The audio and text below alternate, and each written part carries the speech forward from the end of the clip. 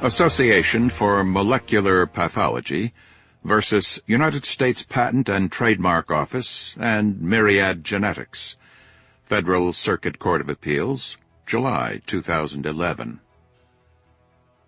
While the process of gene extraction is no doubt difficult, and may itself be patentable, the isolated genes are not materially different from the native genes. Merely isolating the products of nature by extracting them from their natural location and making those alterations attendant to their extraction does not give the extractor the right to patent the products themselves. In that respect, extracting a gene is akin to snapping a leaf from a tree. Plucking the leaf would not turn it into a human-made invention. Excerpts from the dissenting opinion of Circuit Judge William Bryson, after being overruled 2-1 in favor of permitting companies to continue patenting genes. Chapter 1. The hospital gown he wore was faded and weightless.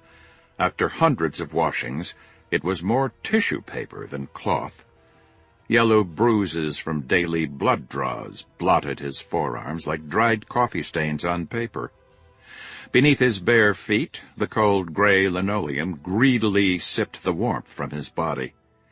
Goose flesh stood up on his skin. He ignored all of this. Concerns of the body were not his priority at the moment. He had a job to do, and they would be coming for him soon. He had sensed a progression of late, a subtle shift in the daily rounds, an unfamiliar urgency in the air. He knew his window of opportunity was closing. They were getting close now, and it was imperative he act before it was too late. After 5 months in quarantine, he had not lost focus. Patience was the only compass that could navigate him out of these most impossible of circumstances. Even with his body at its weakest, his spirit had won the hearts of those who tended to him. One of the nurses had even taken to routinely loosening the bindings meant to confine him to his bed each night. Alone in the darkened laboratory room, he stood in front of a stainless steel refrigerator. He took a deep breath and pulled open the door. A pale fluorescent light flickered on, accompanied by a rush of cold air that made him shiver. His 6-foot frame cast a distorted, hulking shadow on the wall behind him. Accompanying it was a motley cast of eerie characters, chrome and steel monsters that paraded as innocuous laboratory equipment during the day. He squinted, his eyes adjusting to the light, and began to survey the contents of the refrigerator. On the middle shelf were dozens of glass vials, some filled with blood, some filled with exotic microbial cocktails, and others filled with experimental biopharmaceuticals, all neatly arranged in plastic trays. With mechanical precision, he searched the inventory, lifting vial after vial, scanning each label, and then returning the container to its place. P10, P12, P36, P47, P65. Jackpot! The row contained 10 P65 vials filled with blood. He paused. It was twice the quantity he had anticipated. The flimsy hospital pants he wore did not have pockets, and it would be impossible to carry such a load. Still, he couldn't afford to leave anything behind. He cringed. The other way would be safer. Disgusting, but safer.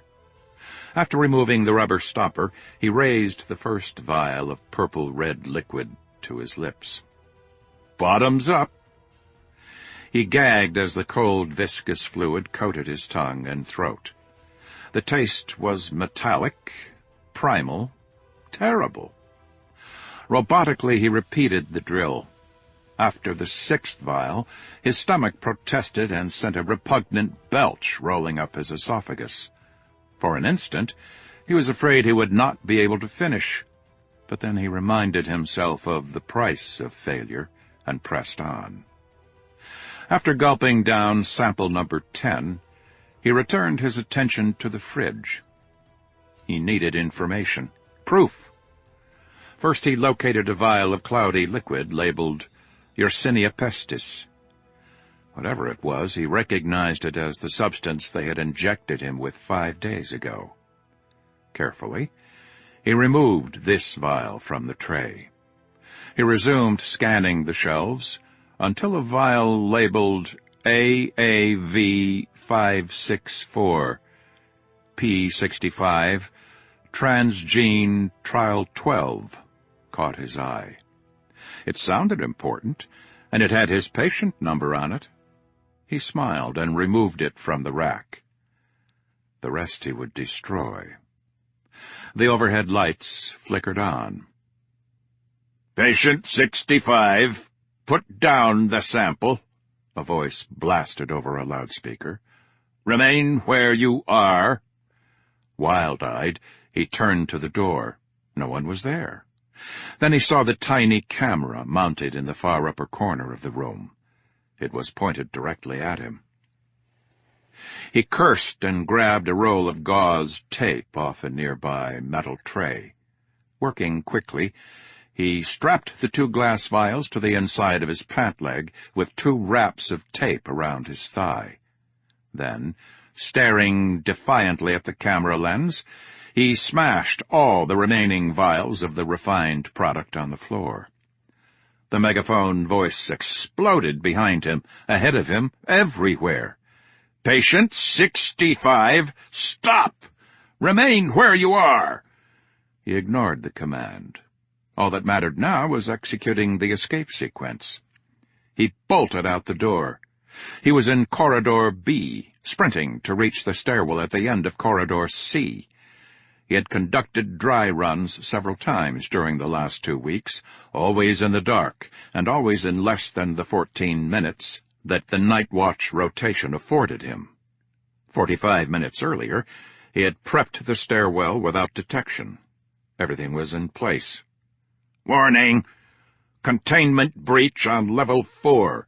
Lock down Level 4. All personnel don biohazard suits," the megaphone voice commanded over loudspeakers throughout the building. "Immobilize Patient 65. The combination of the freshly waxed corridor and his bare feet afforded him superb traction for running, every footstep connecting with a smack. As he fled, the building began to close in on him. Like falling dominoes, magnetic door locks engaged down the length of the corridor, lagging his position by a mere half-second. Without breaking stride, he plowed into the double doors at the end of Corridor B.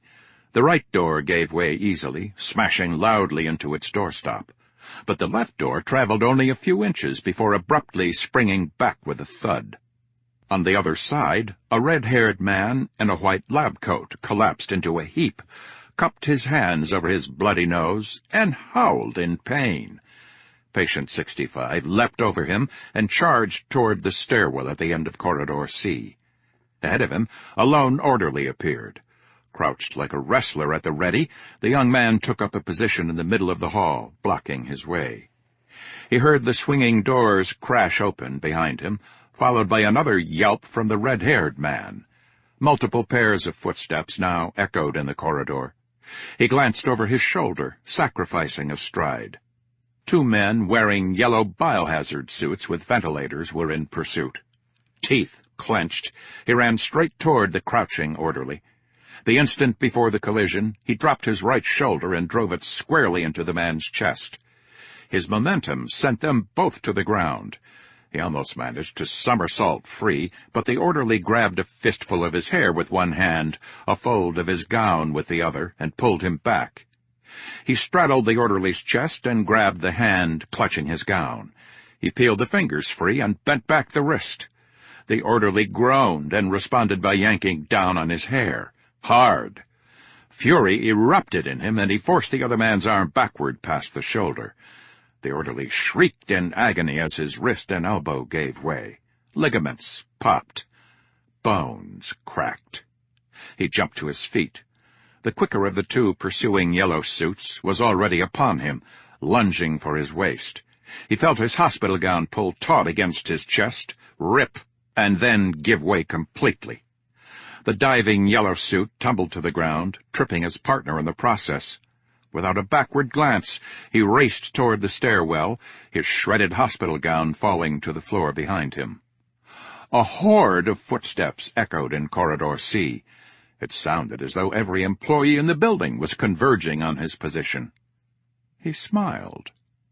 Escaping from a place like this was a game of one versus many. Success would depend on timing, confusion, and crowd control. Despite their uniforms and short haircuts, the security staff was decidedly non-military. They were unpolished, like hired hands, and Patient 65 had come to question their proficiency and gumption. He predicted that a real crisis would send everyone flying blindly toward the action, like moths to a flame. He wanted them to converge, as many guards as possible, right here, right now, to the third floor, because he was going to leave them all behind. He burst through the door into the stairwell and breathed a sigh of relief. They were still there. 8 flat bedsheets, taken from the laundry bin outside his room each night, between 2304 and 2309, while the beds were being stripped in the 2 rooms adjacent to his own. The makeshift 30-foot rope of knotted, folded cotton was exactly where he had left it, coiled neatly on the landing, with one end tied to the metal railing. He wrapped the free end of the sheet rope around his right arm, about his chest, under his armpit, and then around the same arm yet again. He snugged it tight and took a deep breath. Then he jumped. The door slammed open behind him. The leader of the swarm of yellow suits lunged for his legs, but Patient 65 was already airborne, catapulting over the handrail. One by one they rushed to the edge and peered down at the pale, half-naked form plummeting into the dark. Starched white bedsheets ruffled and flapped as he made the otherwise silent 3-story plunge. The fall was terrifying, idiotic. As flights of stairs rushed past, thoughts of impending injury flooded his mind. His shoulder would be dislocated, ripped from the socket, most likely. His neck would probably snap. He had not imagined it happening this way. With half a second to spare, he reached up and grabbed the sheet above him, as if trying to climb away from the fall. He drew his arms together, slightly bent at the elbows, in preparation. The force of the deceleration hit him like a freightliner. The section of sheet that was wrapped around his chest absorbed most of the energy, compressing his ribs and driving the air out of his lungs. His abdominal muscles tore. The tendons in his shoulders burned like individual strands of fire. He could taste fresh blood in his mouth. Still, the fitted sheets had held, and the 8 slip-knot shock absorbers had performed exactly as intended, popping like firecrackers and averting multiple fractures and dislocations from the 1 G-force fall. Suspended in mid-air, dangling 4 feet above the concrete floor, he gasped for air. He unraveled himself from the sheet rope and dropped to the ground in a heap. Footsteps echoed in the stairwell as his pursuers renewed their chase from 3 flights above. He smiled, despite the pain. The jump had won him a substantial lead, and in a chase where seconds would determine success or failure, he needed each and every one. He looked up at the sign on the door in front of him. Ground level, Corridor E. His injured stomach muscles screamed in protest as he pushed open the heavy metal door. Before it slammed shut, he could hear the footsteps growing louder. Corridor E was silent and empty. 30 yards away, freedom beckoned. He could just make out the words, "Emergency exit, alarm will sound," stenciled in large white letters across the red fire escape door at the end of the corridor. His legs responded grudgingly to yet another call for action, and he managed to move toward the exit in a gait feebly resembling a run. He spied a jacket draped over an open door in a row of employee lockers along the wall of the corridor. He snagged it mid-stride, gambling it might fit. As he closed the gap, panic began to well up inside him. The emergency exit was the only element of his plan he had been unable to test. The truth was that he didn't know what would happen when he tried to go through that door. It might be locked. That wouldn't surprise him in this place. It could lead to another corridor, or to a lobby full of security personnel. It could even be bricked over on the other side. In any case, he had no choice. There was no turning back now. He barreled into the red door. It opened so easily that he lost his balance and went tumbling to the concrete. After 2 awkward somersaults, he came to an abrupt stop on his hands and knees, staring down into a puddle of cold, muddy water. Behind him, the emergency exit alarm shrieked, announcing his arrival like a royal trumpeter, and then fell abruptly silent as the door slammed shut. He struggled to his feet. He was standing in the middle of a deserted sidewalk along an unfamiliar city street. His pupils were still adjusting to the darkness of night, and he could not make out the street signs or recognize which avenue he was on. A stiff, cold breeze sent a crumpled paper advert with strange Cyrillic words tumbling over his foot. Bewildered, he surveyed his surroundings as he shrugged on the jacket, covering his bare torso. In all the months of planning, he had never considered what he would do after he was out. His escape fantasies had always ended at the red door. His heart pounded. They would be on top of him in seconds. He started running. Any direction would do. As he pushed his battered body onward, the illuminated roof lamp of a taxicab caught his attention. It was bright, yellow, and beautiful. The taxi was stopped at a red traffic light at the nearest intersection, some 20 meters away. Panic erupted inside him. If the light changed to green before he could close the gap— The emergency exit alarm shrieked anew behind him. They were coming. He hurtled himself toward the cab. 10 meters to go. Still red. A car, traveling on the cross street, braked to a stop. The light would change any second. 3 meters. It flashed to green. "Wait!" he yelled. In a final adrenaline-charged burst, he flung himself against the side of the taxi just as it started to pull away. The cab jerked to a stop, and he fell onto the street next to the curb. From his knees, he opened the rear door and hauled himself into the passenger compartment of the beat-up sedan. The cab driver turned to greet his new fare. The jovial smile he wore melted immediately to a frown at the sight of the beggarly-looking man huffing in his back seat. "Drive anywhere. Please, just go," Patient 65 said as he slammed the car door closed. He looked frantically over his shoulder. Yellow suits were pouring out of the emergency exit like angry bees from a rattled hive, and still the cab was not moving. "Please, help me. They're coming." The cab driver looked into the other man's pleading eyes and saw fear. But that was not what moved his foot to the accelerator. In Patient 65's eyes, he saw decency. He saw goodness. It didn't matter that he would sacrifice a fare. It didn't matter that he would probably lose his driving permit. Again. All that mattered was a kindred spirit needed saving, and he was the only one in the world who could do it. "We go. I save you," the cabbie exclaimed as the turbo-diesel engine launched the sedan into motion. With only one hand on the wheel, the cab driver whipped the taxi through a squealing right turn onto the cross street. After slamming the shifter into third gear, he turned up the radio, almost as if to add a soundtrack to their getaway. He shouted unintelligible expletives as he swerved around a slower-moving car. As they sped away, Patient 65 turned for a final glance out the rear window. He watched the angry yellow suits until they had completely faded from view.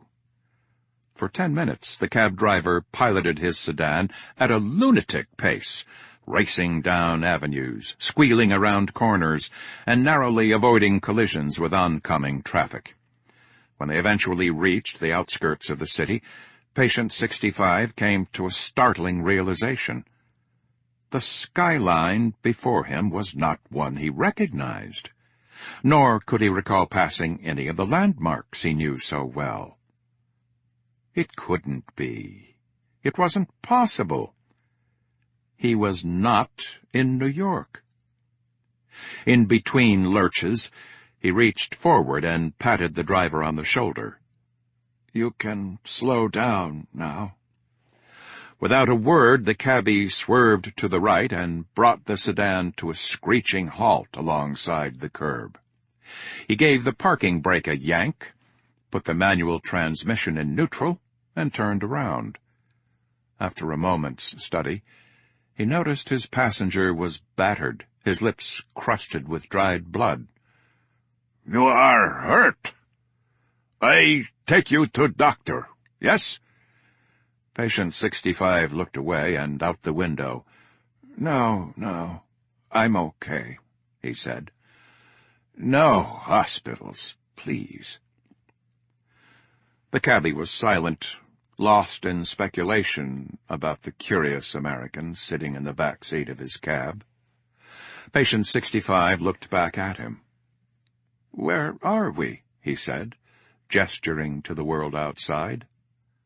The cabbie laughed loudly and then threw his chest out like a prize fighter. "Praha, of course. The greatest city in all of Europe." Speechless, Patient 65 stared at the smiling, middle-aged Czech. Feeling the need to say something, the cabbie added, "You are safe now, yes? Then you tell me now where you want to go?" Raising his eyebrows, the cabbie waited for direction from the most unusual tourist he had ever serviced. But Patient 65, Will Foster, had no instructions. Only questions. What the hell am I doing in Prague? Chapter 2. New Brunswick, New Jersey. The product was gone. Meredith Morley pressed the end call icon on her iPhone and set it gently on the nightstand next to her bed.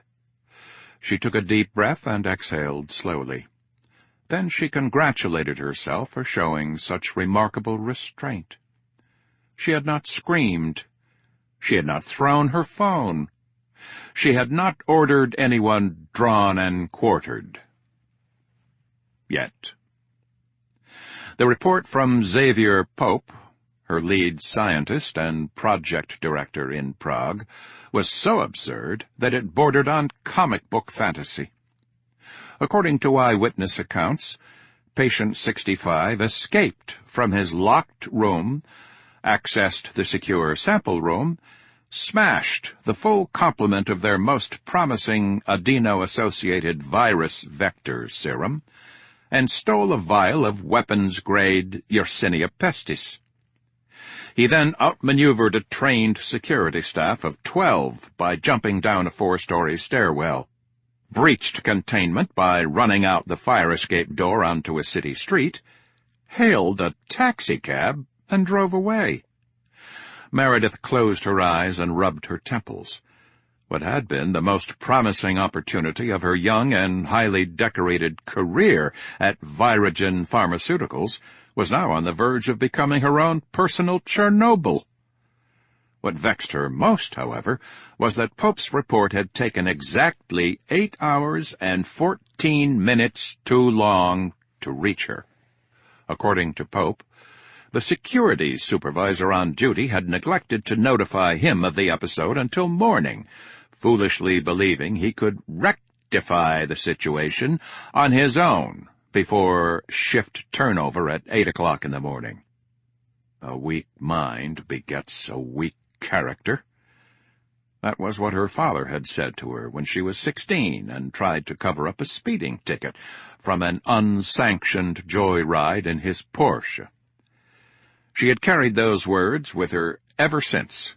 One could even argue the phrase had become her personal mantra. Pope assured her that he had fired the dolt on the spot, but that was little consolation. The damage was already done. Patient 65 had an 8-hour head start, and with every passing hour the cone of uncertainty surrounding his position was growing exponentially. Immediate action was imperative. She swung her legs off the side of the bed, slipped her nightshirt off, and walked naked into her bathroom. She turned on the cold water tap in the shower and stepped into the icy stream. It was only 5 short months ago when a strange notice from one of the H1N1 vaccine trial administrators floated across her desk. As the Director of Research and Development for Virogen, Meredith was required to review and sign all anomaly reports. Since the H1N1 vaccine trial was technically classified as an R&D activity, she found herself regularly barraged with H1N1 administrative minutiae. Late one evening, while leafing through a stack of such reports, she came across a blood panel anomaly that made her gasp. A previously undocumented genetic aberration with groundbreaking implications had been detected in a study participant and tagged for further review. She moved swiftly. No one was going to snatch an opportunity like this away from her. She directed 3 of her most loyal scientists to perform a preliminary assessment of the anomaly and ascertain what resources would be needed to go to the next level. The report was discouraging. The team advised her that outside expertise was needed, and only one man was on their list, Xavier Pope. Recruiting Pope away from the Centers for Disease Control and Prevention had been more difficult than she could have imagined. First, he demanded a copy of the lab data, a violation of Virogen policy. After much consternation, she reluctantly acquiesced. This was followed by a week of radio silence. Then, late on a Friday afternoon, he phoned her with additional demands: complete autonomy as project director, a 20% salary bump, and a new Audi company car. It chafed her to do it, but she agreed to his demands. With Pope aboard, the project had wings, and initially things progressed steadily. However, Meredith wasn't satisfied with a normal development cycle. Unlike Alexander Fleming, who discovered penicillin in 1928, but was not able to mass-produce therapeutic antibiotics until 17 years later in 1945, she had a more aggressive timetable in mind for achieving scientific immortality. She had given her team a target of 9 months to decode the mutation, synthesize a gene therapy based on it, develop a delivery mechanism, perform preclinical toxicity analysis, and complete all essential bioanalytical testing. If they succeeded, she would be ready to start Phase 1 clinical development trials within a year. To cement her personal commitment to the cause, she wire-transferred $10,000 directly from her personal bank account into the private accounts of each of her top 5 scientists, and promised a matching payment in 9 months if the milestone was achieved. Scientific accomplishment and monetary incentives alone proved to be insufficient levers to keep the team on pace with the schedule. Extraordinary measures were necessary. moving the project offshore to the Czech Republic, away from prying corporate eyes and stifling procedural protocols, had been her first mandate. Patient 65's compulsory participation was her second. Nicknamed the Calypso Directive by Pope, the project mushroomed into a tremendous professional risk for everyone involved. The provenance of the nickname was not lost on her. She had Googled it. Calypso was the nymph who kidnapped Odysseus and held him prisoner on her secret island. Calypso needed Odysseus. She loved him, and in exchange for his love, she offered him the godly gift of immortality. Patient 65 was Meredith's Odysseus, the laboratory in Prague her secret island. While the babbling Hippocratic demurral from her staff tested her resolve daily, she was resolute in her conviction that the ends would justify the means. In true Homeric fashion, she would bestow on her patient hero Calypso's gift. Together they would be gods, Morley and Foster, immortal in the annals of medical history. With patient 65 sequestered safely within the BSL-4 confines of her Chiarek Norse facility in Prague, Pope and the research team methodically dissected the assignment. The first step, decoding patient 65's genome, was purely a matter of computational power. This hurdle she could overcome with money and supercomputer-sourced processing time. The second step, however, synthesizing the mutation into an efficacious biopharmaceutical, was a nightmare. The crux of the problem was figuring out how to take the naturally occurring mutation in patient 65's immune system and program it safely into another human being's DNA. Meredith understood that gene therapy was a field of medical research rife with risk, complication, and uncertainty. Reprogramming a human's genetic code, while perfectly logical in theory, had proven to be disastrously difficult in real life. Human gene therapy products were still not approved by the Food and Drug Administration for sale in the United States, making all gene therapy a purely experimental endeavor. Furthermore, patients who chose to undergo gene therapy faced daunting risks: toxic shock from severe immune response to the viral vector or transgene, inappropriate DNA insertion by the transgene causing mutation or cancer, and the potential for the vector virus to mutate, propagate, or exchange DNA with other viruses, thereby infecting the host. There was no silver bullet when it came to gene therapy. Pope had complained to her once over a neat glass of Dewar's. Trial and error was the modus operandi of biopharmaceutical development. Their luck changed, however, when she learned of a groundbreaking gene therapy experiment at Boston University that used a bioengineered adeno-associated virus as the vector. Hijacking the research had been simple. The editor of the renowned science journal Immunology owed her a favor. She called it in. The term of her repayment was a copy of the pre-publication paper outlining the BU experiment. The work was the brainchild of an unknown researcher, a graduate student named August Jameson Archer. After Xavier Pope confirmed that Archer's research was germane to their endeavor, Meredith obtained the raw data and project files from Archer's lab. $1,000 cash, a willing BU co-ed infiltrator, and a USB air card modem was all it took to obtain everything she needed. The payoff was epic.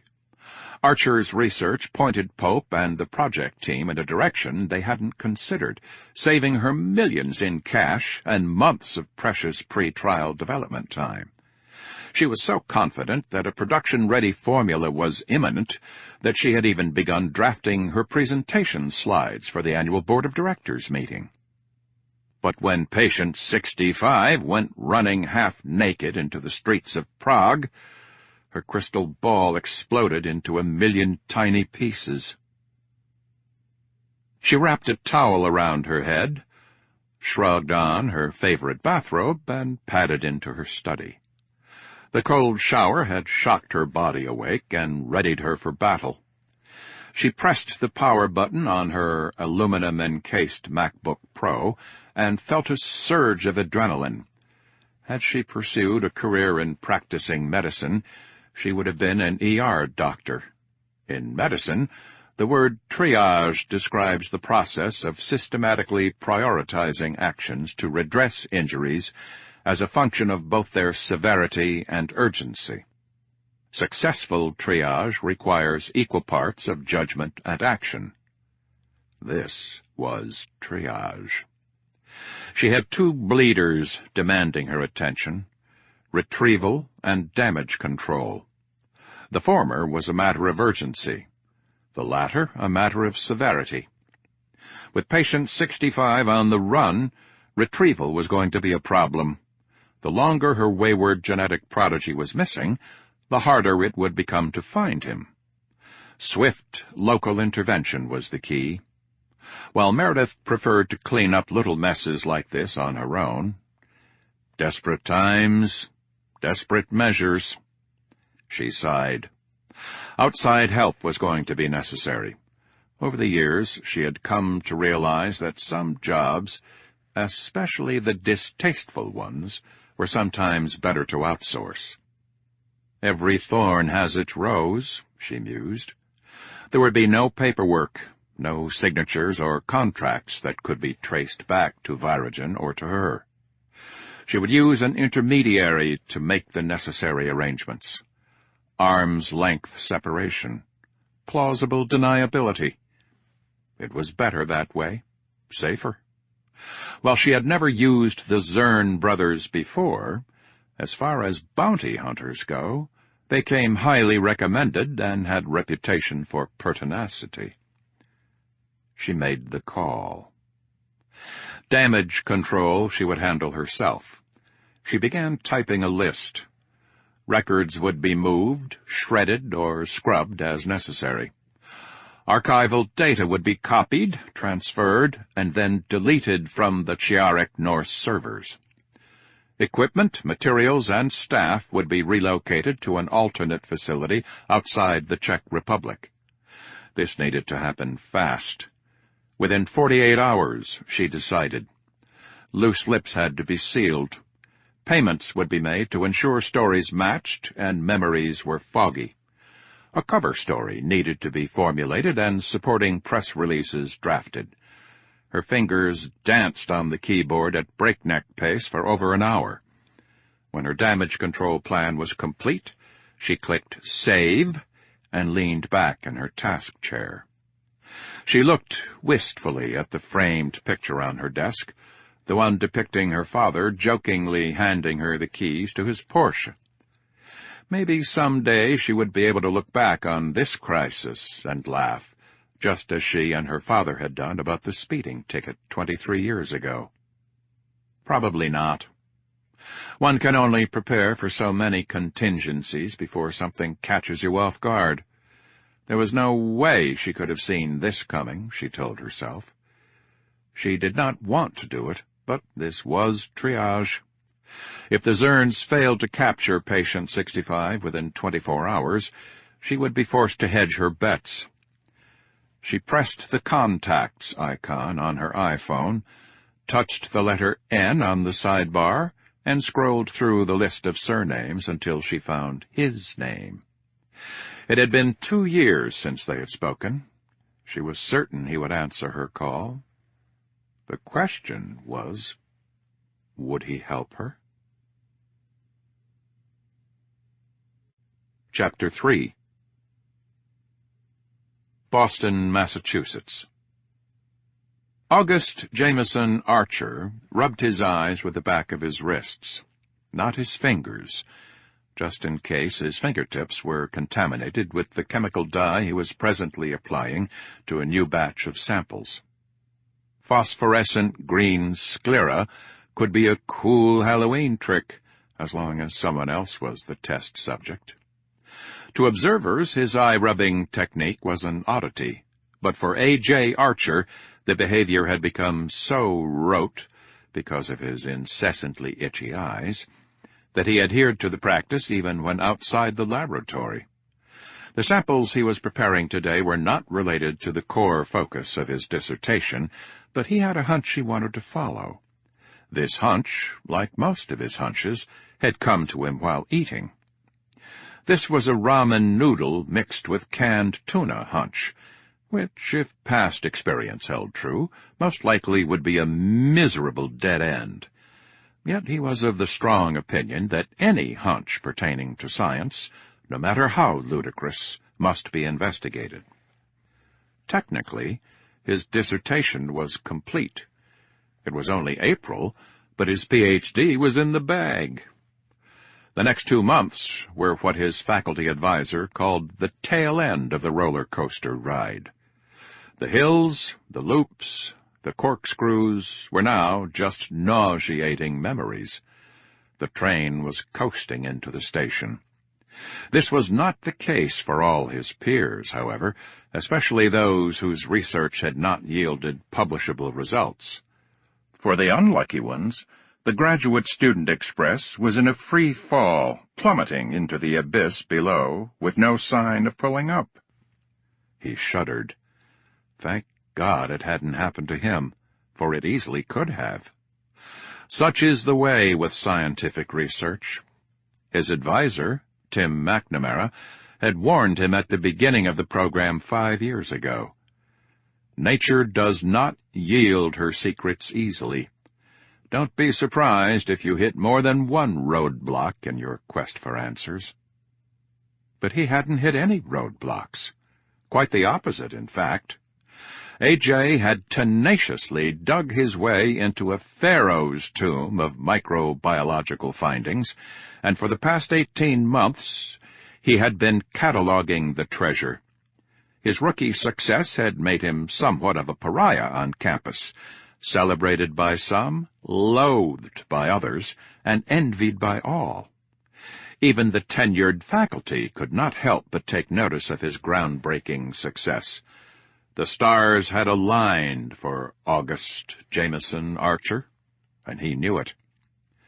"Hey, A.J., called a grad student, standing in the doorway to his lab. "There's some guy here to see you." He swiveled around on his stool. "Who is it?" "I don't know," she said. "Some old guy. He's in Tim's office, and I get the impression Tim knows him." A.J. paused at the threshold of his faculty advisor's office door. He peered through the narrow gap between the mostly closed door and door frame at a man in a dark blue suit talking with his mentor of the past 5 years. The stranger was facing away from the door, so only the back of his jacket and a neatly trimmed head of pepper-gray hair were visible. Whoever he wasn't from academia. His clothes screamed Wall Street, not college campus. The professor caught a glance of A.J. loitering in the hallway and motioned with his hand, "Come in." "A.J., I have someone here who would like to meet you," said Tim, gesturing toward the other man. "Jack Briggs," said the man in the blue suit, extending his hand. "It's a pleasure to meet you, August." "Call me A.J. or Archer. Nobody calls me August except for my grandfather, and he has to, because it's his name, and he can't bring himself to admit he hates it too," A.J. said, shaking Jack Briggs' hand. "Fair enough. You can call me Briggs," said Briggs, taking a seat. "Tim tells me you've recently finished your dissertation, and that you've accepted a postdoc position at Stanford in the fall. Congratulations." "Thank you. It'll be a big change from my life here in Boston, but I'm looking forward to the challenge." A.J. paused, and an awkward silence filled the room. "What do you do for a living, Mr. Briggs?" Briggs made eye contact with A.J. "I match talent with problems." A.J. shot him a quizzical look. "You mean like a headhunter?" "Not exactly. Think of me as a recruiter." A.J. looked to Tim. "Tim, how do you know Mr. Briggs?" "Oh, Jack and I go way back. I do consulting work for his firm from time to time," Tim replied with an unusual, nostalgic tone to his voice. "Are you here to recruit me, Mr. Briggs?" "Yes," Briggs said, plainly. "But I've already accepted the position at Stanford. I'm not interested in the private sector." "Why do you assume this pertains to the private sector?" "Your expensive suit. Your Piaget wristwatch." "I trained him to be observant," Tim interjected with a chuckle. "I'd expect nothing less," Briggs said, and then turned his attention back to A.J. His gaze intensified. "I should probably clarify. I'm not asking you to give up your job at Stanford. I'm looking to fill a temporary position. It's an exigency, so to speak, in need of prompt analytical attention from an individual with your specific skill set. When the assignment is complete, you would be free to return to your old life." A.J. lowered an eyebrow. Old life? The conversation was unorthodox, but Jack Briggs had piqued his interest. "What kind of work would I be doing?" "The same type of work you've been doing here, investigating immunological response." "Where?"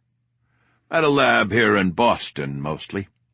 There may be some travel and field work involved, though." "When would I start?" "Tomorrow." A.J. ran his fingers through his sandy brown hair. "Tomorrow? I can't just drop everything I'm in the middle of." He then began to ramble.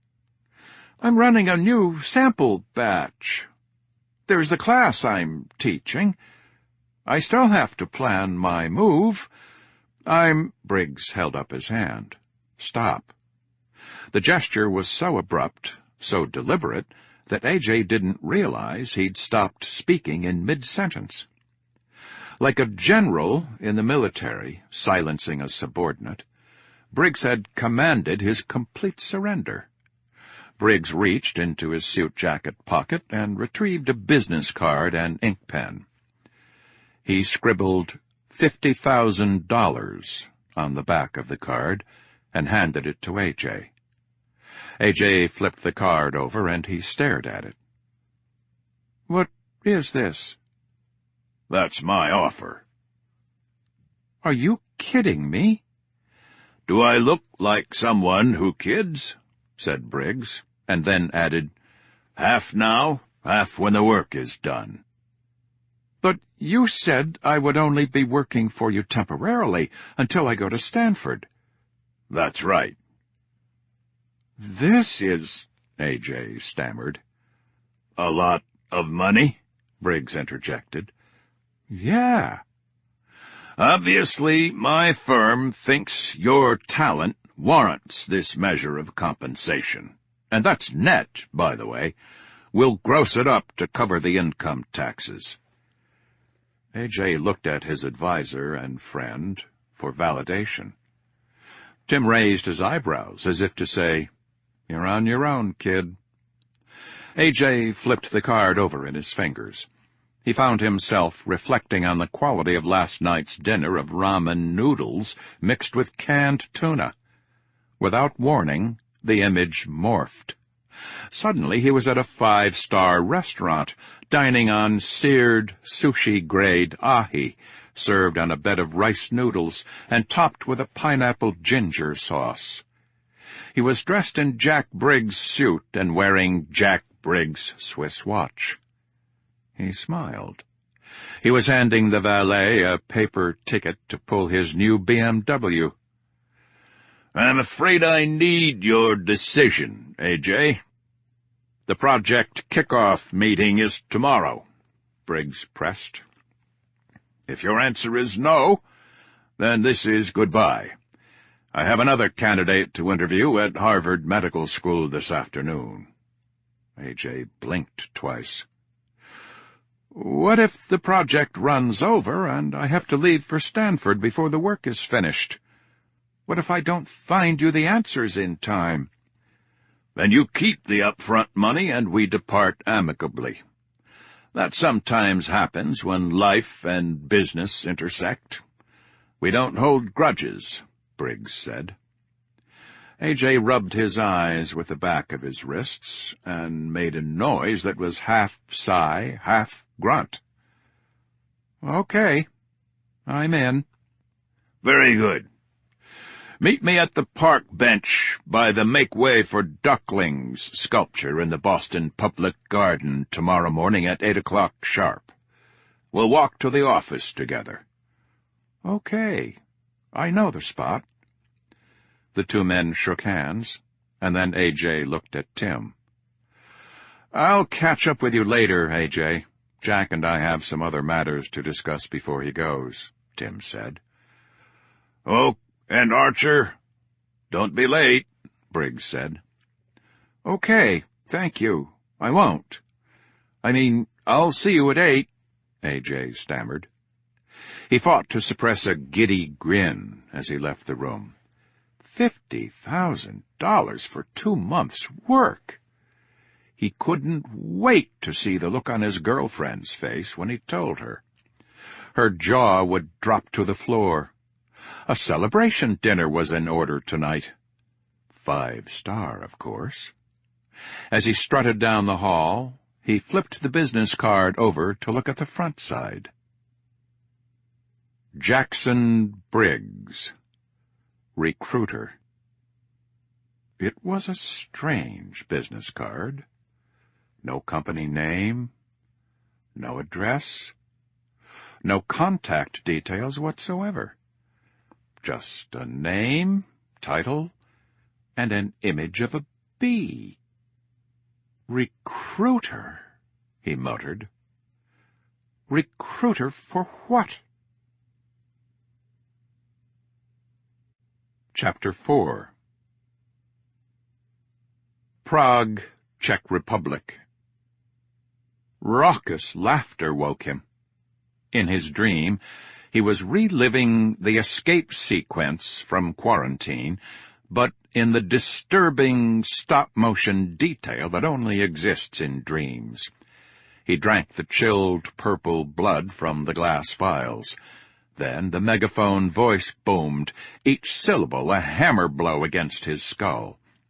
He fled, and evil yellow suits gave chase through never-ending corridors. Magically, the level 4 stairwell appeared in front of him, and the door opened, politely, without a touch. He laughed. He was going to make it. He jumped, sailing over the railing into the abyss. But this time, as he made the 4-story plunge in the stairwell, he realized something was different. He had forgotten the bed-sheets. He was free-falling without a safety line. Yellow suits and orderlies lined up along the stairs and balconies, peering over the railings at him. They were laughing at stupid Will Foster as he plummeted toward his death. He sat up in the narrow bed, hyperventilating and clutching the bedsheet in his fists. "Whoa, dude!" a shaggy-haired boy in a Rutgers T-shirt said. "That must have been one wicked nightmare." Will was completely disoriented. He could not remember where he was or how long he had been asleep. His surroundings were strange and unfamiliar. A chocolate-brown mural with a cartoon depiction of the Brevnov Monastery and a white tour bus adorned the wall facing him. Then he noticed 2 other people in the dimly lit room staring at him. "Where am I?" "You're at Miss Sophie's, dude." Miss Sophie's? Yeah, you know, the youth hostel. Miss Sophie said that you've been out cold since late last night. You must have been smoking some really good shit, man, said a jock sporting a New York Mets baseball cap. I want to know where you party. What time is it? It's like almost 10 at night. We just came back from the pub, and you were twitching and moaning like crazy. I thought you might be, like, an epileptic or something. But Frankie said you were just having a nightmare, Rutgers said. Yeah, we were dying with laughter. Sorry we woke you up, man, Frankie said, eyeing Will from under the brim of his Mets cap. The cobwebs in Will's mind were beginning to clear, and the details of the previous 24 hours were coming back to him. The cabbie had driven him to what he had called a good, safe place. Will had thought Miss Sophie's was a budget-priced inn, but now he surmised it was a hostel, the kind of place frequented by backpackers, young adventure-seekers, and the university party crowd. A 2-minute conversation had taken place between the cabbie and a Czech woman with a kindly face, and it ended with a hug. No money had changed hands, so Will suspected the cabbie and Miss Sophie were more than mere acquaintances. The woman had led him to a dorm-style room, sparsely furnished with steel-framed beds. After sizing him up, she returned several minutes later with a pair of blue jeans, a T-shirt, and a pair of filthy athletic shoes from what he deduced must be the establishment's equivalent of the lost-and-found bin. He vaguely remembered unwrapping the gauze tape that held the vials to his leg and stuffing them into his jacket pocket before collapsing from exhaustion onto the bed. If the time was indeed 10 o'clock, then he had slept for 20 hours straight. The vials! He jumped out of bed, frantic. He needed to confirm that the vials were safe. He scanned the room for the olive-green army jacket, but saw only 2 large North Face backpacks propped up against the wall. Perhaps Miss Sophie had placed it under his bed with his newly gifted garb. Will knelt on the checkered parquet floor, dragged a white rectangular clothes locker out from under the bed frame, and flipped open the metal hinged top. Inside were the folded blue jeans, gray T-shirt, and dirty athletic shoes neatly arranged, but no jacket. Rutgers burst into laughter. "Dude, check out his pajama pants." Frankie chortled. "Those are classic. They look like what I wore in the hospital when I was 6 and had my tonsils out." "Yeah, totally." "Have you guys seen my jacket? I had it right here under my bed. Now it's gone." "Maybe it's in that closet," Rutgers said, pointing to an IKEA birchwood wardrobe. He walked over to the wardrobe, opened the doors, and tugged Will's green army jacket off a hanger. "Is this it?" "Yes, give it to me." "Dude, this is sweet. I've been looking for one of these vintage army coats forever. Do you mind if I try it on?" "Actually, It was too late. Rutgers was already shrugging the coat onto his muscular shoulders. "It fits. Tell you what, I'll give you 30 euros for it." Will shook his head. "Nah, I need that coat. It's the only one I've got." Rutgers looked at himself in the mirror and flipped the collar up. He winked at himself and pretended to fire a finger pistol at the guy in the mirror. "Okay, 50 euros, and I'll throw in my old J. Crew barn jacket. But that's my final offer." Will considered. He needed the money. With 50 euros he could buy food, an international calling card, and maybe even a Euro-Rail pass. The army jacket was the only thing of value that he had to barter. Certainly Rutgers had no interest in his blue polka-dot hospital pants. All right. You have a deal. Rutgers trotted over to his backpack, unzipped a pocket, and retrieved 50 euros in small bills and the barn jacket from the main compartment. He zipped the bag closed, threw the canvas jacket on Will's cot, and slapped the cash into Will's outstretched hand. "Thanks.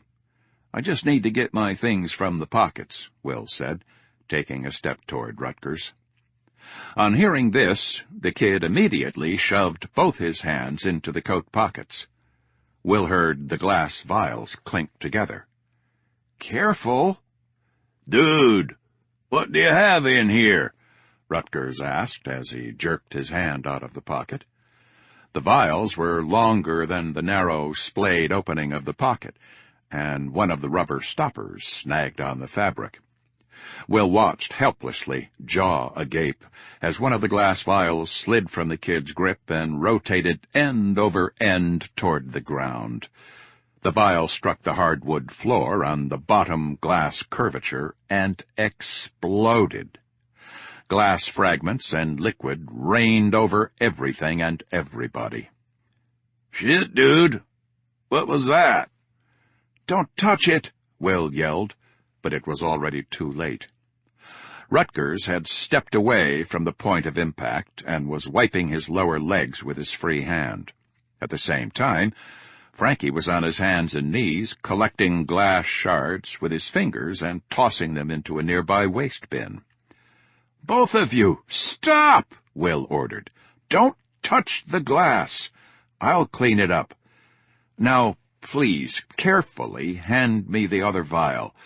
Then go wash yourselves with soap and hot water." Rutgers and Frankie gave Will a strange look, but did as instructed. Will inspected the remaining glass tube, checking that the stopper was firmly in place. Next he read the label, AAV 564, P65, Transgene Trial 12. That answered that question. The shattered vial was the one containing the cloudy liquid with a Latin name he could not remember. By 8 o'clock the next morning, Rutgers was coughing and sneezing, and Will was frantic. By 11 o'clock, the kid was moaning, spewing phlegm, and splayed out on his cot. Frankie was red-faced and vomiting. Both of their foreheads were hot to the touch. Miss Sophie generously tended to them, bringing the boys cold drinks and wet towels, oblivious to the deadly truth. The vial of Yersinia pestis Will had stolen from Chiarec Norse contained a highly virulent strain of the bacteria. Both boys were infected with full-blown pneumonic plague, and their bodies were rapidly losing the war raging inside them. Will kept vigil in the room.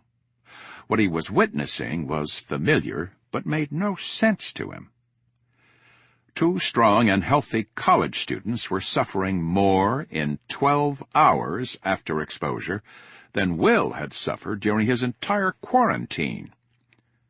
At 12:15, Miss Sophie hurried into the room with a terrified look on her face. She grabbed Will firmly by the upper arm and whispered to him in heavily accented English, "The taxi driver, Mikhail, warned me this could happen. Right now, men are at the door. They are looking for you. They show me your picture. They say they are police. This is lie. I know how police look. I tell them they can't come in, and I shut the door. But they will come in anyway. It will be bad for me and bad for you if they find you here. You must go now. Follow me." Without a word of protest, Will grabbed his new coat and followed her down a flight of stairs to a back door that opened onto an alley. She unlocked the door and peeked outside, scanning first left and then right. "It's safe. Go now." Loud, repetitive pounding from the entry door echoed down the first-floor hallway. He took a step across the threshold, then stopped. He looked her in the eyes, and she read his thoughts immediately. "I take care of the American boys. You go now." He bowed his head to her. "Thank you for everything," he said, and then sprinted off into the darkness. Chapter 5. Boston, Massachusetts. Briggs crossed his legs and shifted his weight in a fruitless effort to get comfortable. The chairs in Robert Nicolora's office were nice enough to look at, but despite their solid walnut construction and crimson leather upholstery, they were abysmally uncomfortable. Nicolora liked it that way. He preferred to keep his office guests distracted while they were in conference with him. "As goes the body, so goes the mind," he had once told Briggs. Nicolora's own chair, while similar in style, was contoured, soft, and supportive. Though he was 5 years Briggs' senior, Nicolora looked at least 10 years younger than his long-time friend. His lean frame, olive complexion, and full head of hair belied his 59 years. A naturalized U.S. citizen of 12 years, he had been born in a small town outside of Budapest, Hungary.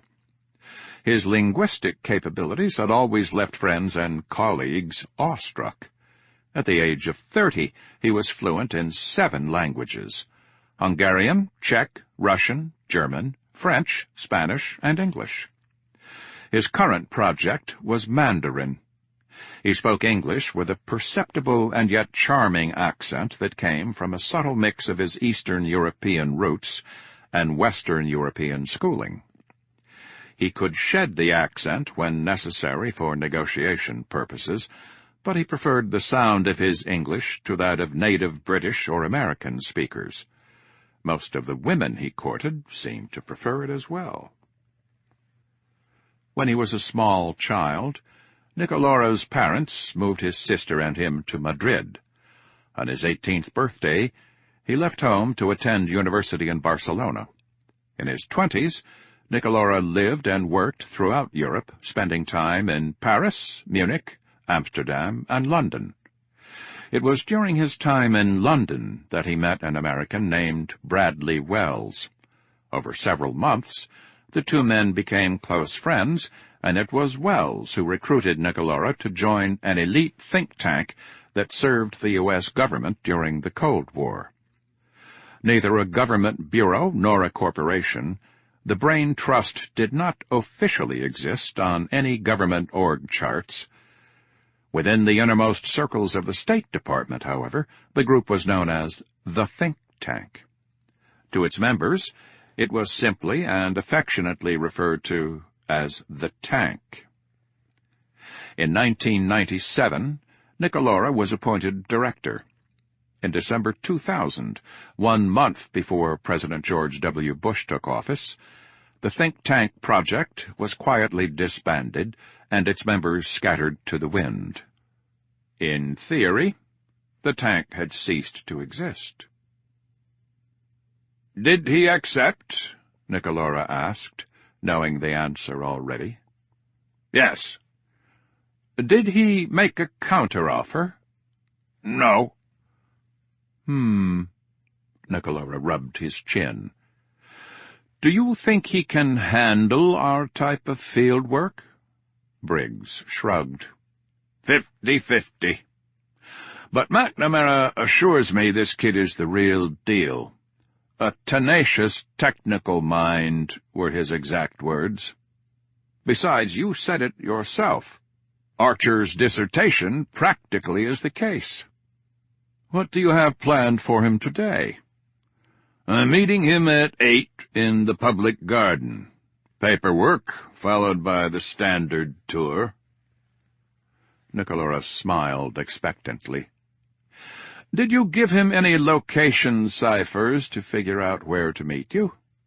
No, we don't have time for that bullshit. I can't afford to waste a day picking him up somewhere ridiculous like Iceland. Nicolora laughed. Don't tell me you're still sore about Reykjavik. That was 10 years ago, Briggs grunted. I seem to remember your first day being a little rough. Nicolora winked. "Not my fault. I was merely following your instructions," Briggs said. "Your ciphers have always sucked." "Not true. You've just never been able to figure them out." Nicolora reached for a pen on his desk. "Do you want me to write it down? I still remember it." "Bastard!" Briggs swiped the pen away and pretended to be angry. He squirmed again in his chair. "And have I mentioned that I hate these goddamn chairs?" "Not since yesterday." The two men stared at each other for a moment like street toughs in rival gangs, then burst into laughter. After he had caught his breath, Briggs asked, "What did our contact in the Czech Ministry of Health have to say? Does the Czech government know anything yet?" "Nothing. Meredith is keeping it very quiet. She's in lockdown mode, holding everything back, even from me.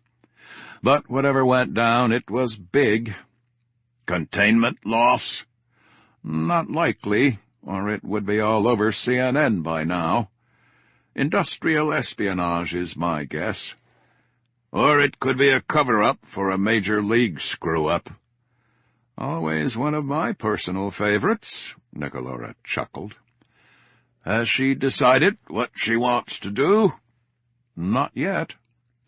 Briggs grunted again, this time with real disdain.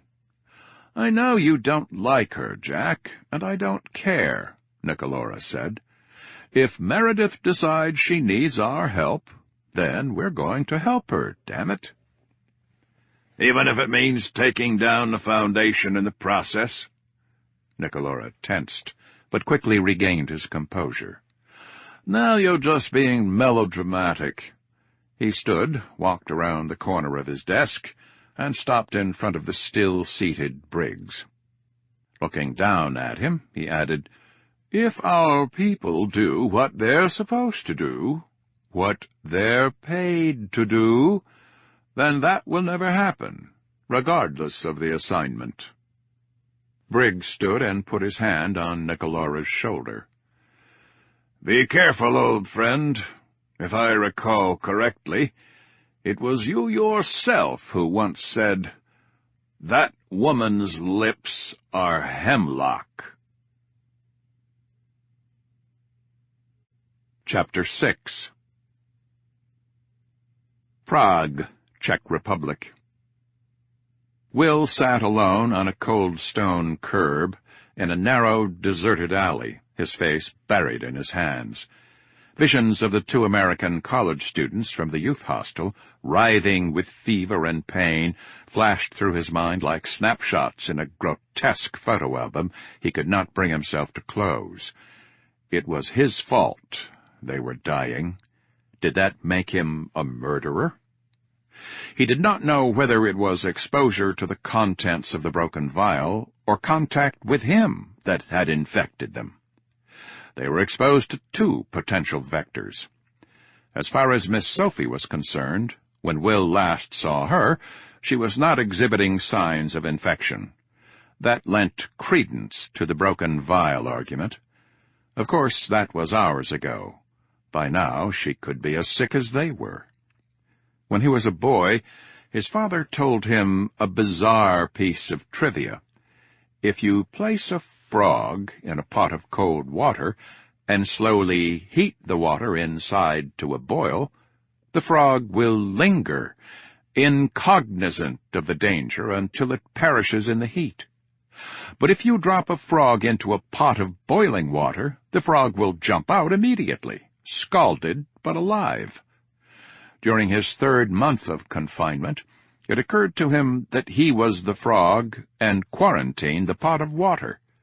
His captors were turning up the heat gradually, and he had been oblivious to the change. At that moment of epiphany, he began planning his escape. He started by shifting his sleeping pattern, forcing himself to nap at every opportunity during the day, so he could be alert at night when the staff was at 1/4 strength. He learned the assignments on the watch bill and memorized the times and routes for the roving personnel. He studied the guards and orderlies, noted their idiosyncrasies, and became familiar with their habits. Eventually, he built up the courage to sneak around Level 4 during the break between the hourly security tours after midnight. Systematically, he scoped out the entire floor, including the laundry room, the server room, the sample room, Laboratory 1, Laboratory 2, the hospital rooms housing other patients, and a room with a label in another language which he could not read. This room, along with the server room, was always locked, until one night he found the door shut but not latched. The room was cold, dimly lit, and the back wall was lined with rectangular stainless steel refrigeration modules that bore the nameplate MOPEC. Two identical modules sat side by side, each housing 9 chambers, arranged 3 rows high by 3 columns wide. An empty gurney was parked up against the left wall. A chill ran down his spine. He knew what this place was. He turned to leave, but then stopped. He couldn't help himself. He had to look. To his surprise, the handles were not locked. He took a deep breath and opened one of the rectangular doors in the middle row. The door hissed as he broke the seal, and 39 degrees Fahrenheit chilled air tickled the hair on his forearm. He grabbed the lip on the telescoping stainless steel tray inside and pulled. The tray extended smoothly, despite holding the weight of a full-size adult body inside a black zippered body bag. 2 yellow biological hazard stickers were affixed to the bag, one at the head and one at the foot. He took the zipper in between his thumb and forefinger, held his breath, and pulled. A wave of rank, putrid air that stank of excrement hit him like a punch in the face. He gagged and reflexively took a step back. Then he saw it, the face of a monster. The cadaver inside looked like he had been bludgeoned to death, but Will knew otherwise. The tip of the nose and fingertips were blackened and gangrenous. A grotesque purple bubo bulged down the side of the dead man's neck, and blue-black plague spots covered his trunk and cheeks. The body was fresh, and Will was sickened to see that it had yet to be cleaned. Dried blood and pus stained the skin beneath the dead man's nostrils and trailed from the corner of his left eye. Fighting the urge to vomit, he covered his nose and mouth and reluctantly stepped closer. He recognized this man. He had seen him the week before, languishing in a hospital room 5 doors down from his own, hacking and spewing phlegm. Like a bug trapped in a spider's web, the man was hooked up to a tangled mess of tubes and wires, waiting to die.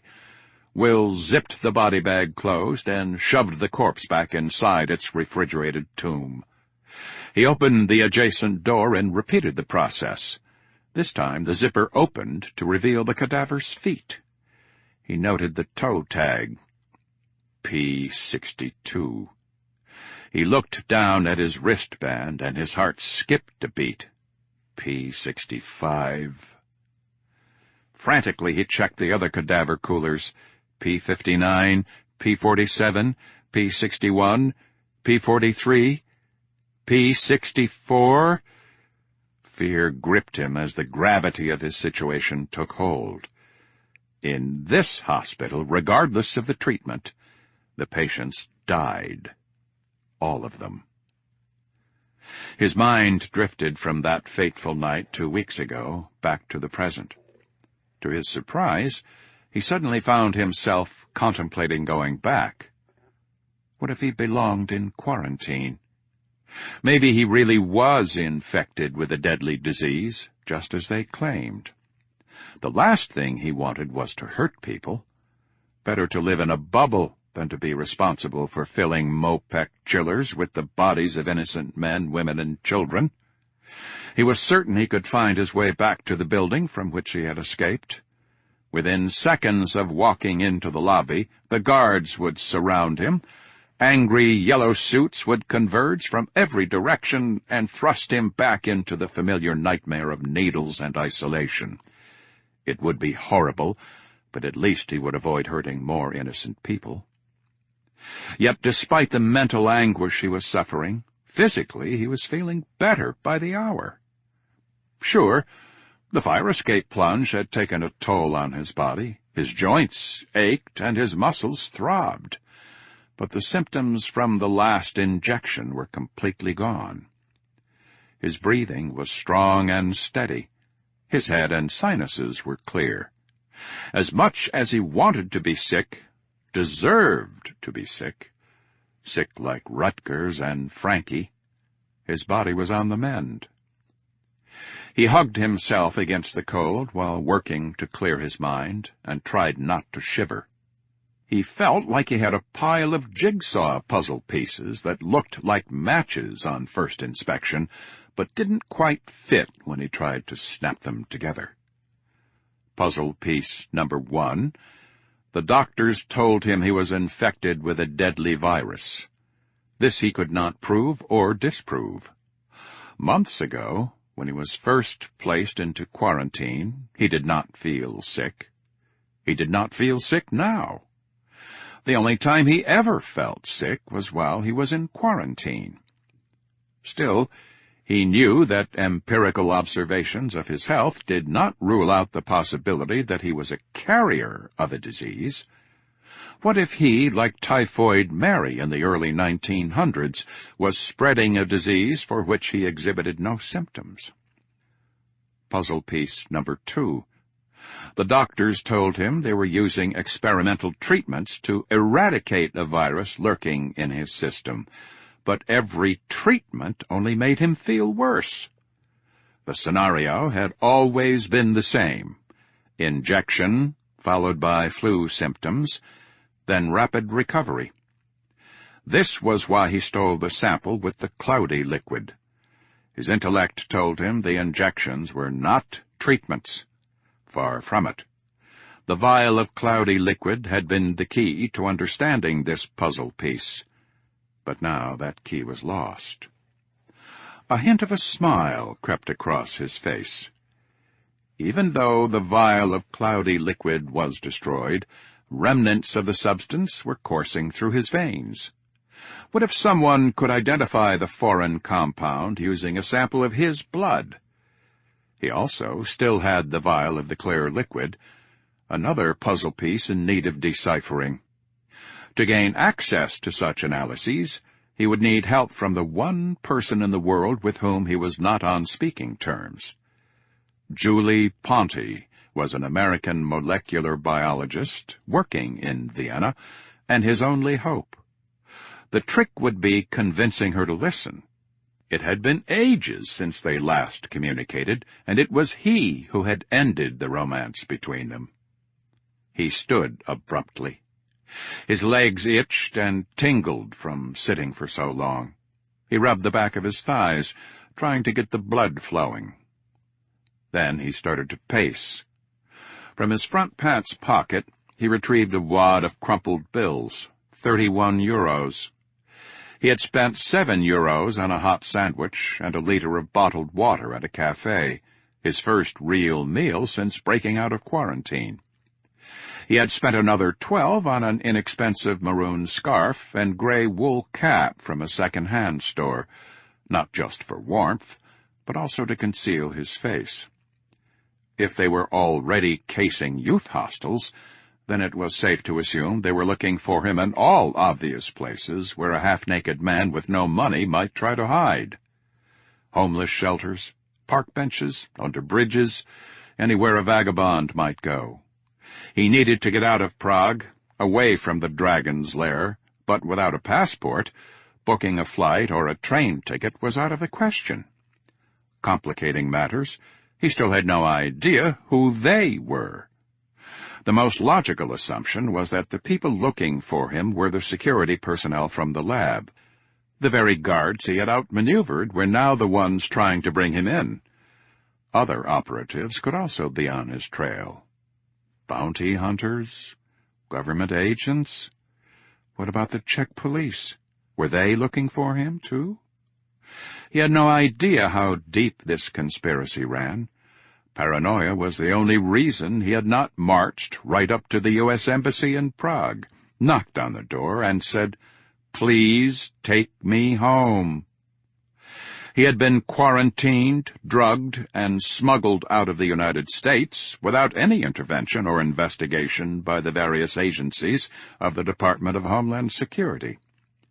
This told him that either the smuggling was sanctioned by DHS, or that the information surrounding his case never reached DHS.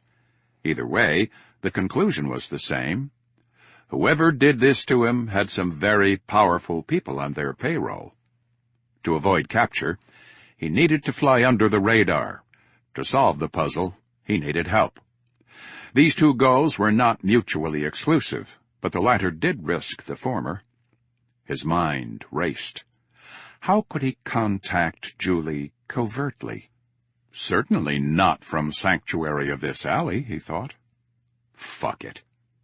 He stepped into the daylight onto a crowded intersection in Old Town Prague and scanned both sides of the street for an internet kiosk, a well-heeled cafe, or even a modern hotel where he could sneak some computer time. 31 euros would buy him plenty of time online, even if it took hours to reach Julie. He walked south, past Hlavní nádraží, the largest and busiest railway station in Prague. He crossed Jeruzalémska and Ruzowa, but neither street had what he needed. When he reached Politikichveznyu, he turned northwest on a whim and soon found himself in Wenceslas Square. At 700 meters long and 60 meters wide, Wenceslas was a square in name only, and he found himself stopping for a moment to take it all in. He felt a charge of energy from the vibrant boulevard. Its shops and sidewalks were bustling with life. The abundance of automobiles, asphalt, tourist shops, and window advertisements overwhelmed the old-world charm that flowed from the roofline architecture. He suspected that if one could magically wipe away all the commercialism, Wenceslas might be beautiful. But Wenceslas Square was no more or less beautiful at that moment than it had been more than 600 years before, when King Charles IV founded the Konstgieter, or horse market, in a brainstorm of urban planning. It was never a panorama of grand buildings and cathedrals like the Old Town or Prague Castle. The square was, and always had been, Prague's central market. It was not the showpiece. It was the hub. Will looked toward the end of the square, past the modest gardens dividing the wide, tree-lined boulevard, all the way to the imposing National Museum, with its majestic cupola and brightly illuminated neo-Renaissance facade. Positioned 50 meters in front stood a statue of a knight atop a horse, Wenceslas immortalized. His nervous stomach reminded him that he had work to do, and he strode off. 10 minutes later, he spied a small internet cafe.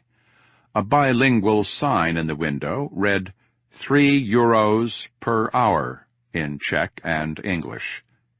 It was a better price than he had dared to hope for. After waiting 45 minutes for a computer terminal in the back with a view of the entrance, Will took a seat. The room was amply heated, and he wanted desperately to strip off his winter garb. But he left the wool cap untouched upon his head, and the maroon scarf wrapped snugly around his nose and mouth to hide his face. As he logged into his email account, he was taken aback. The date stamp on his last sent message was over 5 months old. 5 months! He felt the color rising in his cheeks as he thought about his imprisonment. No phone calls, no email, no letters, no walks outside, no contact with anyone.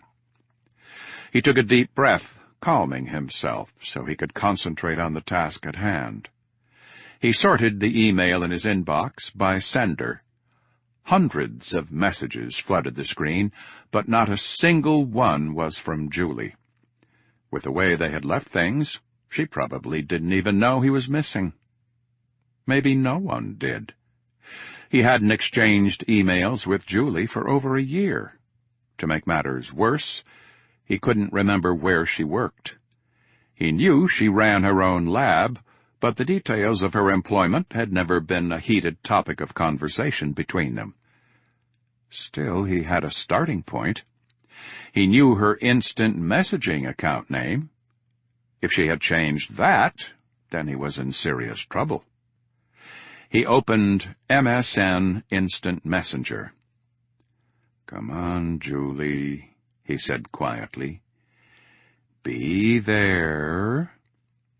A blue task window popped up on the screen with a friendly chime. "Hello, Will. 0 of your contacts are online." Shit. He clicked back over to his email account to compose a message, addressing it to Julie's personal email address. To Julie Ponte, Ph.D., @gmail.com. From Will Foster, 724, @hotmail.com. Subject, urgent. Need help. Julie, I'm in trouble and need your help. I'll be logged into IM for the next 24 hours. W. He hit send and sank into his chair. In the past, Julie had checked her personal email periodically throughout the workday, but there was no telling how long he would have to wait today. For the next 90 minutes, he reacquainted himself with the world, scanning news sites for current events and checking his favorite blogs. It was a sobering experience. So much had happened while he had been locked away, and the more he read, the more alone he felt. As he clicked from site to site, he kept one eye on the front desk and the people around him. It was a diverse crowd, but not a dangerous crowd. Bing. The sound seemed unnaturally loud, and Will was momentarily afraid that the computer had somehow betrayed him. He glanced around wildly, but no one seemed to be paying any attention to him.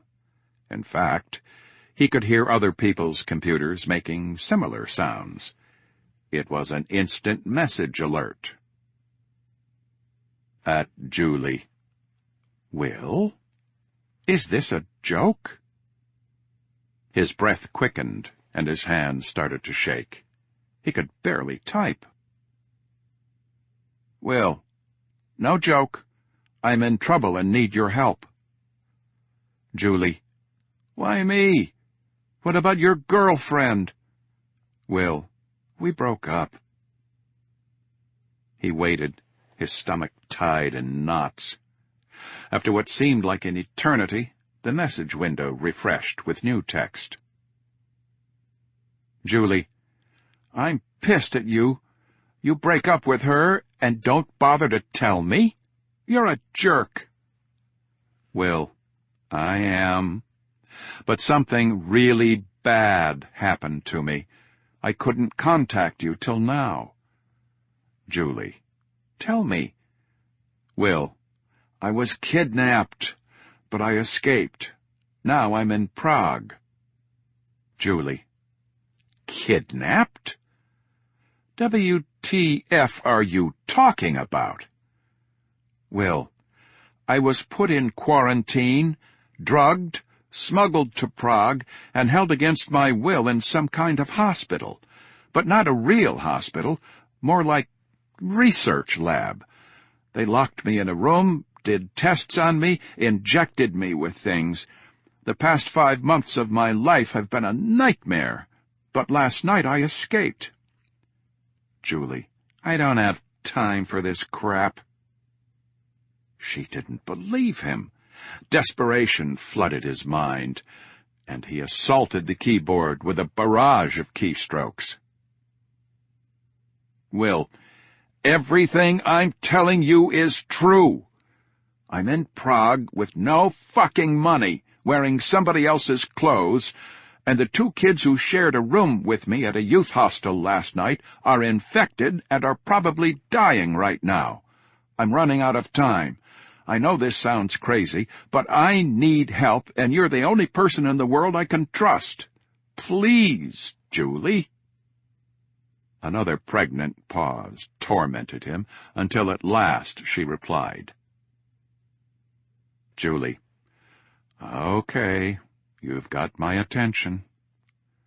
"Julie, do you have money for a train pass?" "Will, the train is not an option. They're looking for me, and I don't have a passport." "Julie, okay.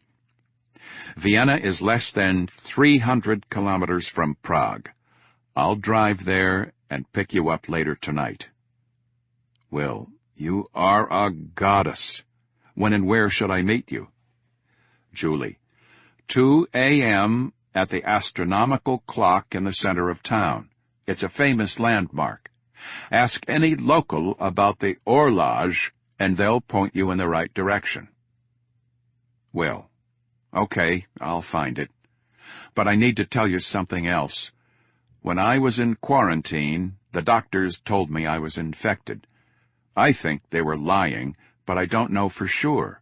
I might be contagious. I might be a walking biohazard."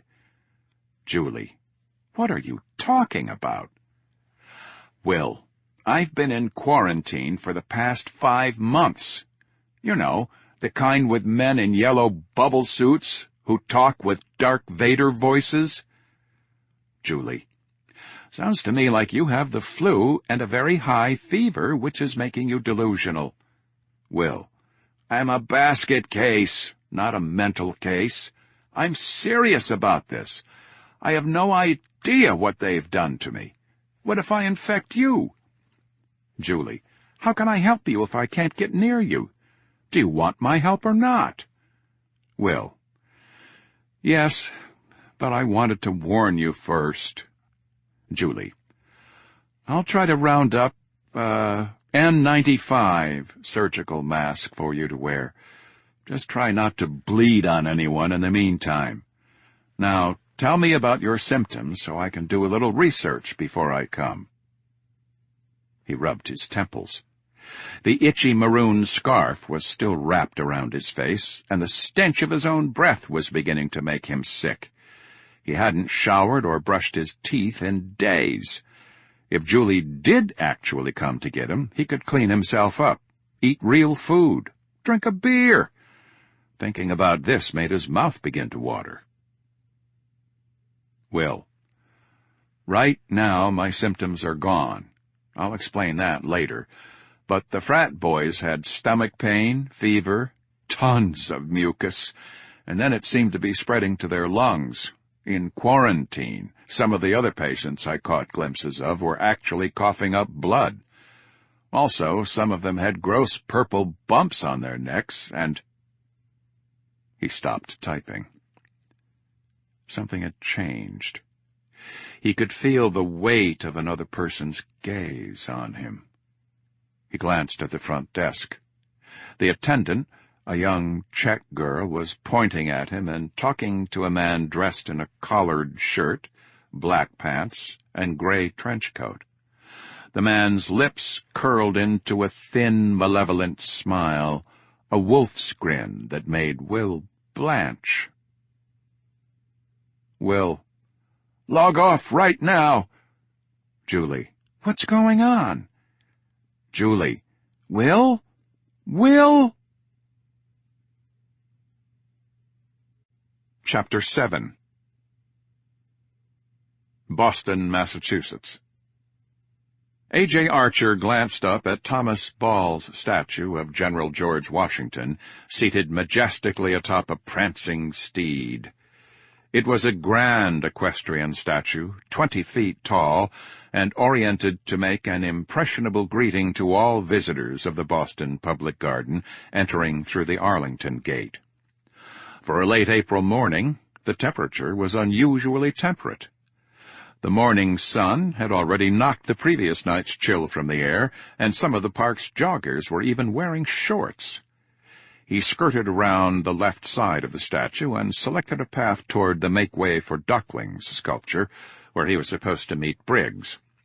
A striking woman wearing a black pantsuit and a white silk blouse caught his attention.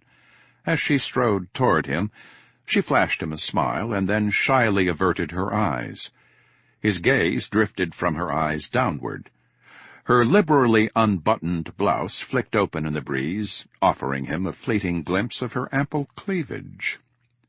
The force of the collision spun him halfway around.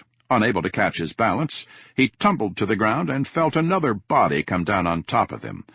When he opened his eyes, a large embroidered bee filled his field of vision. A man sporting a navy blue Red Sox cap and wearing a backpack was splayed out on top of him, flailing about like an overturned beetle trying to right itself.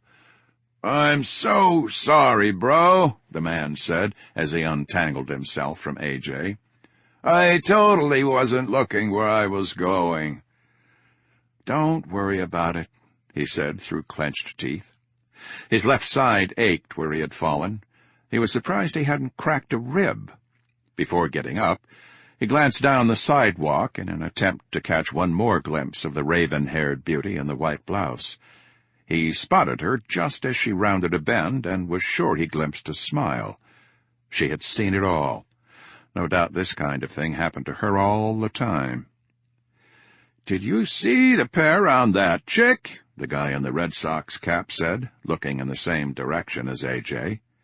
AJ grunted as he got up. "See them? How could I miss them? They're the reason I ran into you." "They don't call them knockers for nothing, I guess," laughed the man in the Red Sox cap. AJ gathered himself and looked at his watch. 8:04 a.m. "Shit, I'm late." He took off running north along the lagoon, ignoring the curious glances as he dodged left and right between morning commuters. As he approached the Make Way for Ducklings sculpture, he scanned the area for Briggs, but he didn't recognize anyone resembling the recruiter he'd met the day before. He sighed in relief and shuffled over to the bronze casting of a mother duck with her ducklings in trail, frozen forever in mid-waddle. "You're late," a voice called from behind him. He spun around. Jack Briggs was sitting on a park bench directly behind him. Briggs had a Boston Globe newspaper folded neatly in his lap and a cup of Dunkin' Donuts coffee in his hand. AJ was taken aback. He didn't recall seeing anyone sitting on the park bench a minute ago. "You're right, I am. I'm sorry about that, Mr. Briggs."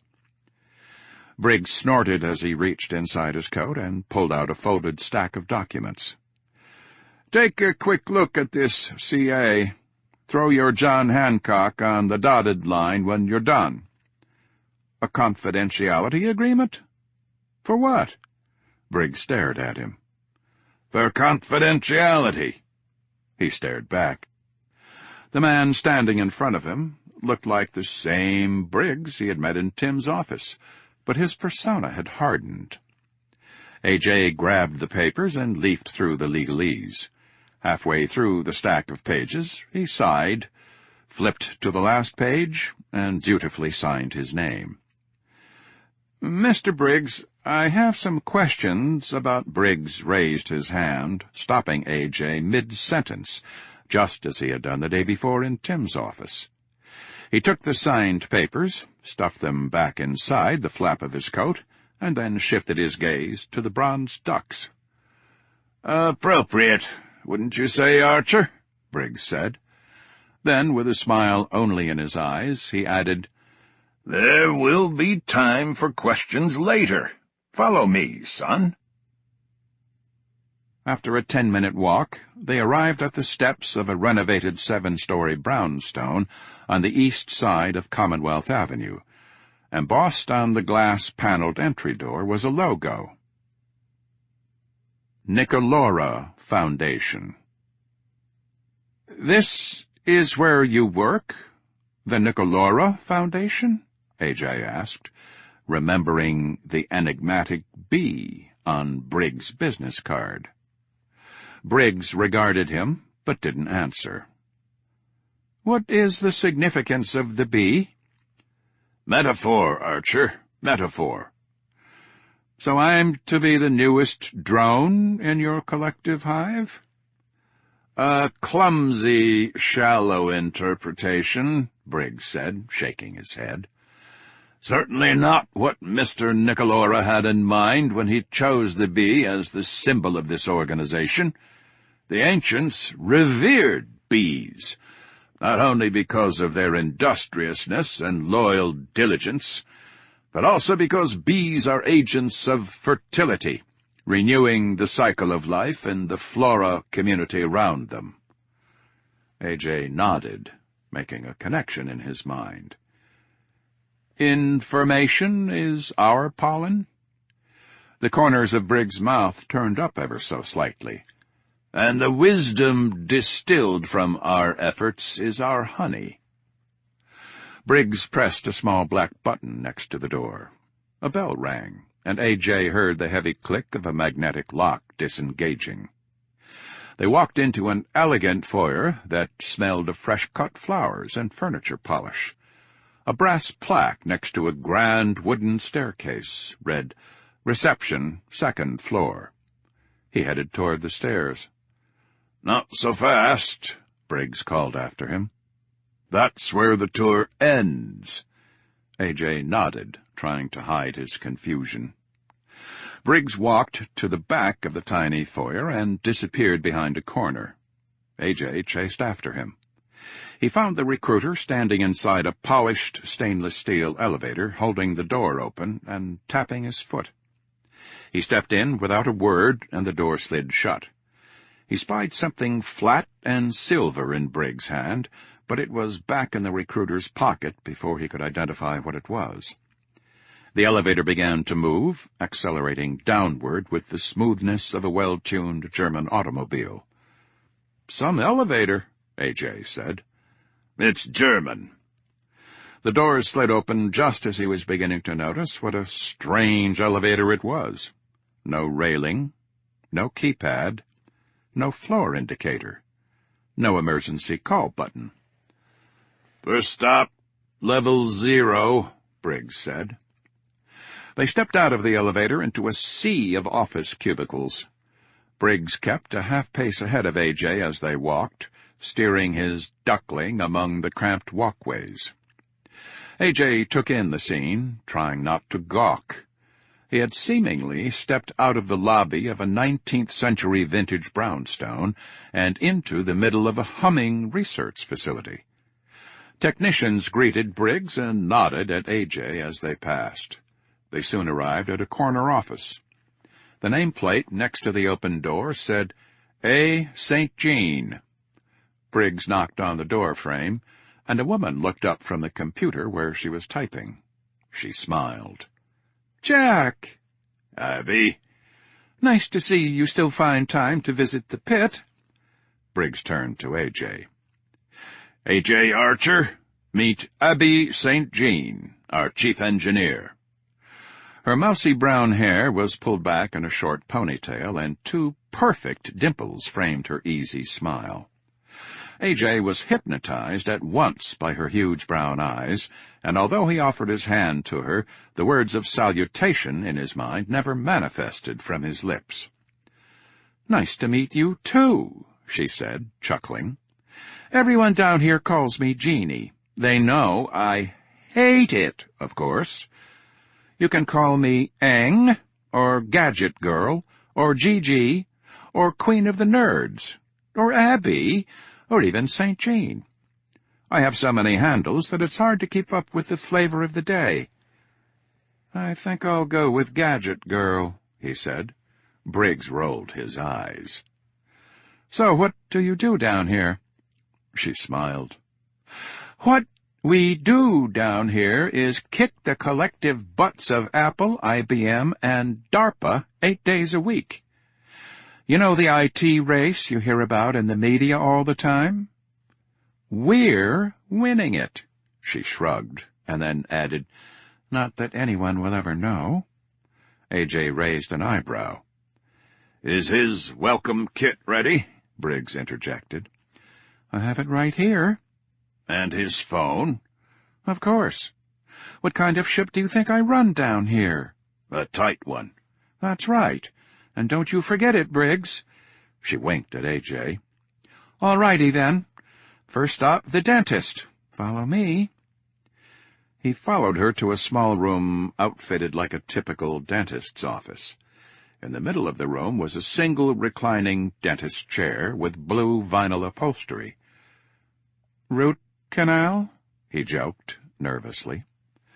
"Why? Do you need one?" she asked. "No." "Are you sure?" "Positive." "Okay, then, no root canal. Have a seat and open up," she said, gesturing to the chair. "This will only take a sec."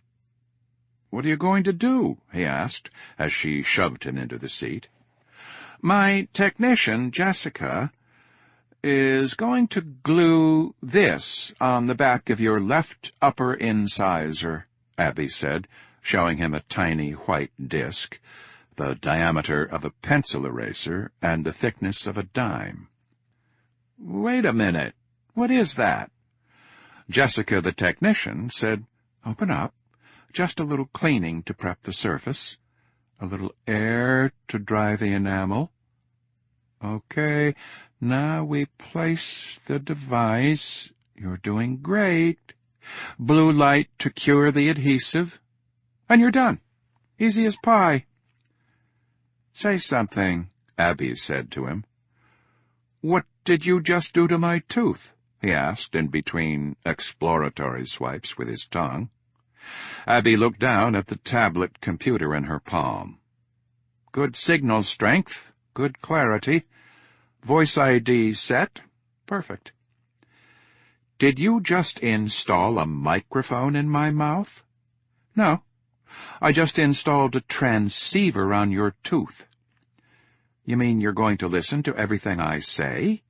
No, don't be silly. We're going to transmit everything you say." "Everything?" "When you're on the job, yeah, pretty much everything. This device enables you to have hands-free communication with any company resource at any time. It transmits voice data to your phone. The phone either archives the data or retransmits the signal if you are making a call. The phone has its own built-in microphone for redundancy and to record ambient sound that the tooth transceiver misses.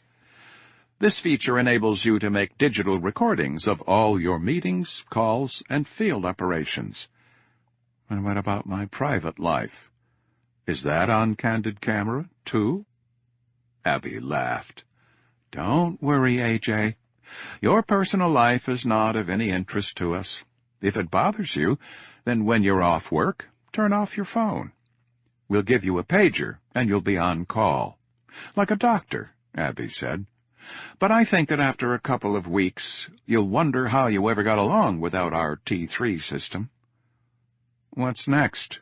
James Bond camera glasses?" he quipped, trying to defuse his nerves. "The boy's quick, Jack," Abby said, turning to Briggs. As they walked through Level 0, A.J. scrutinized the work around him. A myriad of projects were underway in disciplines as diverse as chemistry, material science, electronics, and robotics. He paused, mouth agape, at a clear glass cylinder measuring 10 feet tall and 4 feet in diameter.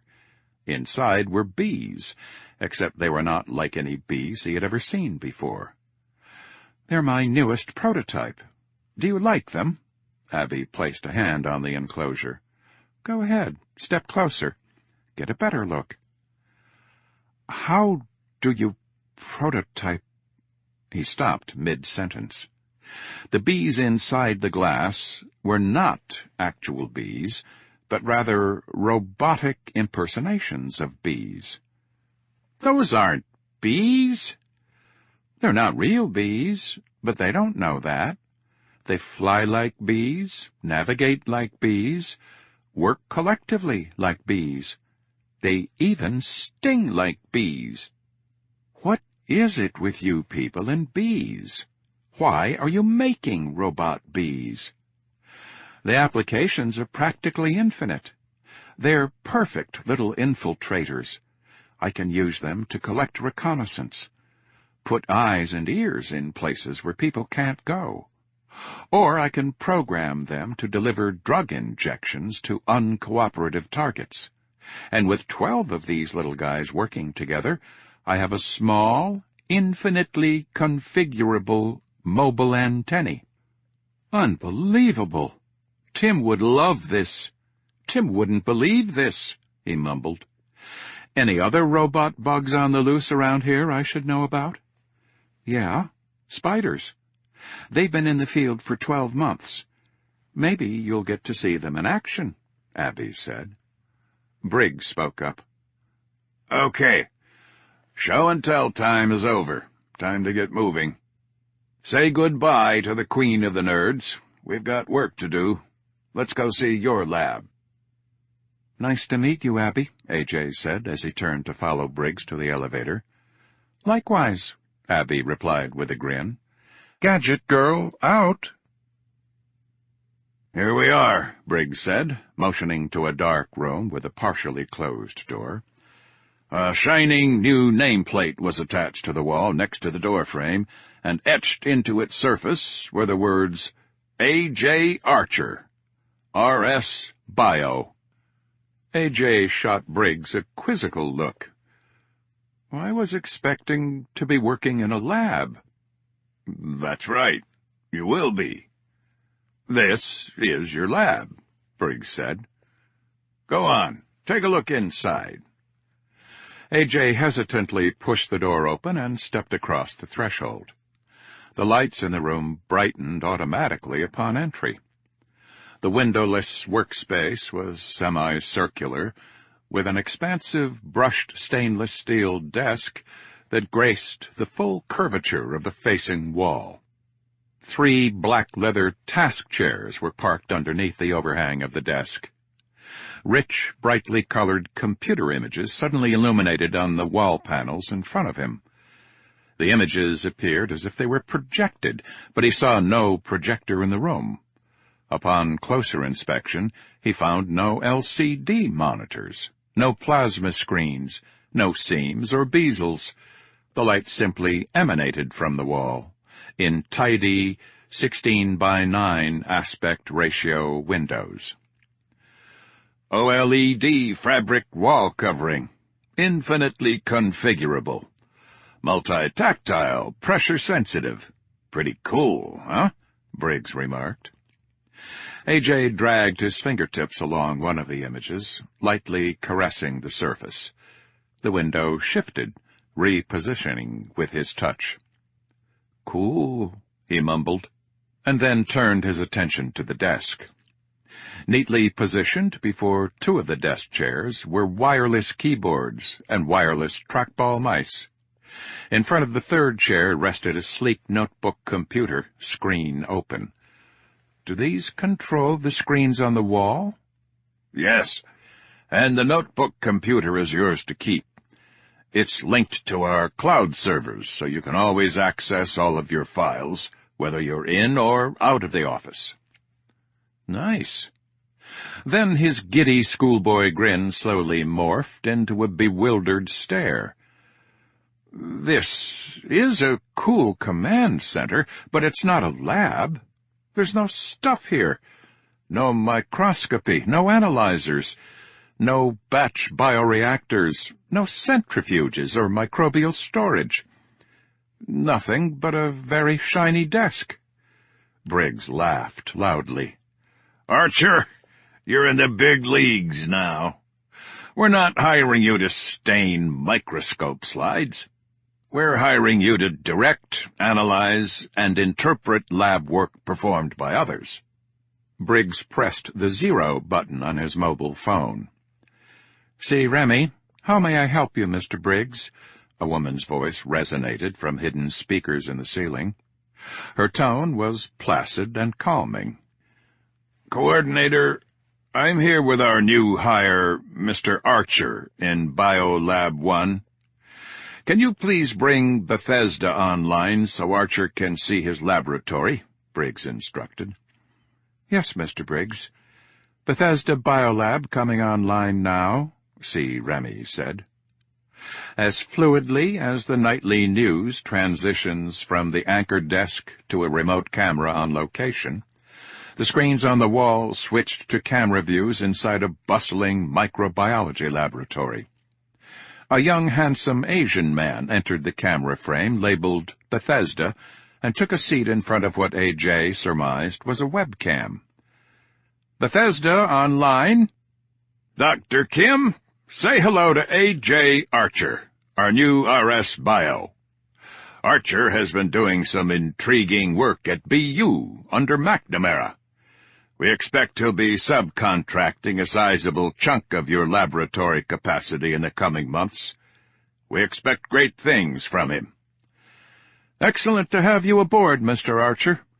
I read your thesis last night after I heard the news you'd been hired. Intriguing work you've been doing. When you're ready, we'll make the resources available for whatever you need," Kim replied. "How did you—" A.J. started to ask Kim, but then turned to Briggs instead. "How did he get my thesis? It hasn't been released for publication." Briggs ignored him. "Very good, very good." "I can support an STO this morning if you like," Kim said. "Thank you, but we don't have time for that today. Besides, Archer is a quick study, and I know you'll set him straight when he screws up." Kim chuckled politely and signed off. "Will that be all, Mr. Briggs?" the voice from the ceiling asked. "Question. Have Archer's phone and ID card been activated?" "Yes, sir." "Very well. Then that is all, Coordinator," Briggs stated. His hand disappeared into his pocket and then reappeared holding a mobile phone. He tossed it to A.J. "Here you go. The only phone you'll ever need again."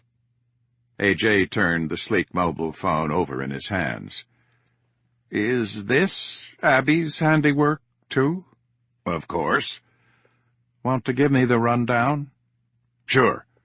Think of that phone as your own personal command center.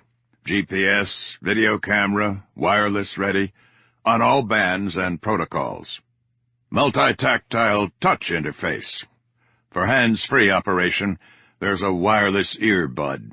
It pops out of the left side here at the bottom. It fits down in the ear canal, completely hidden so you don't look like some government spook with a curly wire hanging down your neck. It is a little tough to fish out at the end of the day, so use the magnet on the tip of your stylus. You already saw the dentist for your mic, which is voice-activated, so you don't have to mess with that. The unit is designed so that you can leave it in your pocket or in your bag. Just jiggle the phone and the voice command software will sound a tone in your earbud, indicating the phone is ready. If you need a coordinator, just press the 0 button. Coordinators are always available to assist you, 24/7, but don't abuse it. The first resource I hear tasking a coordinator to order him pizza is going to have his butt kicked by me personally. Got it?" A.J. smiled and nodded, then looked at the floor. "What? Is there a problem, Archer?" A.J. raised his head. He took a moment to look around, taking in the scenery of the command center that Briggs called his lab. He then threw his hands up.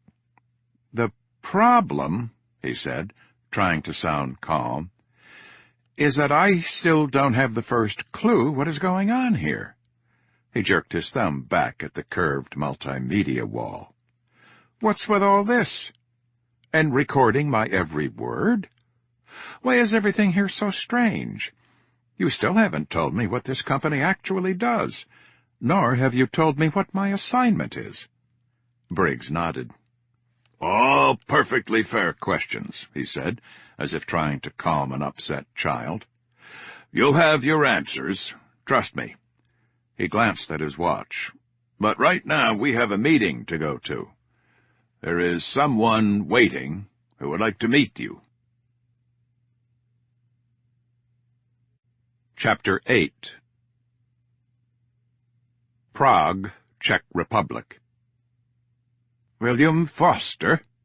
Will flinched, but did not acknowledge the call from the man in the gray trench coat approaching him. He casually logged off the computer, stood up from his chair, and began to walk away. He hoped that logging off would be enough to conceal Julie's identity, but when it came to anonymity in computers, he had his doubts. A hand came down on his left shoulder from behind, stopping his progress toward the exit. "Thank God we found you. You've had us all very worried. You're quite ill, Mr. Foster. Come with me, sir. We need to get you back to the hospital for treatment." Using his best college German, Will feigned incomprehension. "Ich heiße Hendrik Wrobel. Entschuldigen Sie mich, bitte."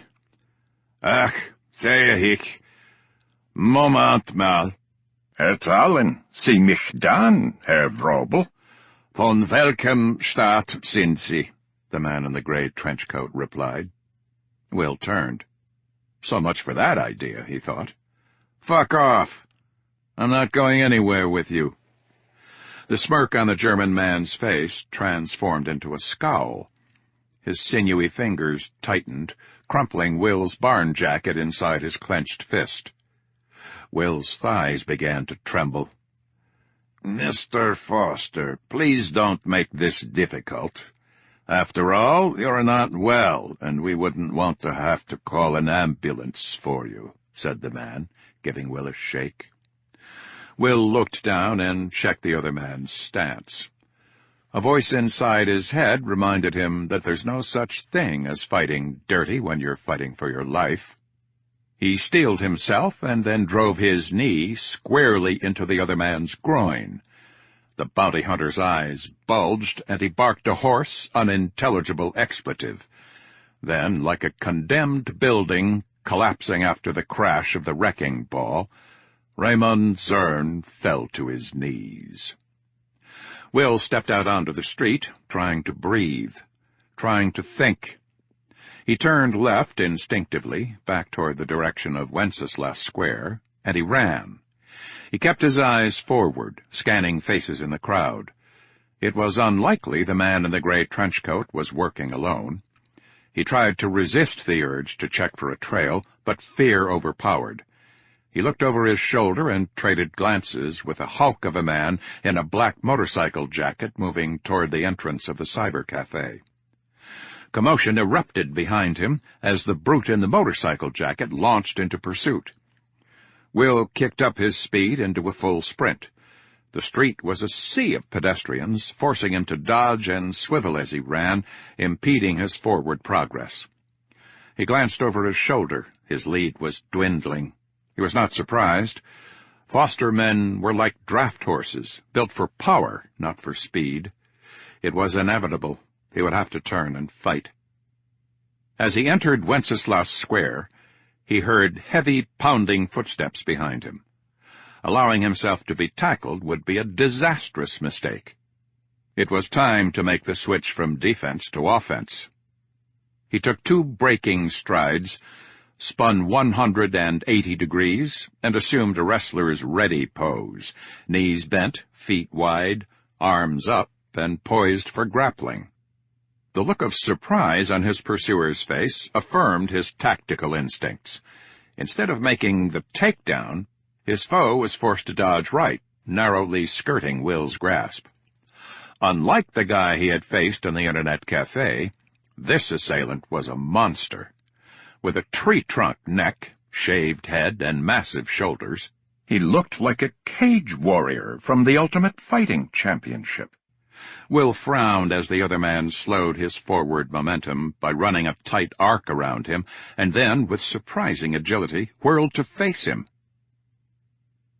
Udo Zern looked into the American's eyes and saw exactly what he wanted. Fear. He did not need a weapon to win this fight. He could pound the American into a useless, bloody pulp and toss him into a garbage dumpster without breaking a sweat. Unfortunately, his brother Raymond had been firm and explicit. Their employer's orders were to deliver the American alive and unharmed. Where was the sport in that?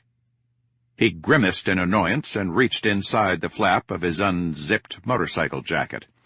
His fingers found the contoured plastic grip and closed around it. The spectators, who had already begun to aggregate, uttered a collective gasp as he pulled out his weapon of obligation.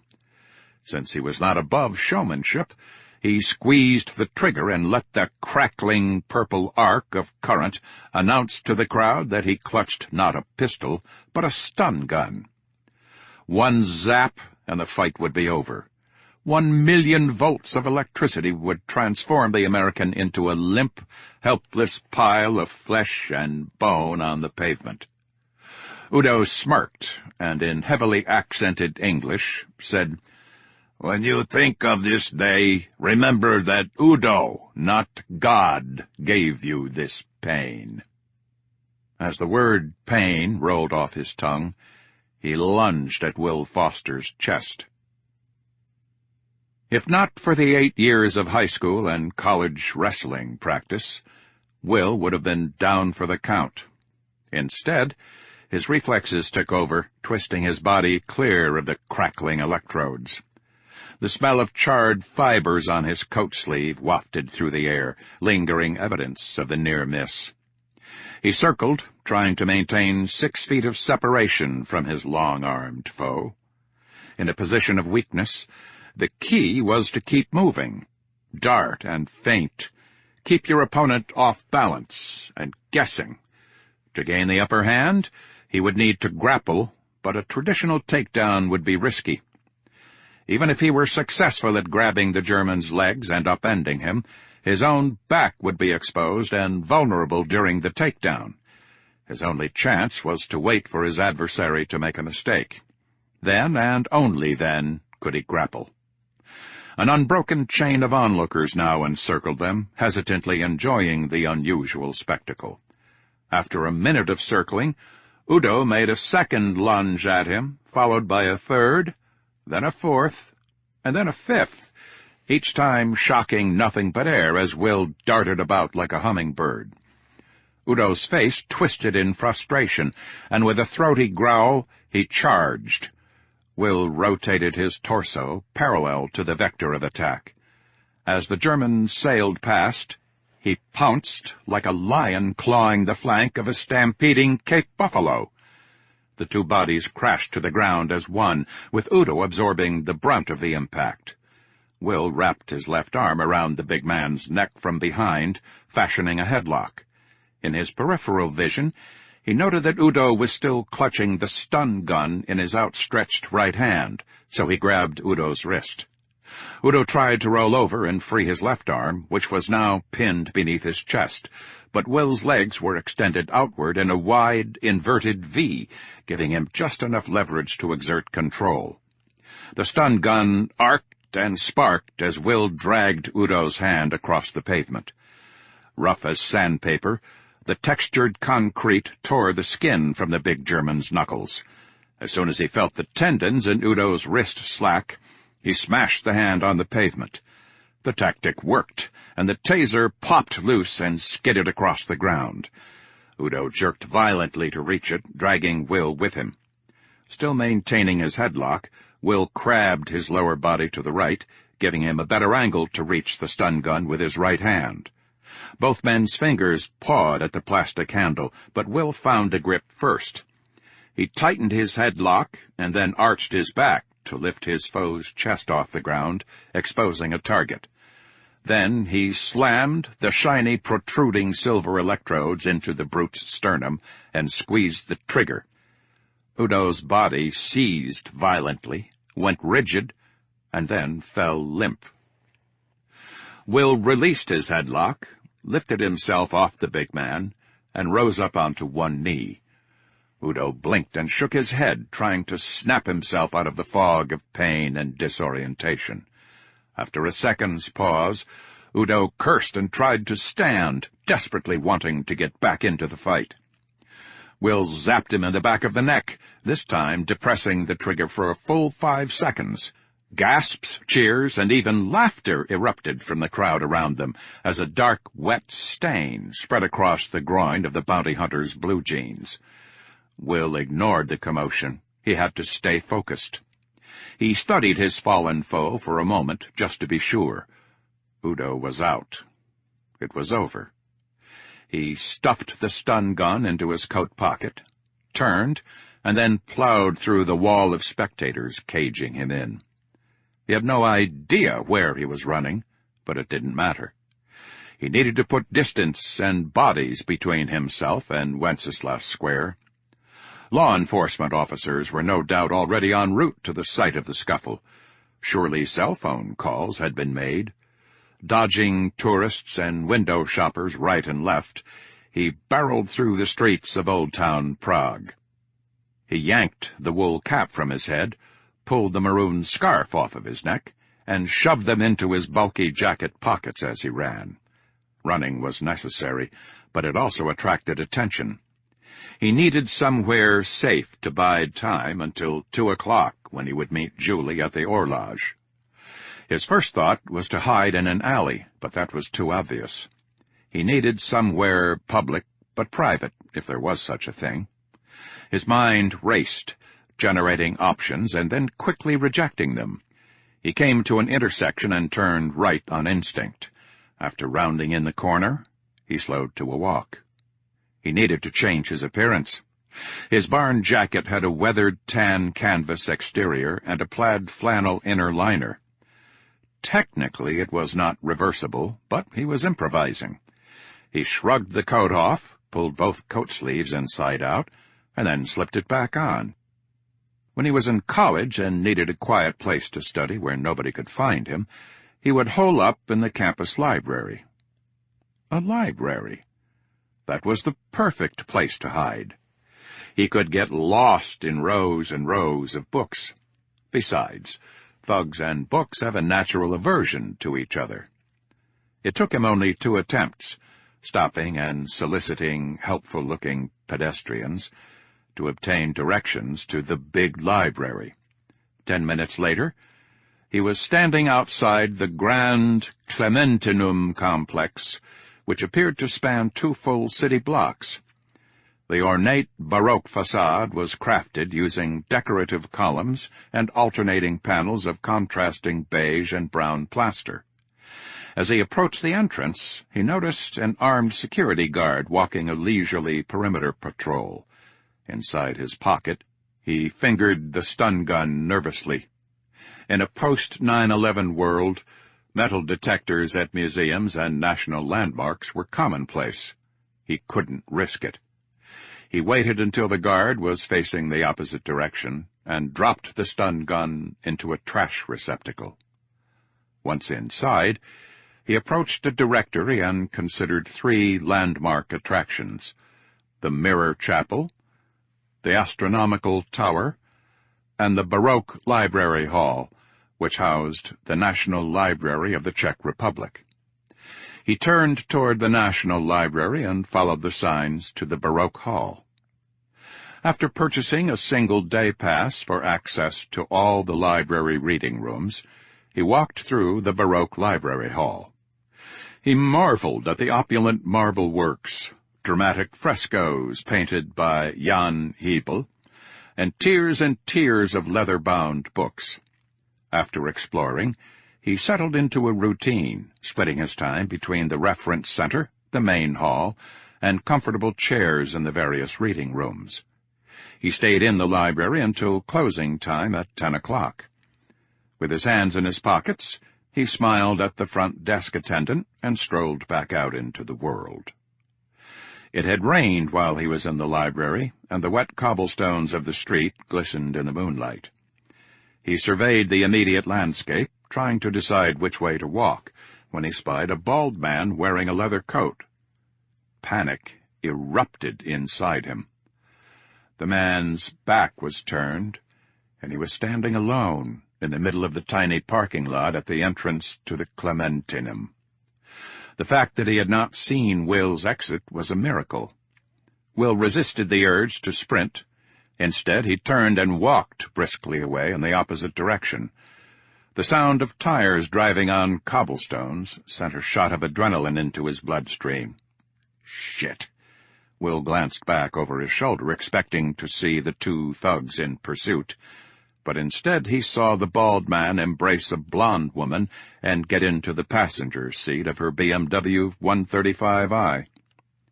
As the couple sped away, Will took several deep breaths, collected himself, and then set off walking.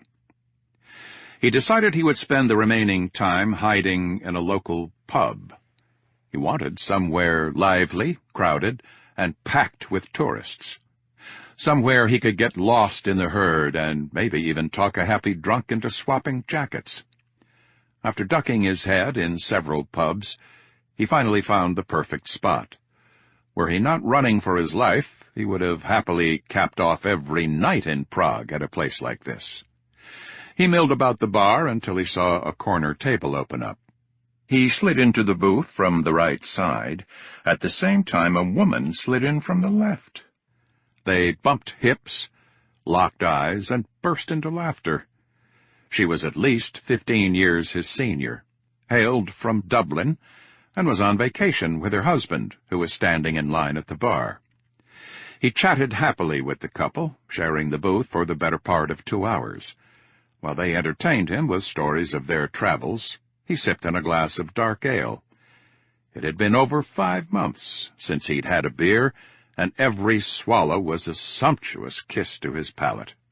However, his body was so unaccustomed to alcohol that halfway through his first pint, Will was already buzzing. He resisted the temptation to order another. It was imperative he keep his wits about him. Eventually, the Irish couple excused themselves, and he was left alone. His thoughts drifted to Julie. He imagined how the reunion might happen. Would she recognize him? Had the years been kind to her? Was she still beautiful? What would it feel like to hug her? Would she let him embrace her? What would she think of him, drawn and unkempt as he was?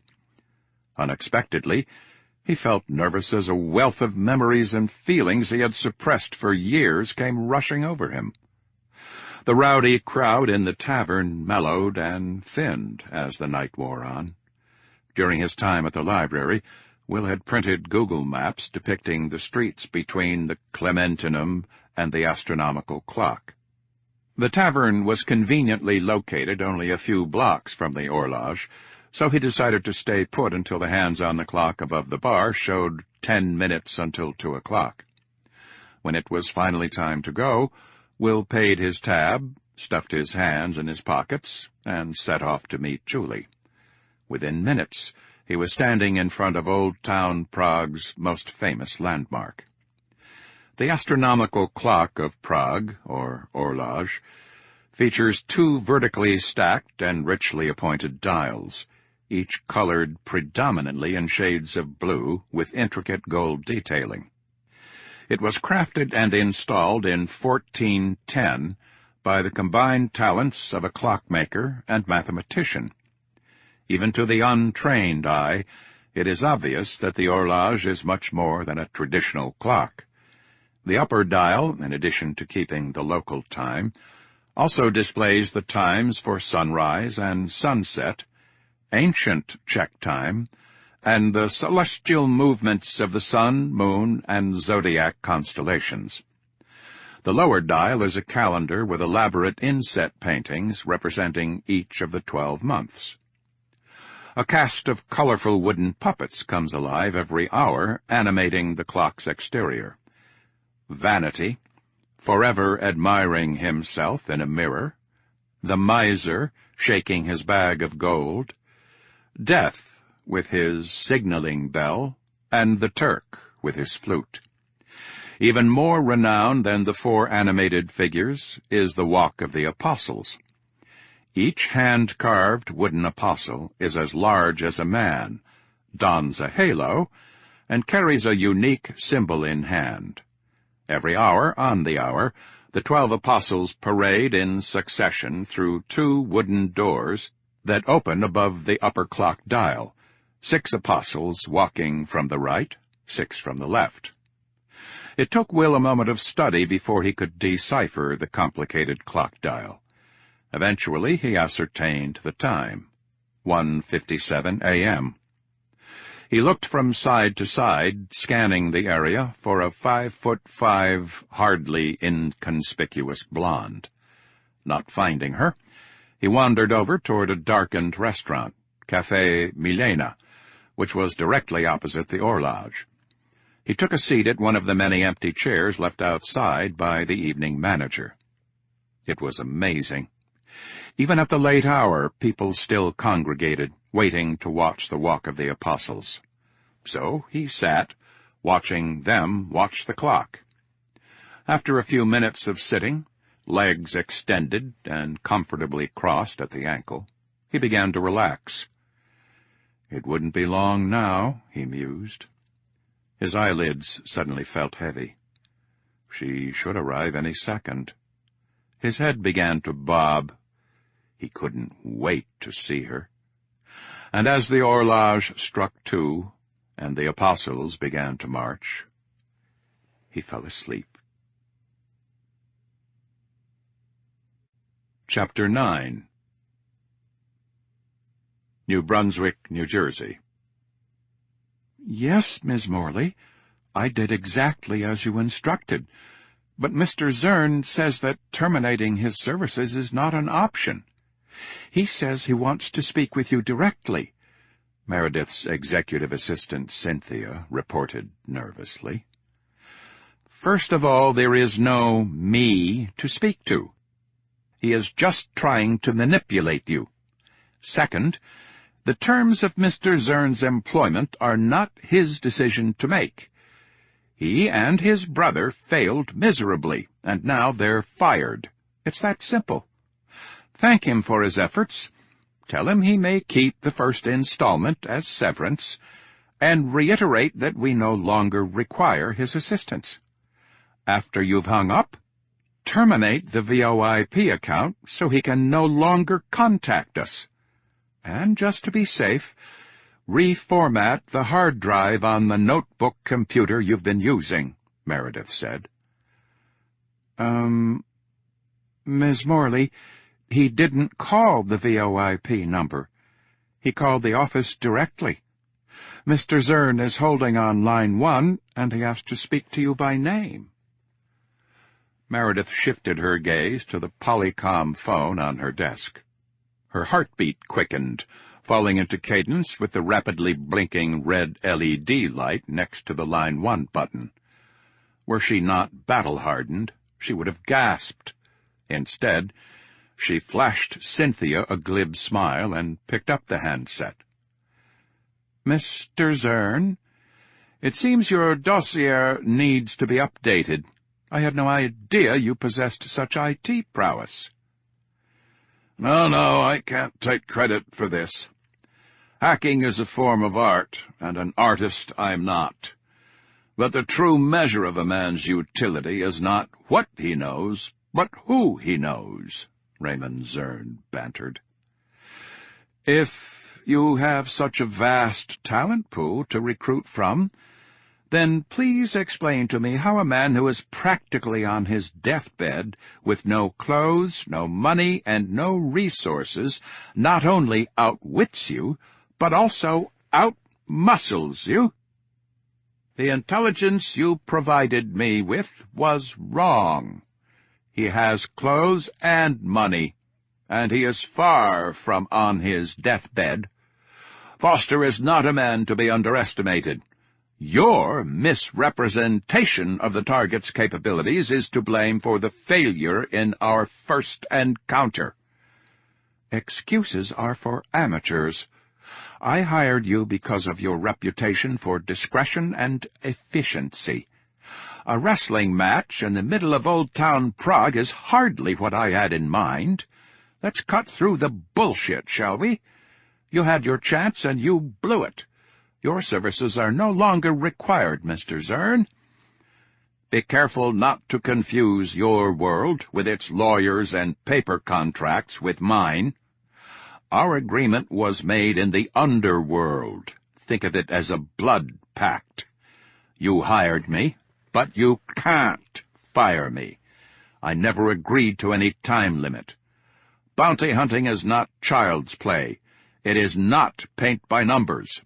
You will get your prize back, and you will pay the negotiated fee in its entirety. Meredith swallowed, trying to maintain her composure. Zern was willful, motivated, and nefarious. By circumventing her firewalls and piercing her veil of anonymity, he also demonstrated more prowess than she had given him credit for. She suspected that her personal safety would be at risk if she crossed him. Best to keep the viper's fangs pointed at somebody else. She cleared her throat. Everybody deserves a second chance, I suppose. What do you intend to do now? I need to broaden the search radius. Europe is not like it used to be. Foster will be able to travel easily between countries if he stays inside the European Union. Once he is on the move, I may have to hire additional resources, and that means more money. Under no circumstance can he leave the Czech Republic. With every passing hour, with each mile of ground he covers, the probability of locating him plummets.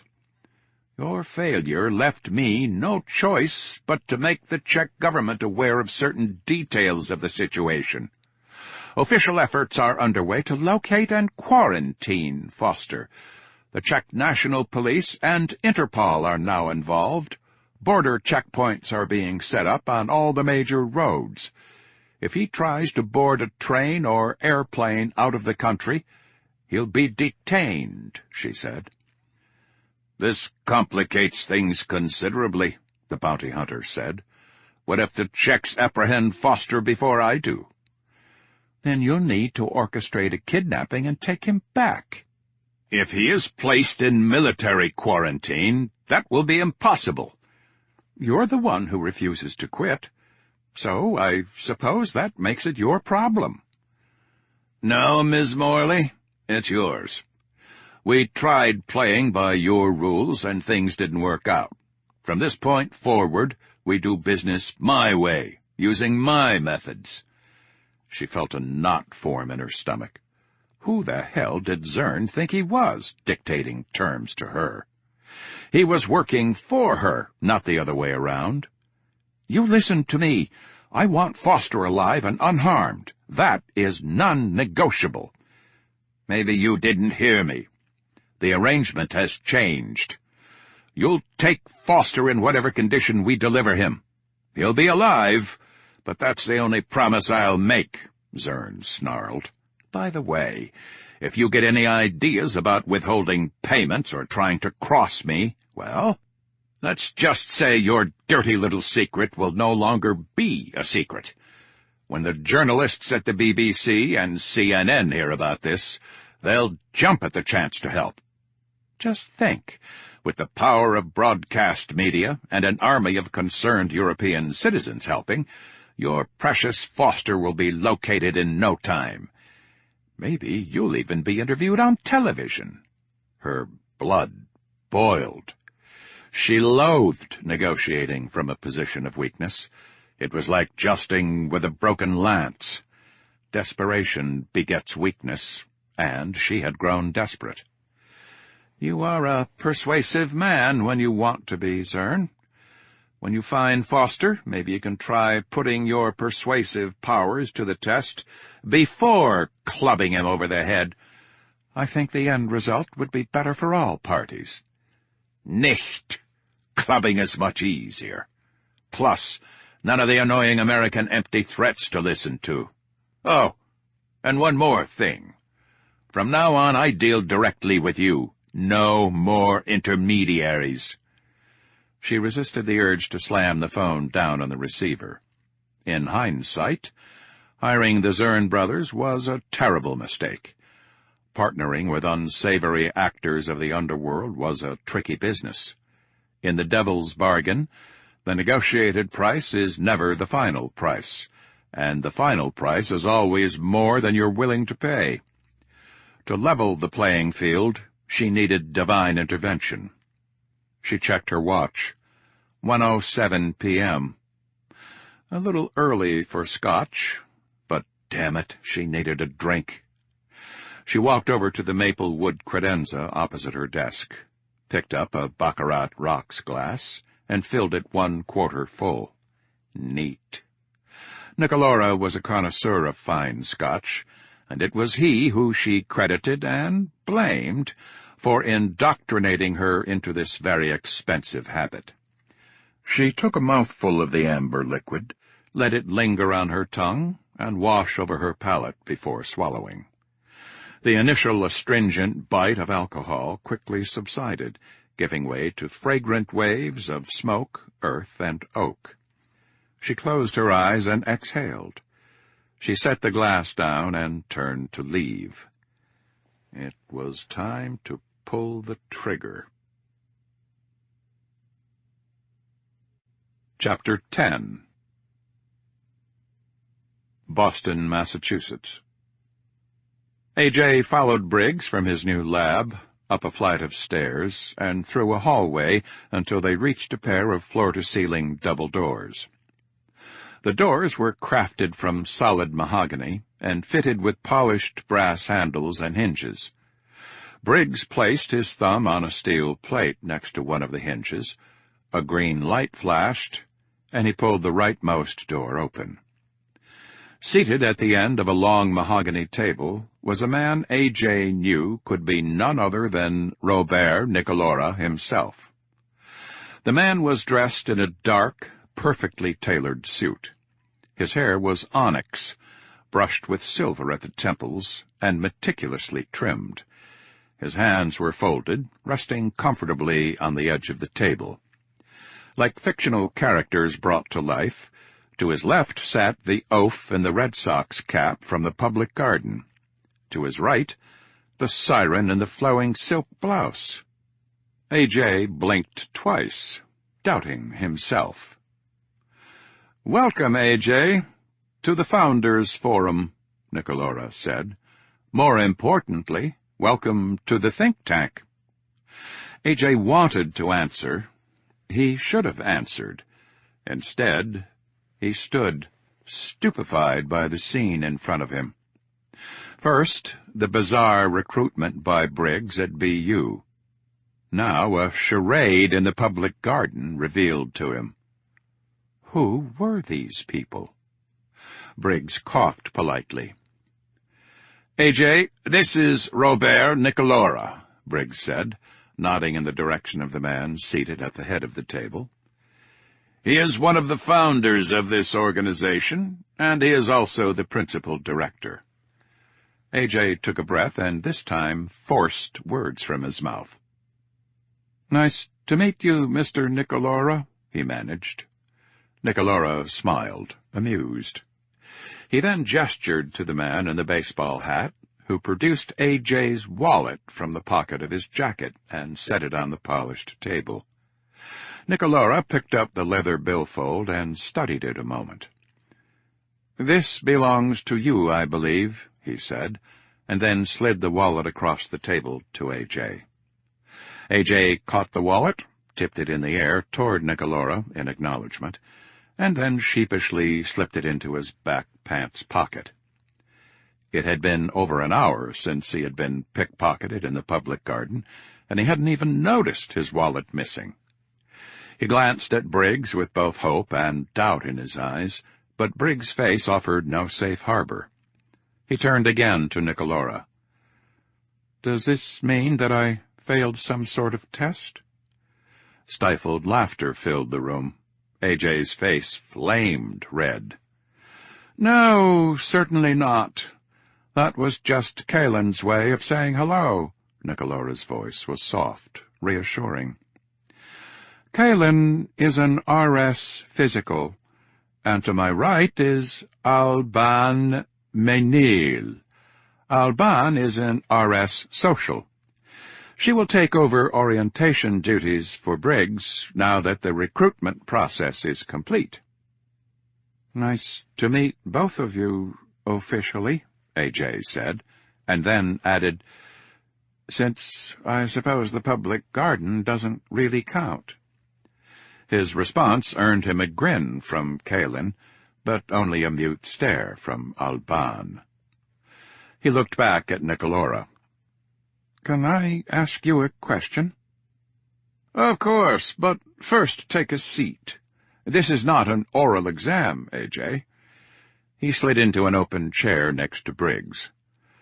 What do those titles mean, RS Physical and RS Social?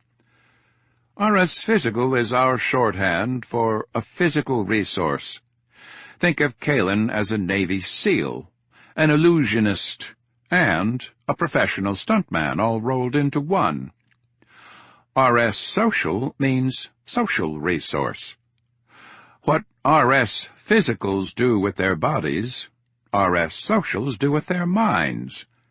Alban is equal parts psychologist, linguist, actress, and human polygraph machine. In addition to socials and physicals, we have many other resources in the tank. Coordinators, legals, medicals, technicals, chemicals, and the list goes on. Oh, then if that's the case, what am I? I mean, what resource am I? Nicolora turned to Briggs. Jack, you've kept our young hire in the dark, I see. Like a mushroom, he admonished playfully, and then turned back to AJ. You are our newest RS Bio, or microbiology resource.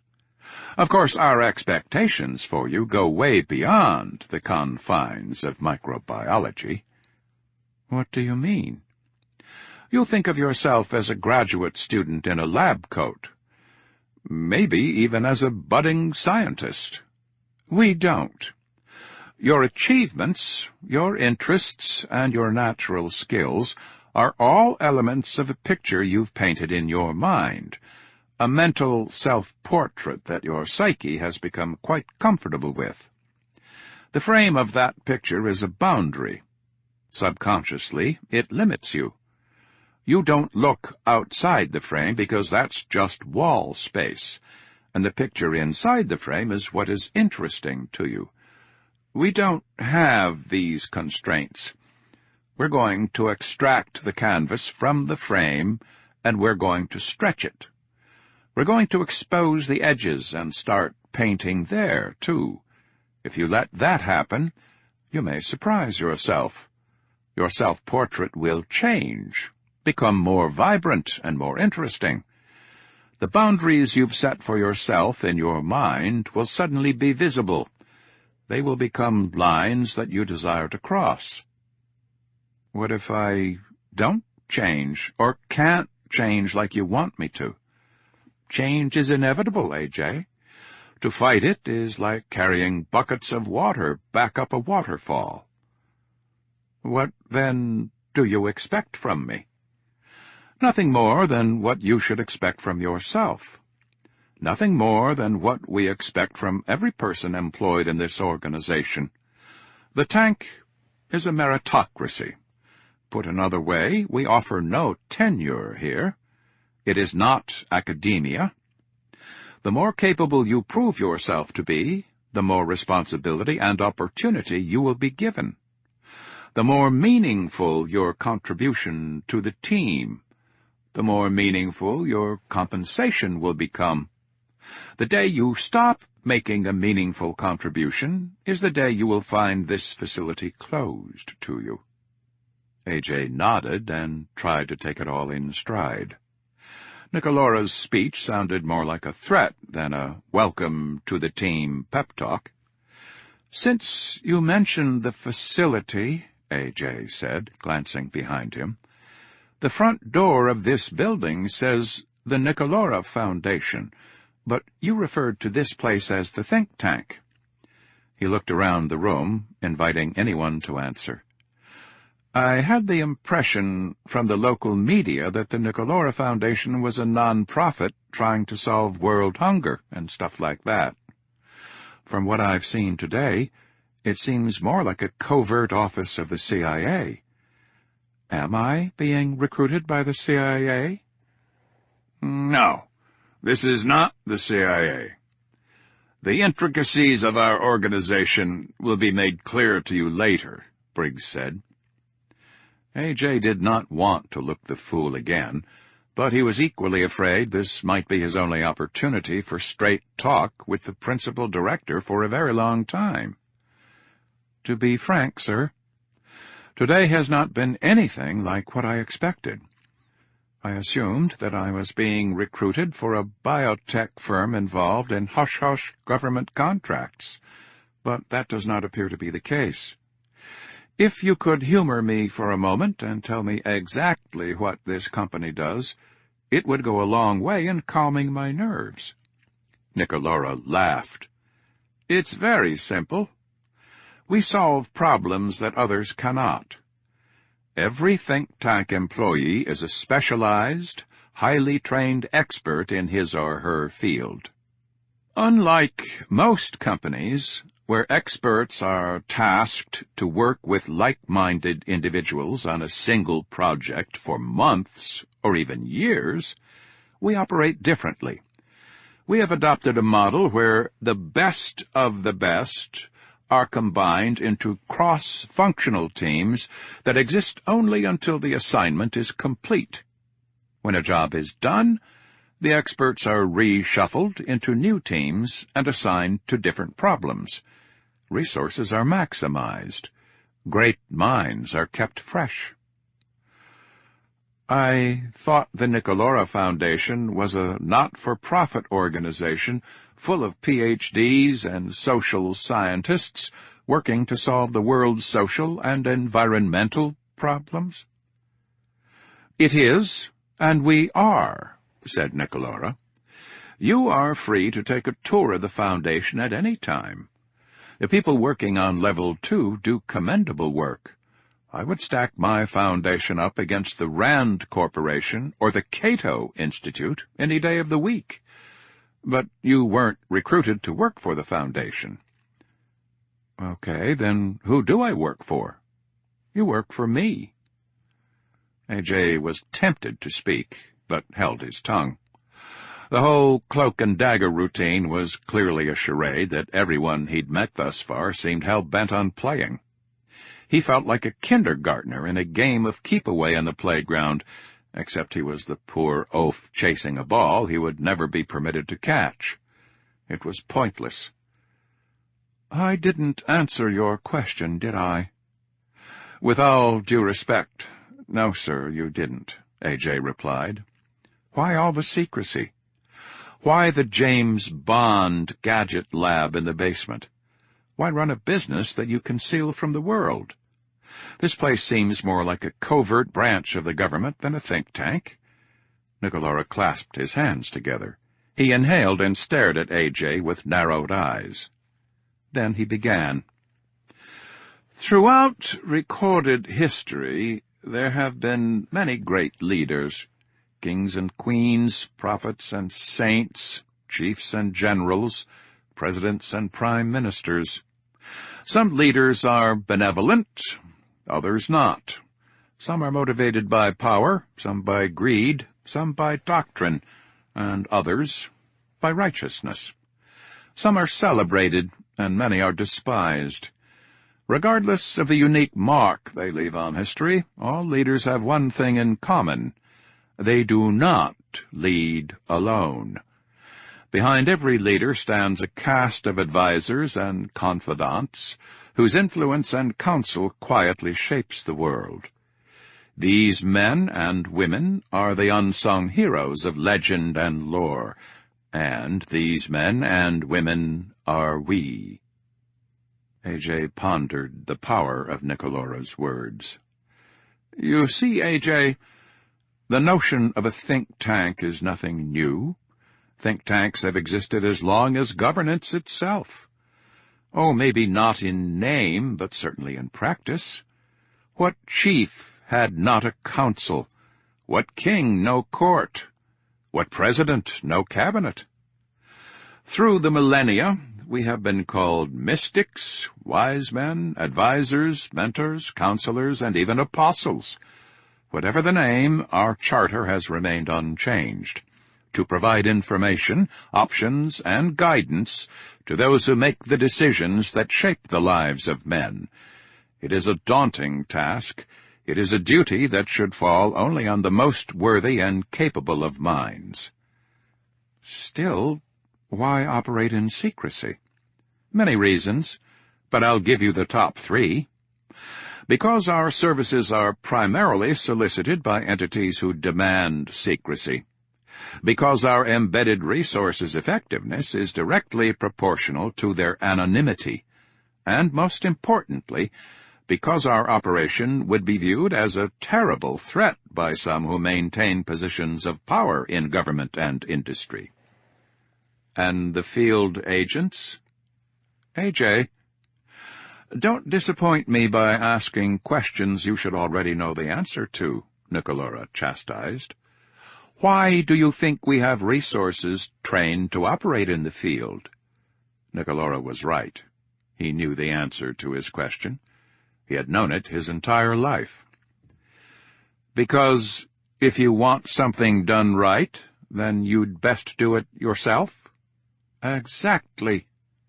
In the beginning, we naively believed our charter was to provide a place where our clients could come for answers, solutions which they would go on to implement independently.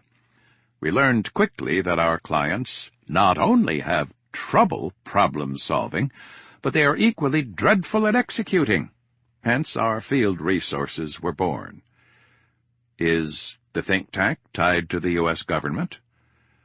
Around here, AJ, we just call it the tank, Nicolora corrected. A chime sounded from the ceiling, interrupting the conversation. Nicolora looked up. Yes? A smooth, ethereal voice answered, Mr. Nicolora, you have a priority call waiting. Who is it, Coordinator? I'm in a meeting. It's Ms. Morley from Virogen Pharmaceuticals, sir. Nicolora's face hardened. If you all would please excuse yourselves, I need to take this call. AJ, I'm sorry, but I need to cut our Q&A short. Alban can handle any other questions during your orientation today. Yes, sir. Thank you, AJ replied. One more thing. Sir? Welcome to the tank. Nicolora smiled and then shot Briggs a knowing glance. AJ nodded respectfully, stood up from his chair, and followed the others out of the room. Nicolora waited until the doors had shut and then pressed the flashing green Line 1 button on the conference room table phone. Hello, Meredith. What time should I send the plane? Chapter 11. Boston, Massachusetts. Her beauty was gravity. Raven hair, milky smooth skin, full lips, and a diva's curves. Pulling his gaze from her took a physical effort. More than once she had admonished him with her eyes for his adolescent impropriety, but A.J. could not help himself. He had never encountered a woman like Alban Menil before. She was an enigma. He had spent the entire day with her and still knew nothing about her. Unlike most people, Alban's favorite subject was not herself. In fact, she'd shrewdly coaxed him into talking volumes about A.J., while diffusing his attempts to learn reciprocal information about her. Still, it hadn't stopped him from trying. From outward appearance alone, it was impossible to guess her age, and he dare not ask. He imagined Alban could pass for a college girl of 21 just as easily as she could a businesswoman of 35. She simply had one of those remarkable faces.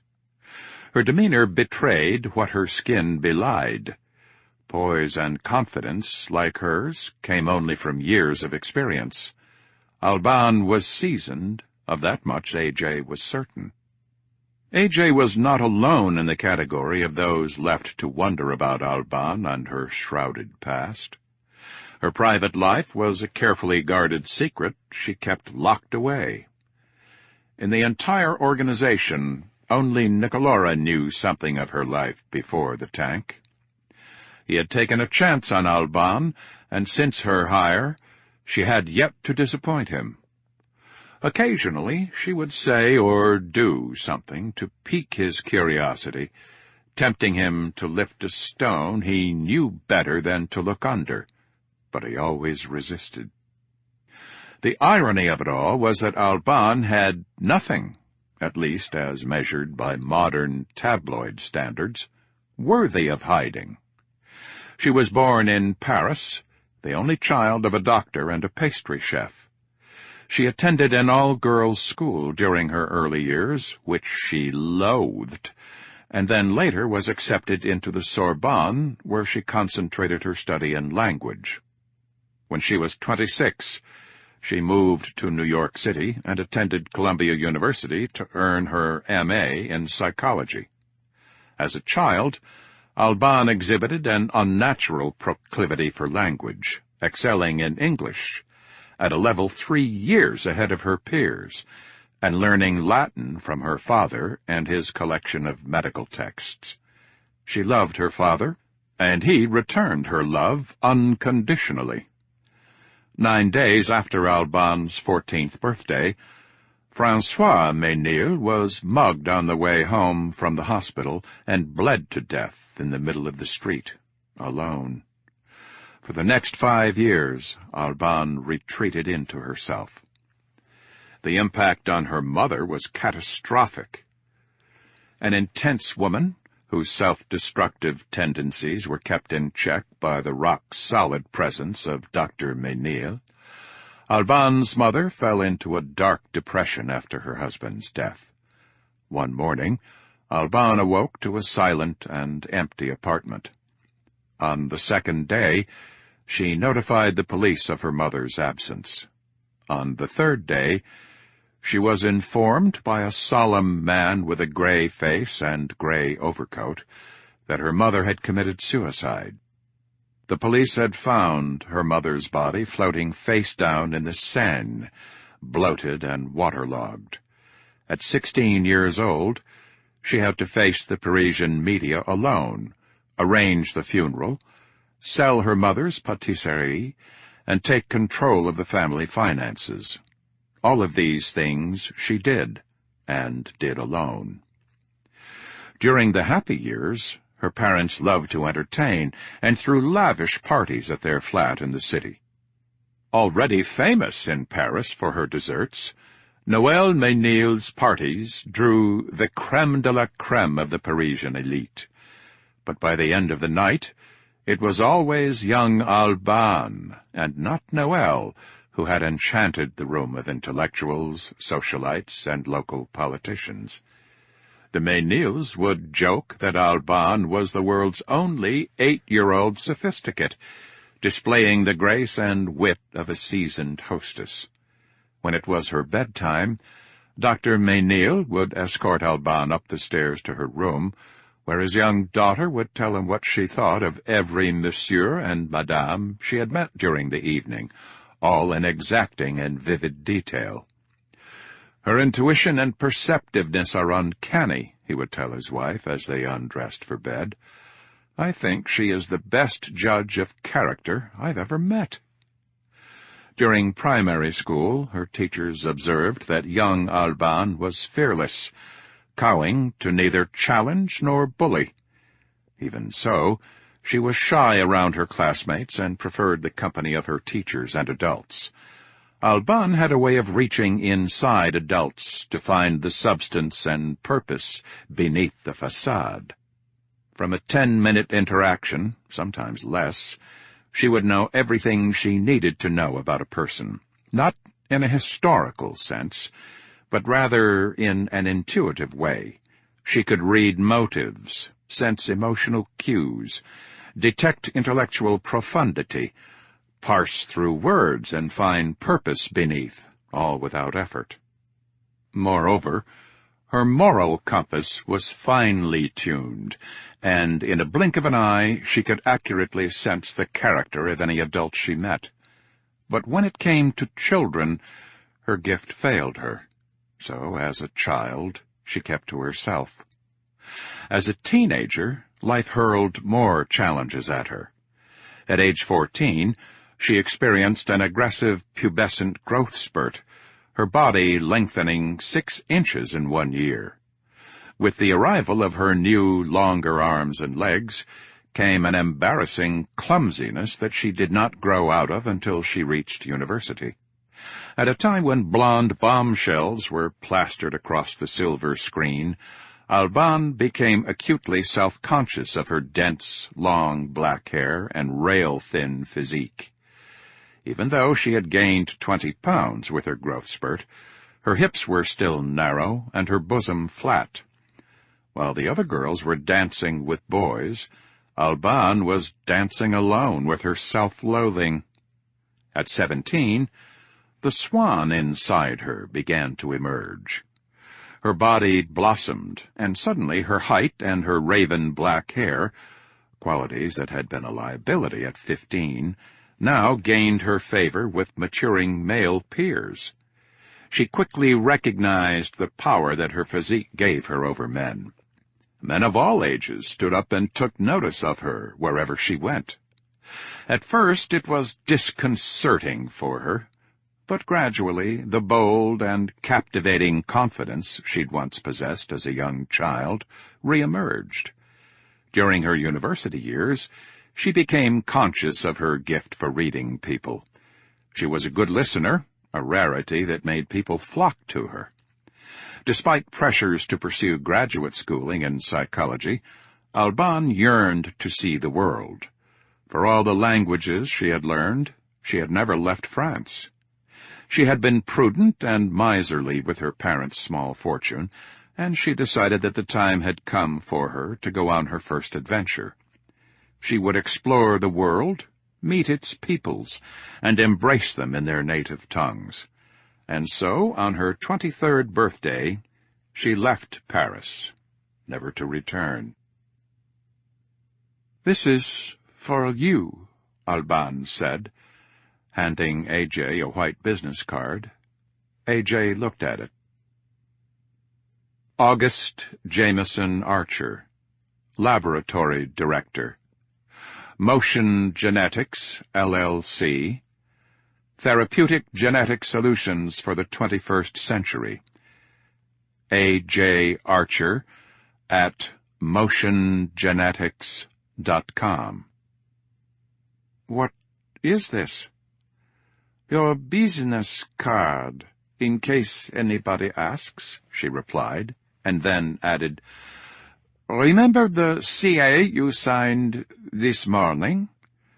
We don't talk with anyone outside the firm about the work we do in the tank, especially girlfriends." "It's not a serious relationship. I'd describe it more like friends with benefits." "No matter," she said, cutting him off. "You get my point." He recoiled at her curt response, but he didn't argue. "Motion Genetics," he said, his eyes flicking to the card. "What do we do at Motion Genetics?" "At Motion Genetics, we develop therapeutic genetic solutions for the 21st century," Alban said, with the tone and inflection of a television spokeswoman. "Anything else I should know about the company?" "Motion Genetics is a start-up biotech firm that recently secured second-round venture capital funding.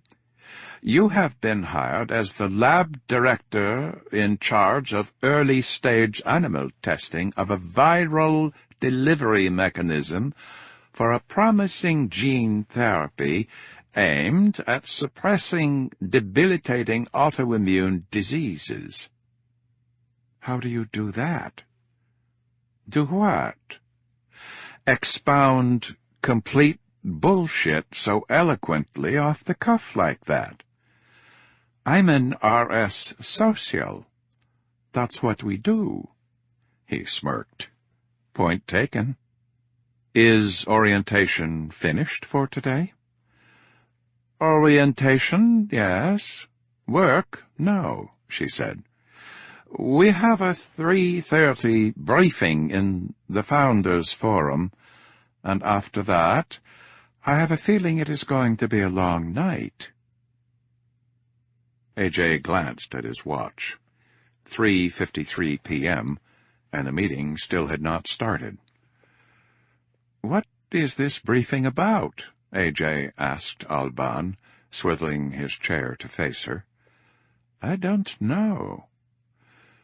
"You have no idea?" He tried again, certain she knew more than she was letting on. "No, A.J., I don't." To his left, he heard the man who had tersely introduced himself only as Van Cleve, R.S. Technical, snicker under his breath. To his right sat Caelan Immel, the guy who had pickpocketed him in the public garden. After a quick exchange of pleasantries, Caelan quickly became lost in his hand-held, furiously thumb-typing emails. Likewise, Van Cleve was hard at work coding a simulation on his notebook computer for a client he chose not to divulge. This left only Alban to talk to, and A.J. sensed she was beginning to grow weary of his company. He decided to stop trying to make small talk and just wait for something interesting to happen. 10 minutes passed, with only Van Cleve's keyboard strokes punctuating the silence. Then A.J. heard the magnetic lock click on one of the large double doors at the opposite end of the Founders Forum. Nicolora walked in first, followed by a striking middle-aged woman with auburn hair. Van Cleve abruptly closed his laptop screen with a slap, drawing stares, while Caelan imperceptibly slid his handheld into his pocket. They all sat up straight in their chairs, except for Alban, who was already sitting tall. Nicolora gestured to an empty seat for his guest, and then assumed his usual position at the head of the table, his fingertips touching in a steepled position. "We'll begin tonight's meeting with introductions. Team, this is Ms. Meredith Morley of Virogen Pharmaceuticals.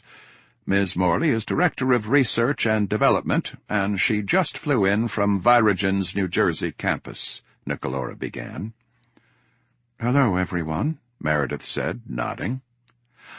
"On our side, we have Mr. Caelan Immel, Mr. A.J. Archer, Ms. Alban Menil, and Dr. Van Cleve," Nicolora said.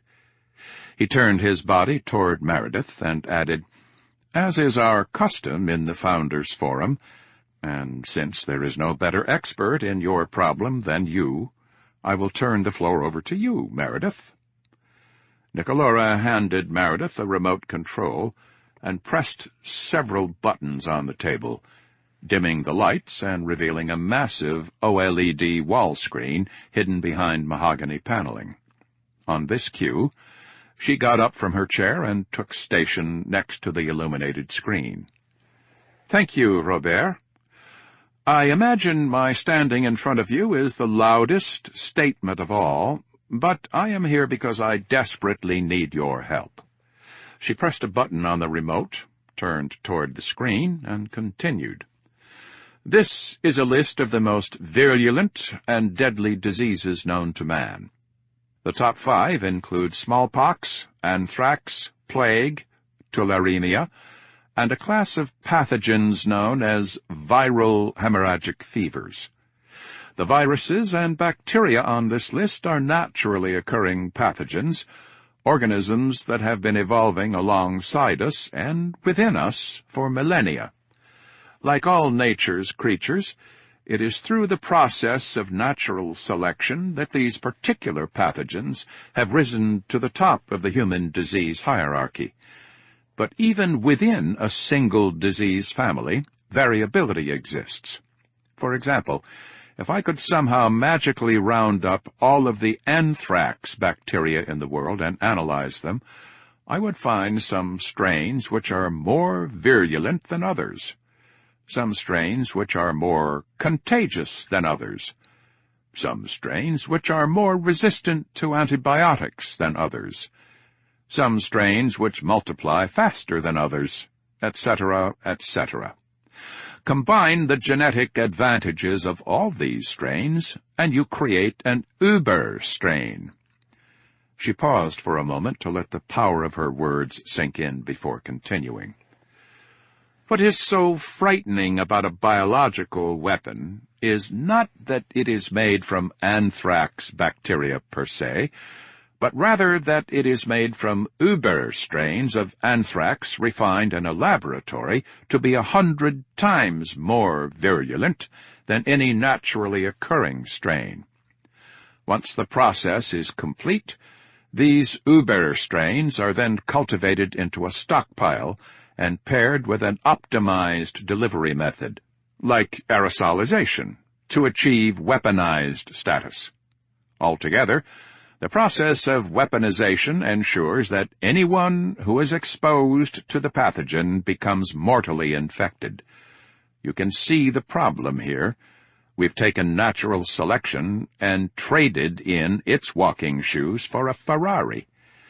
When pathogens are released in such a manner, a person's immune system is quickly and completely overwhelmed. By the time the body has recognized something is wrong, it's already too late.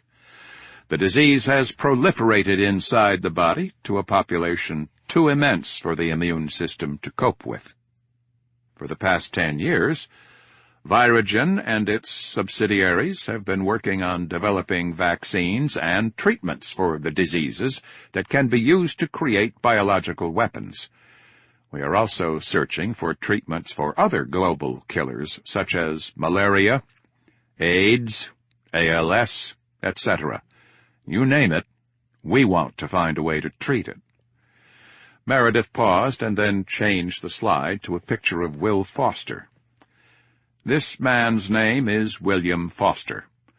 A little over 48 hours ago, he managed to steal one of the most important products in Virogen's drug pipeline, a breakthrough product so earth-shattering that we believe it will change the way medicine approaches disease treatment forever. When you say product, are you referring to a therapeutic or a vaccine? Dr. Van Cleve asked. Meredith's nose crinkled with displeasure, as if someone had just squirted pickle juice in her mouth. I'm afraid I'm not at liberty to say. The details of this product are highly confidential. We do not feel that divulging specific details of our product is necessary for you to successfully complete your task. The objective of this case is to find Will Foster and retrieve the Virogen property he has stolen before it falls into the hands of unscrupulous entities who will profit at our great expense. Meredith turned back to face the group at large. To put it bluntly, Virogen is out of our league here. We are scientists, trained to unravel the mysteries of the human body. We are not equipped to deal with industrial espionage. Have you consulted with the FBI? Kalin asked. Federal law enforcement participation in this exercise would be problematic for several reasons. Number one, discretion is paramount. The last thing I need is a bunch of bureaucrats leaking the story to the media, creating bad press for the company. Number two, time is of the essence. We believe Foster will attempt to turn over the formula to a buyer within the next 24 hours. The FBI can't tie its shoes in 24 hours. And finally, number three, this entire exercise requires a sophisticated level of damage control. Last time I checked, That was not part of the Bureau's mission statement. "Fine. Point taken," Kalen replied. "Do you think that Foster was contracted by one of your competitors specifically to steal this breakthrough product?" "We don't know. But we suspect he has the backing of a highly capable financier, either an entity wanting to obtain our product or an intermediary who will sell it to the highest bidder." Meredith suddenly felt uneasy. She scanned the faces at the table, locking eyes with Alban. Alban's blank, expressionless stare was unnerving, invasive. She was trying to catch a glimpse inside. Meredith would not permit that to happen. She could already tell that this woman was going to be a problem. "Meredith, what other information can you share with the team about Foster, the events leading up to the theft, and his possible motives and whereabouts?" asked Nicolora. "Mr. Foster came to us through one of our subsidiary companies. We believe this was intentional. Think of Foster as a human Trojan horse. He followed the script right out of Homer's Iliad, and we never saw it coming." "I'm not sure I follow you," Van Cleve said. "I'm sorry, I'm getting ahead of myself. 5 months ago, Foster signed up as a test subject for our fast-track H1N1, also known as swine flu, vaccine trial. Virogen was contracted by the U.S. government to fast-track a vaccine for a new H1N1 variant that has been cropping up in the Baltic countries and is associated with severe respiratory symptoms. The normal vaccine development timeline needed to be dramatically reduced. We started our first round of clinical trials about 6 months ago at one of our subsidiary companies, Leighton Harris Pharmaceuticals. Foster applied to be a compensated test subject in the Leighton Harris H1N1 attenuated live virus vaccine trial. This was his first step in infiltrating our organization. During the trial, we monitored the test subject's general health and immunological response to the vaccine itself. To our surprise, Foster became ill during the trial period. Testing revealed that he was infected with a mutated strain of H1N1, but a different strain from the one we were targeting with the vaccine. This warranted placing him in quarantine and contacting the Centers for Disease Control and Prevention. A.J. raised his hand like a schoolboy, turned red, and quickly lowered it. Meredith smiled and gestured for him to speak. "It seems highly improbable to contract a mutated strain from a vaccine.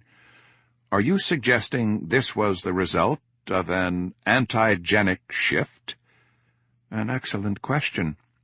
Your thinking is in line with our own at the time. Mr. Foster's case took the staff by surprise because an antigenic shift in an attenuated virus is highly improbable.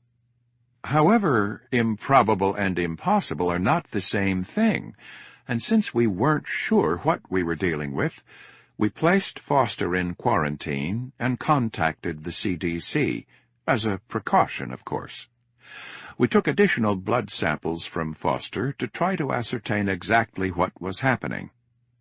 It was upon further investigation that we became convinced that the mutant strain of H1N1 that Foster was infected with originated outside of the Leighton Harris vaccine trial."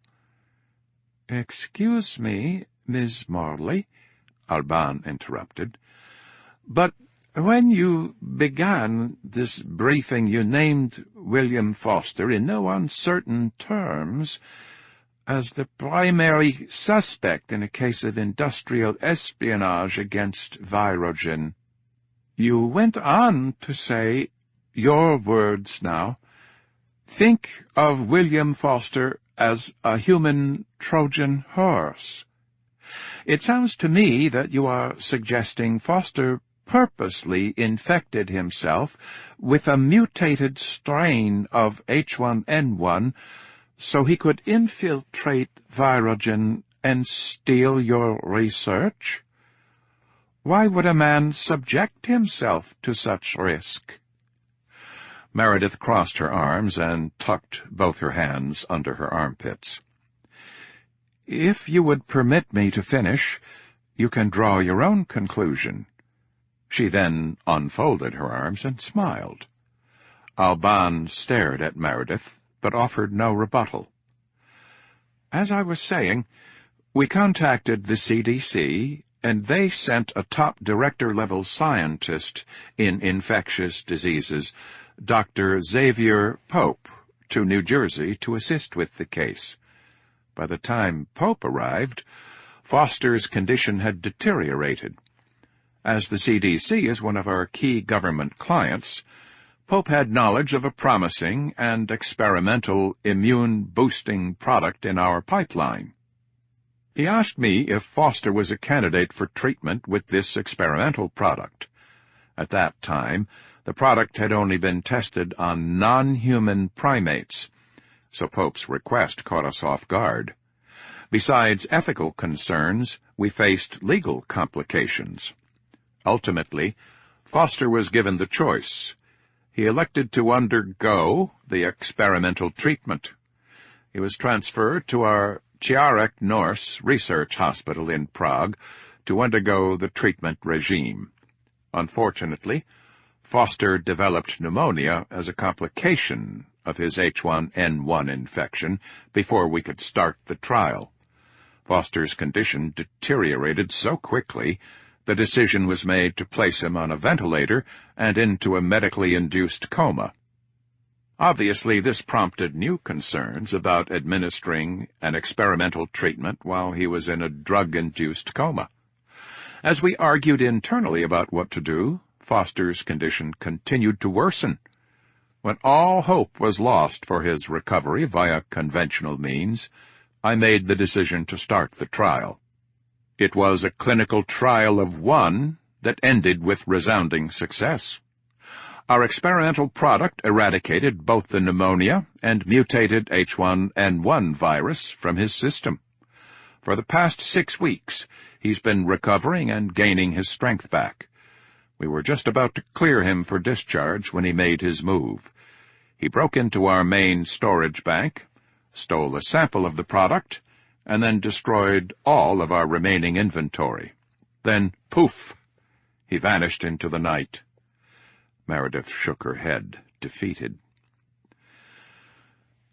I'm still not clear on how Foster became infected with a mutated H1N1 virus.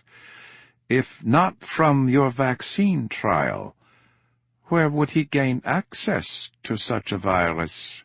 Alban asked. I've told you everything we know.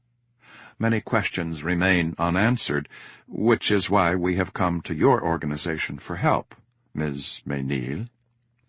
Meredith frowned. Oh, and there is one more thing you should know.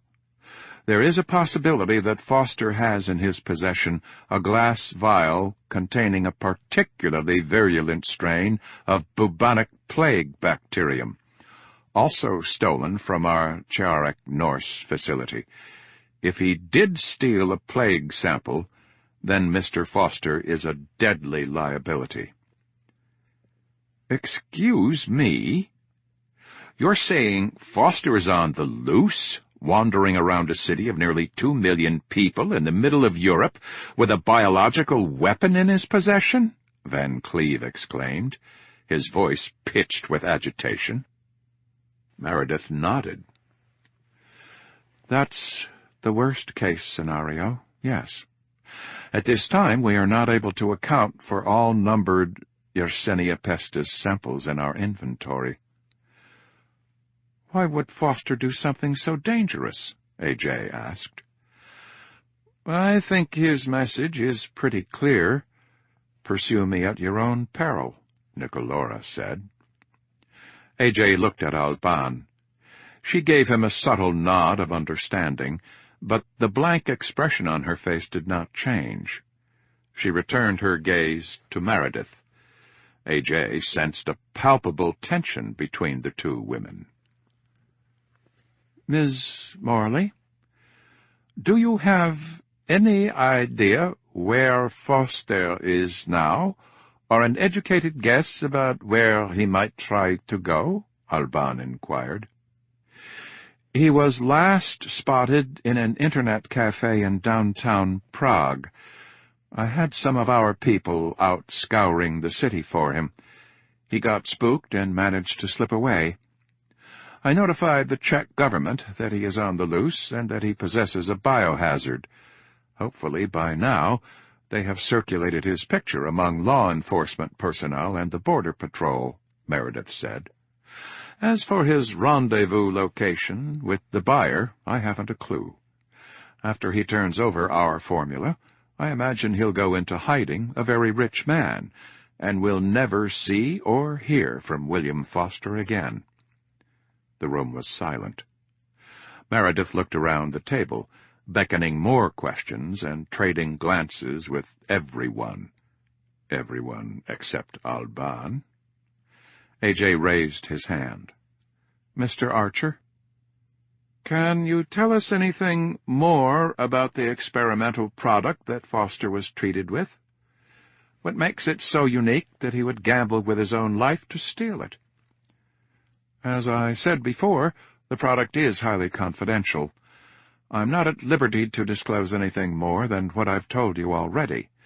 Instead, I'll leave you with this question to ponder.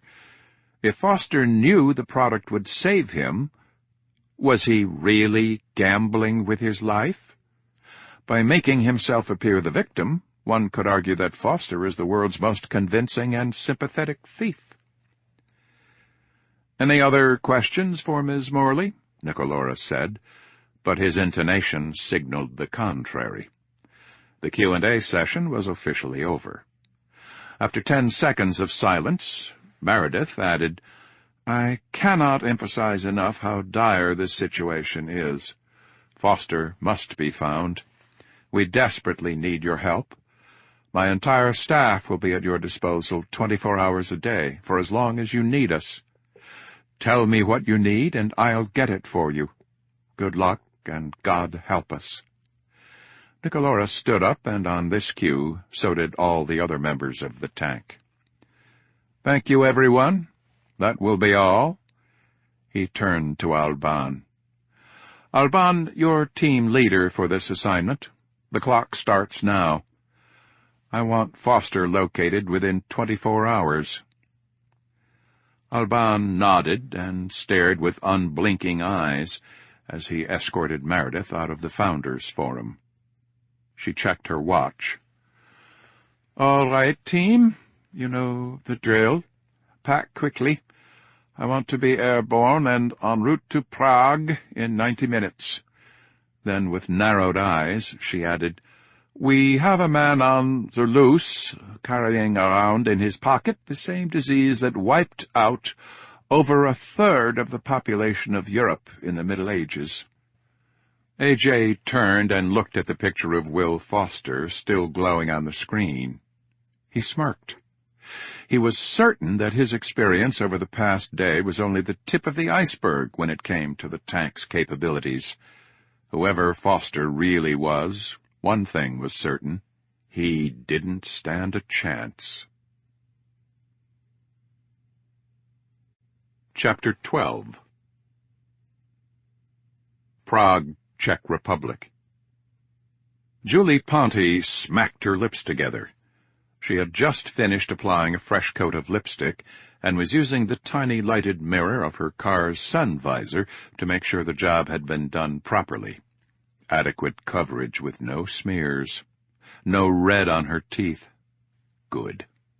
She ran her fingers through her blonde hair, trying to fluff in some body. The shampooed luster and bounce from the previous morning's shower was gone. She sighed and let her arms fall into her lap. She felt foolish. Why am I nervous? There was absolutely no reason to be nervous, she muttered. It had been over 5 years since she had last seen Will. He shouldn't have trouble recognizing her, she thought.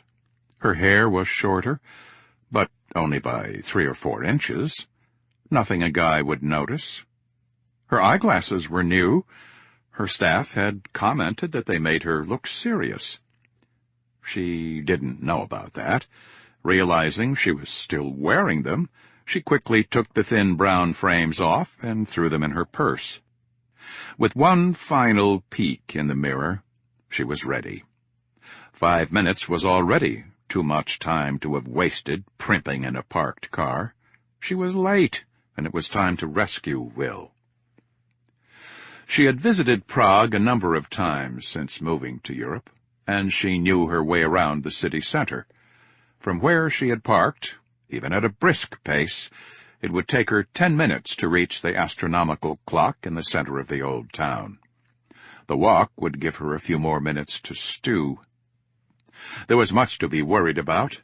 The abrupt way Will had ended their online IM conversation had scared her. Maybe the police had arrested him. Then there was the babble about being kidnapped and put in quarantine. She had trouble swallowing that one.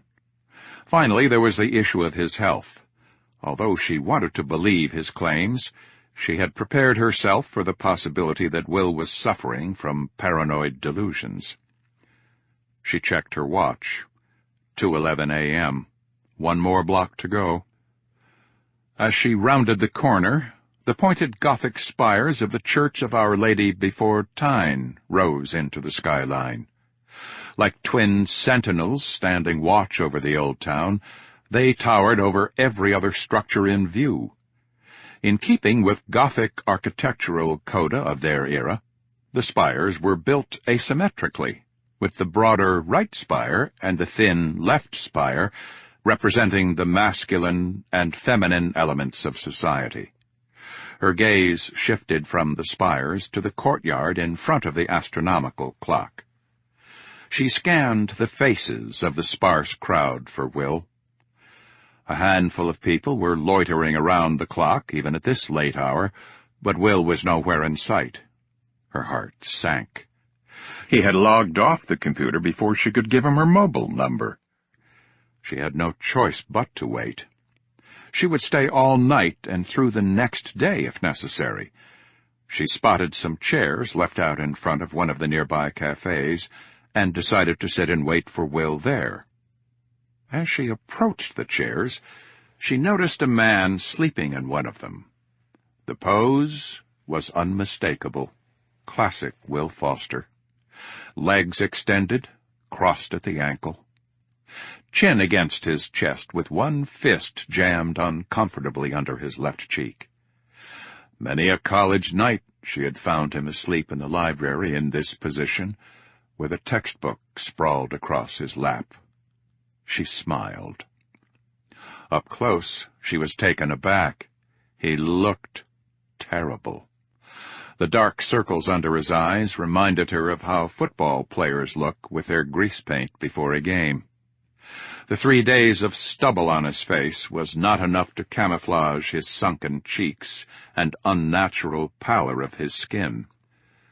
Most disturbing of all, however, was that she had never seen him so thin. Her heart melted. She wanted to stroke his chestnut-brown hair and tell him the nightmare was over. She was here to rescue him. She would take care of him now. But she resisted. She stood over him, bent slightly at the waist, and tried to wake him. "Will, wake up. It's Julie." Nothing. She tried squeezing his shoulder. "Will, wake up. It's me." Without warning, his left hand shot out and clamped onto her throat. His eyelids popped open, revealing fully dilated pupils. His right hand balled into a fist, which he recoiled into the cocked and ready position beside his temple. She yelped. His hand was a vice on her throat. The carotid artery in her neck throbbed, and it was becoming difficult to breathe. Will did not remember falling asleep.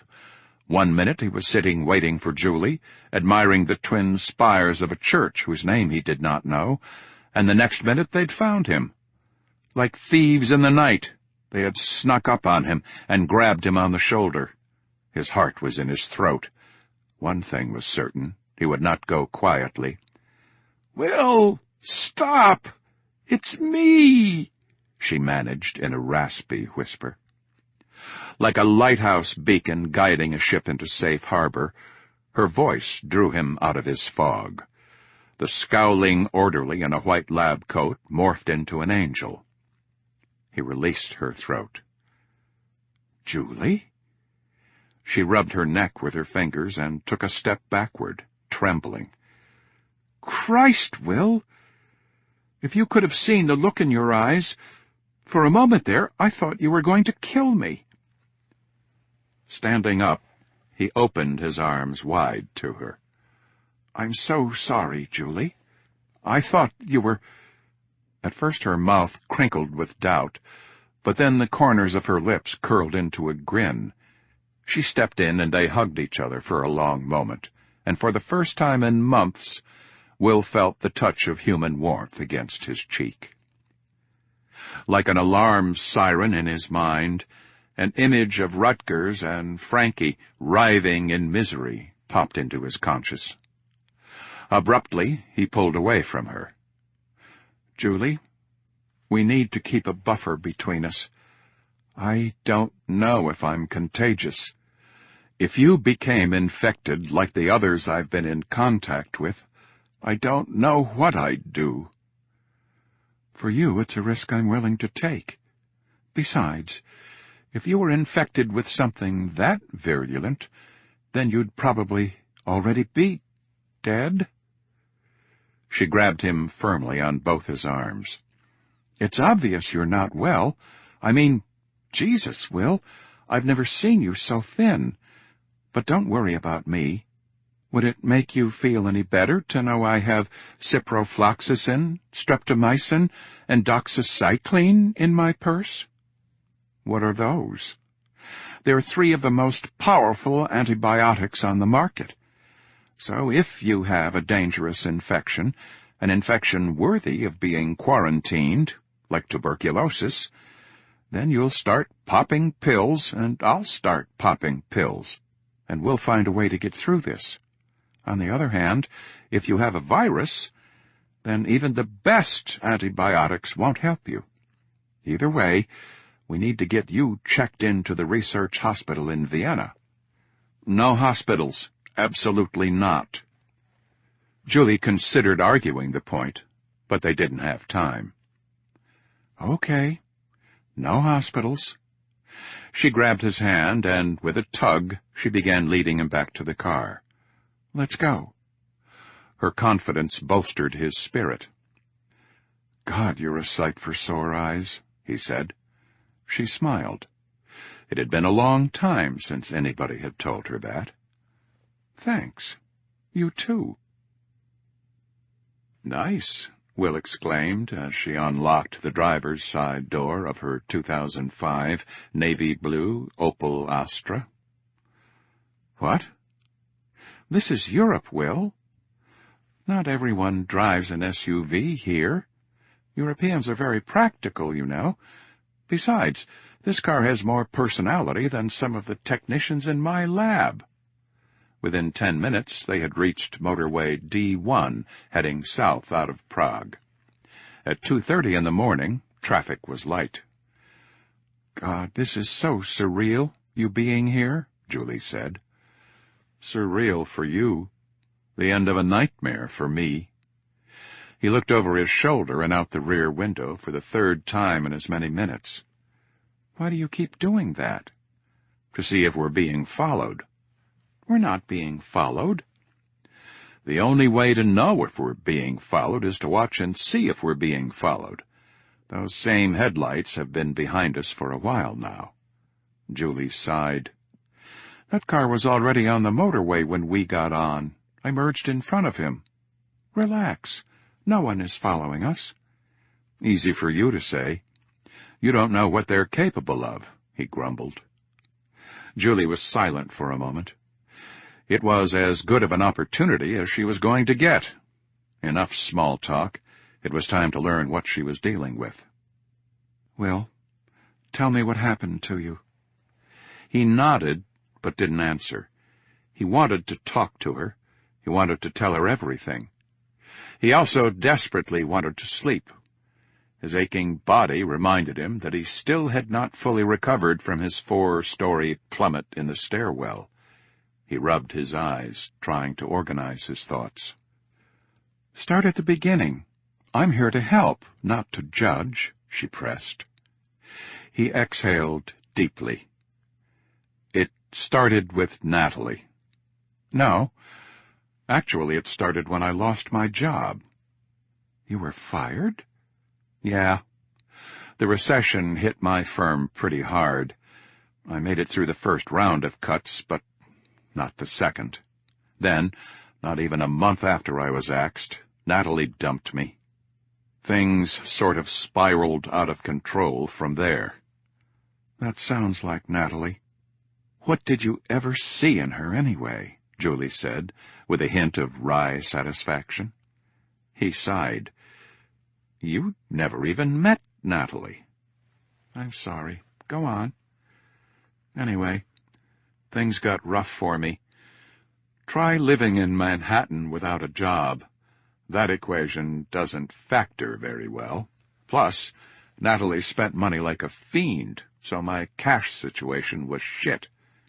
"Did you get severance?" 3 months, but I used it to pay the rent, the bills, and to eat. I was freaking out. I needed a job desperately, but there was nothing. Nothing! Nobody was hiring. I couldn't even land an interview. "What happened?" "A buddy told me about this gig he did in college to earn extra cash. He signed up for a clinical trial to test a drug that stimulates melatonin, or something like that. He said all he had to do was take these pills and show up twice a week for blood draws. He said they paid him $3,000 for it. He must have been in the placebo group, he said, because nothing ever happened to him. Or nothing he knows about, anyway." "Tell me you didn't," she groaned. "I did. I signed up for a fast-track swine flu vaccine trial. $500 to be a guinea pig for the vaccine. I figured it was something the doctors would probably recommend I get anyway, so why not get paid for it?" "Whose vaccine were you testing?" "What do you mean, whose vaccine? It was an H1N1 vaccine." "No, I mean, who was the manufacturer running the trial? Glaxo? Baxter? Novartis?" "None of those. It was a company called Leighton Harris Pharmaceuticals." "Never heard of them." "Apparently the vaccine I was a test subject for was a live virus variant." "Okay, so what happened?" He fiddled with his hands. "At first, nothing. They gave me 2 shots a couple weeks apart. They also took some blood samples and cheek swabs. Then, out of the blue, they called me back. I met with a new guy, a doctor, not just the regular admin weenies. The doctor told me I was infected with a mutated strain of the H1N1 virus." "That's virtually impossible." "Did you tell him that's impossible, Will?" He raised an eyebrow. "You do know what my previous job was, right? I was the account manager for those annoying singing chicken ads. Clucker's Fried Chicken was my biggest client." She shot him a quizzical look. "Oh, come on. You know the jingle." "Don't be a sucker, you gotta eat at Clucker's. When you're picking chicken, follow me." She rolled her eyes. "Oh, that's terrible. Did you write that?" "Of course not. I was the ad program manager. I'm the guy who puts it on TV to torment everyone in the country during prime time. Anyway, my point is, Do you really expect me to banter with a virologist about the minutiae of the H1N1 virus? She made a conciliatory grunting sound. They told you were infected? Yes, and that I needed to be quarantined for public safety. What? Quarantined? Were you symptomatic? Keep your eyes on the road, Will said, clutching the armrest as the car drifted dangerously onto the shoulder. Julie jerked the wheel, piloting the sedan back into its lane. After a deep, calming breath, he continued. Anyway, what was so strange is that I felt completely fine. Did you tell the doctor that? Of course. That was the first thing I told him. He said that was part of the reason I needed to be quarantined. The mutated version of the virus was something they had never seen before, and it had unprecedented concentration levels in my blood. He said that he had no idea what the virus was going to do to me, and how contagious or virulent the strain was. Well, this doesn't make any sense at all to me. It's completely unorthodox. Do you remember the name of the doctor who told you this nonsense? Julie said, her ire rising. Xavier Pope. Shit, how could anyone forget a name like Xavier Pope? Xavier Pope was the doctor who quarantined you? Have you heard of him?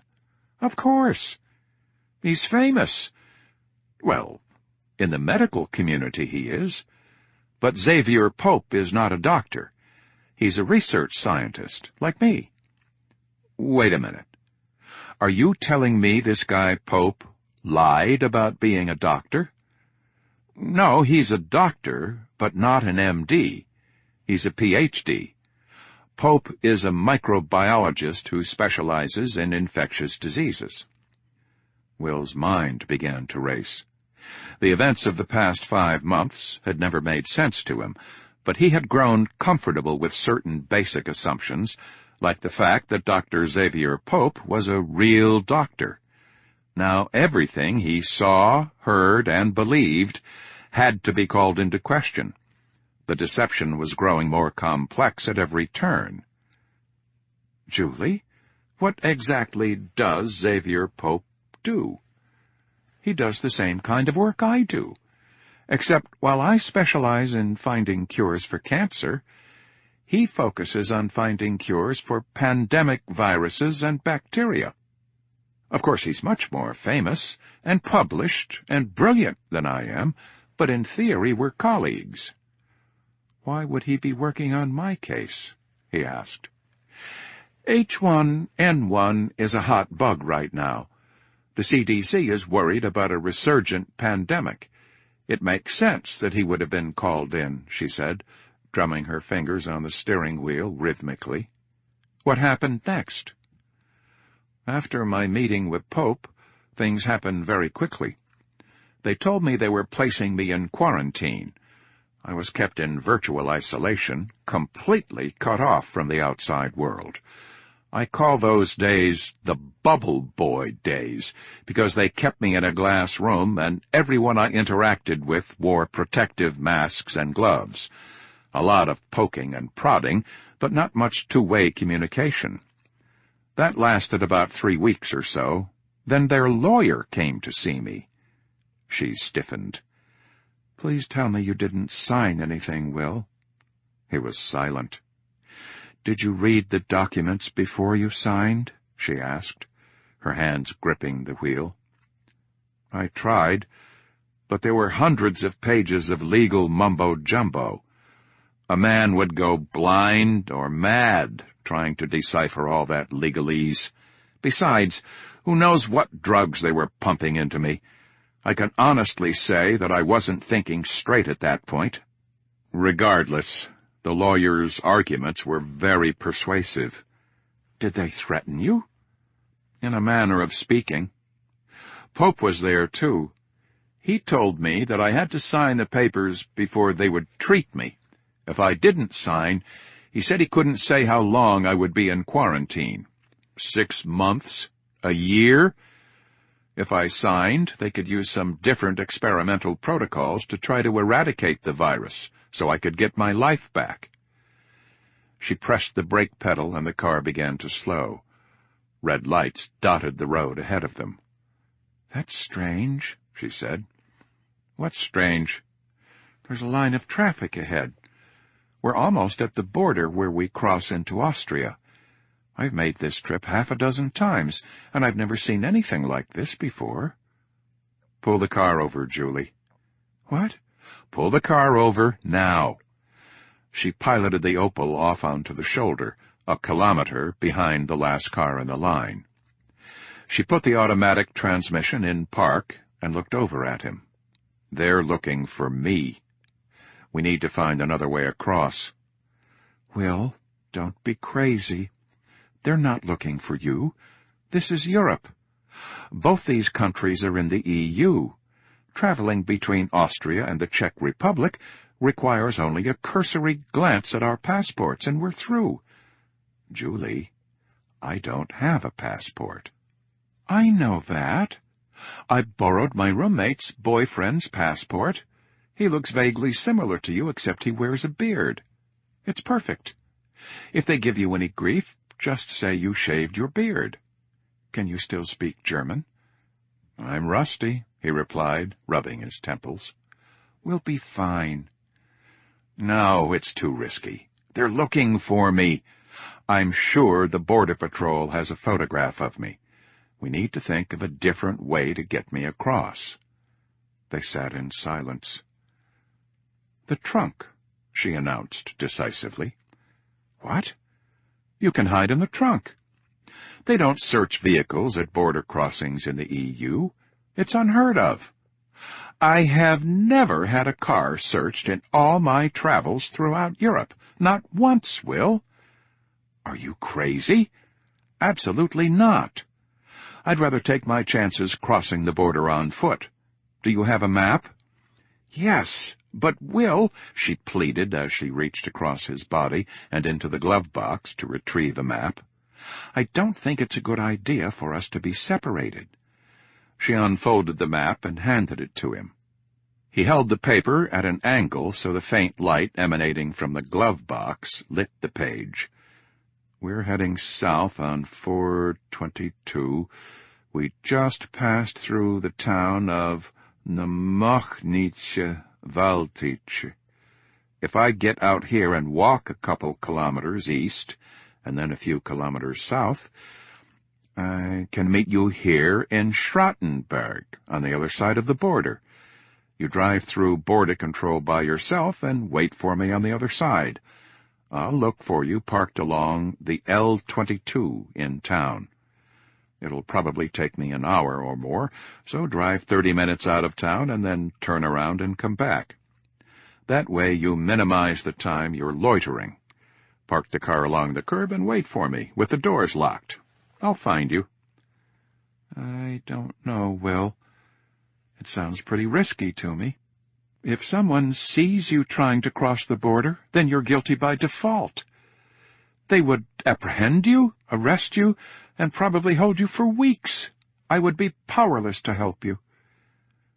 "And what would happen if they find me in the trunk?" Touche. "But they won't look in the trunk, I promise." He didn't answer. "They won't, Will. Trust me. I've gotten us this far, haven't I? We're in my backyard now. Experience says they don't look in the trunk." He nodded. He was tired of making decisions.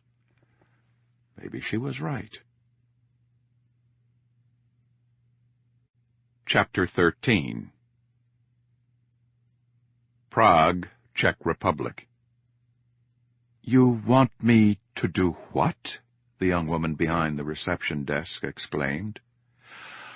"I want you to close the Internet cafe for 30 minutes.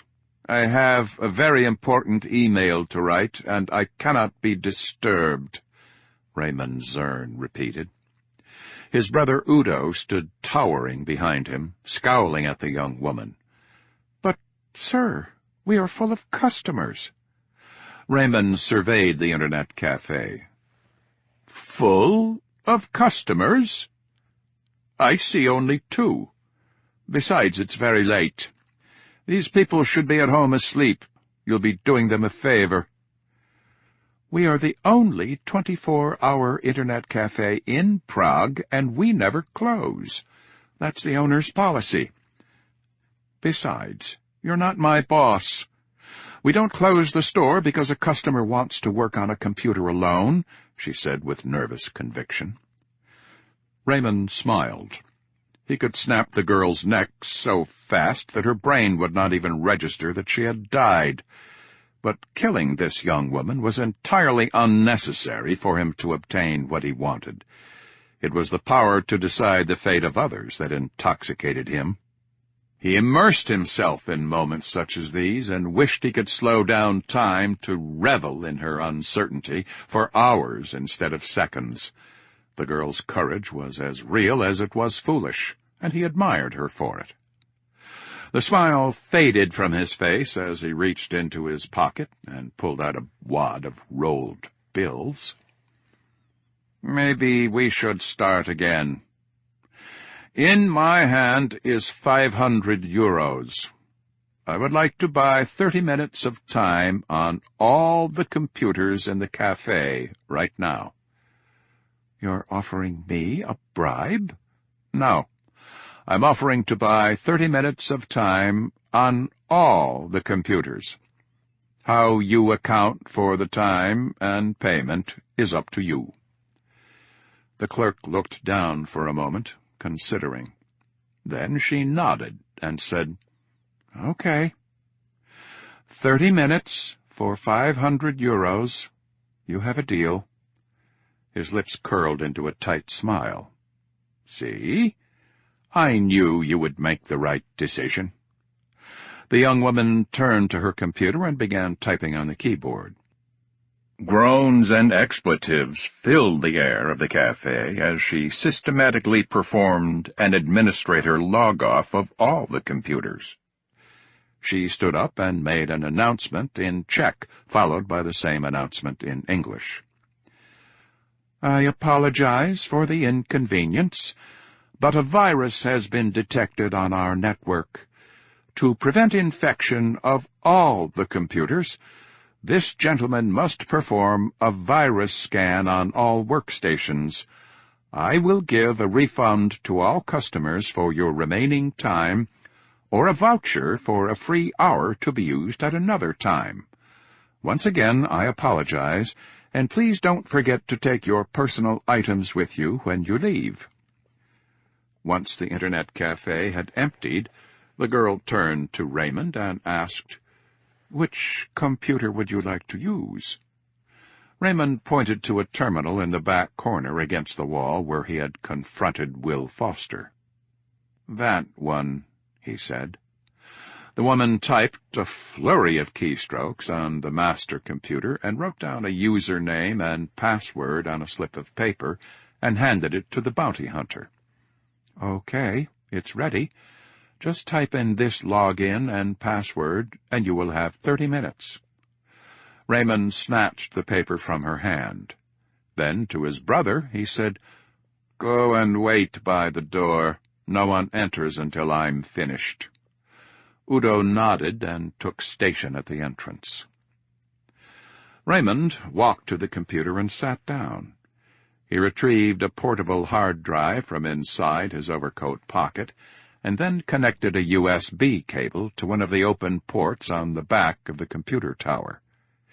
He inserted a CD-ROM into the disk tray and loaded a program designed to copy the entire contents of the computer's hard drive onto his portable hard drive. In 15 minutes, the computer's hard drive was mirrored onto his drive. He disconnected the cable, ejected the CD, and tucked the hardware back inside his gray overcoat. He walked to the reception desk.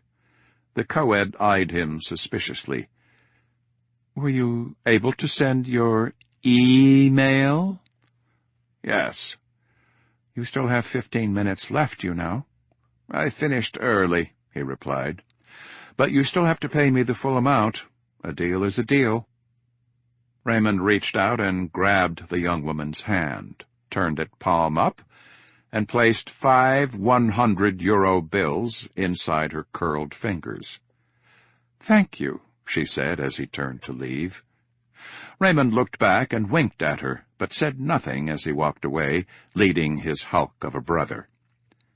"Did you get it?" Udo asked. "Yeah. Now what? We send it to Stefan, and he works his magic." Udo nodded.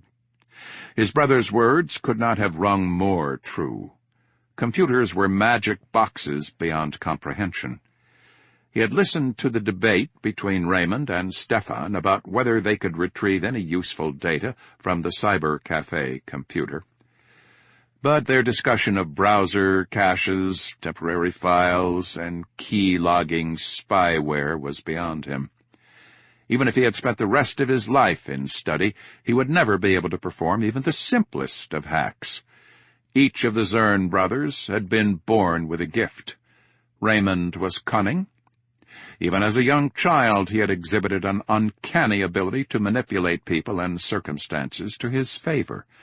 Stefan, the quiet one, possessed an intuitive understanding of machines. Raymond once said that Stefan's mind was the perfect marriage of inventor and engineer, a place where insatiable curiosity lived in harmony with methodical precision. As for Udo, his aptitudes had always resided below the neck. In primary school, he had been a star player of both rugby and soccer. His strength and speed were 1.5 times that of normal men. And he had never lost a brawl, that is, until Will Foster had humiliated him in public. Udo could not stop seething over the American. He yearned for their next encounter. He felt anxious and invigorated, the same feeling he used to get the night before a championship rugby match. Of late, Raymond's jobs had been boring.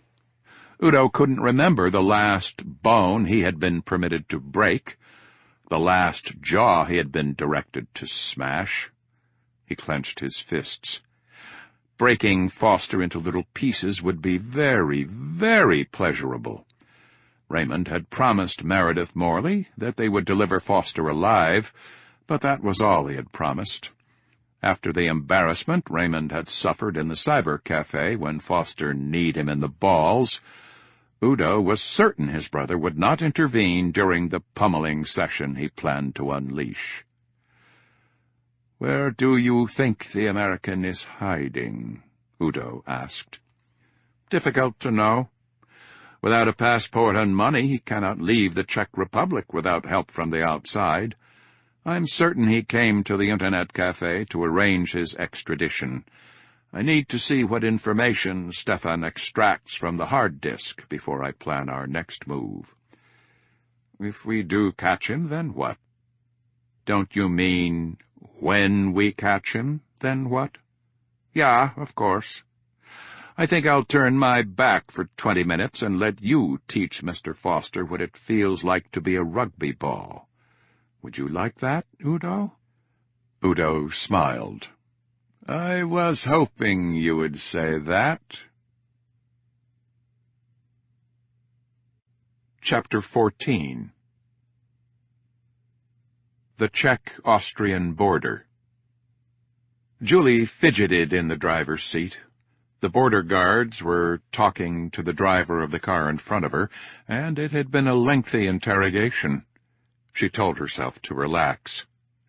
Looking nervous would only create suspicion. Trained law enforcement officers would see right through her if she didn't bring her A-game. She inhaled deeply and then exhaled with her lips pursed. She ran her fingers through her hair, tilted her head, and smiled. The act of smiling seemed to take a little of the edge off. She looked down at her chest and undid the second button on her blouse. Not quite enough. She undid the next button. She folded her arms and squeezed to create some cleavage. "Ridiculous," she said aloud, feeling foolish. She refastened the third button. shaking her head. The brake lights dimmed on the car in front of her, and it began to pull away. Her palms began to sweat. "Oh, what the hell," she mumbled, and quickly unbuttoned the third button of her blouse again before putting the car into gear. She idled the car forward to the checkpoint, and then put the transmission into park. Two young, uniformed men approached her vehicle, one on the driver's side and the other on the passenger's side. The officer on the driver's side rapped with gloved knuckles on the window and shined his flashlight on her face. She squinted hard and rolled down the window. The other officer used his flashlight to survey inside the passenger compartment. "Oui, se passe." She handed her passport to him, but accidentally released it before his fingers found a grip. The passport fell onto the pavement beneath the driver's side door. The young officer's mouth twisted with annoyance as he bent down to pick up the folded booklet. She flushed. "I'm sorry," she said. The officer stood up, passport in hand, and shined his flashlight on her laminated picture. He stared at it for a moment and then shined his flashlight back in her face again. This time it seemed he let the beam linger in her eyes for several extra seconds. Retribution for dropping the passport, she surmised. "I am an Austrian resident. I live in Vienna," she said. "I see. What were you doing in the Czech Republic, Miss Ponte?" "Visiting my boyfriend." "How long have you been away?" "Just 1 day." "I see. Why are you out at this late hour?" "If you must know, we had a fight, so I left." "I see." "Sie ist allein," the other officer said from the other side of the car. The officer on the driver's side nodded, and then turned his attention back to Julie. This time, when he aimed his flashlight at her face, she shielded her eyes with her hand. She sighed with irritation and made sure it was loud enough for him to hear. He reached into his pocket, retrieved a folded piece of paper, and unfurled it by shaking the paper violently in the air with one hand. "Do you know this man? He is an American like you." She looked at the paper with its black and white scanned photograph of Will. She felt the blood rush to her face and a strong and sudden need to use the bathroom. "I said, do you know this man?" the patrolman repeated. She shook her head. Then she looked up at the officer's face and added, "No, I don't." "I see. Open the rear luggage compartment, bitte." Her heart pounded. He didn't believe her. She leaned toward the officer and squeezed her upper arms together. Her breasts bulged in the open V of her blouse. "Officer, is it really necessary to search my vehicle? I promise you that I'm traveling alone." The patrolman directed his flashlight beam to her cleavage, let it linger a moment, and then let it drop to the ground. He locked eyes with her. His face morphed into his trademark sneer. "Open the rear luggage compartment, Miss Ponte. Now." Chapter 15. Boston, Massachusetts. Niatros. That was the name painted in silver script letters on the tail of Robert Nicolora's private jet. A means of conveyance that probably should not have existed, but did nonetheless. The Cessna Citation 10 was a magnificent and ludicrous product of capitalism and human ingenuity.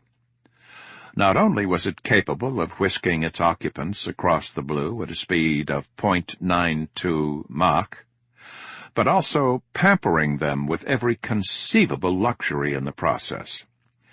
A.J. could think of no better way to travel. Before boarding, he walked 360 degrees around the aircraft on the tarmac. He imagined its exterior lines were born first from an artist's brushstroke, and then later honed to aerodynamic perfection by the mouse clicks of an engineer.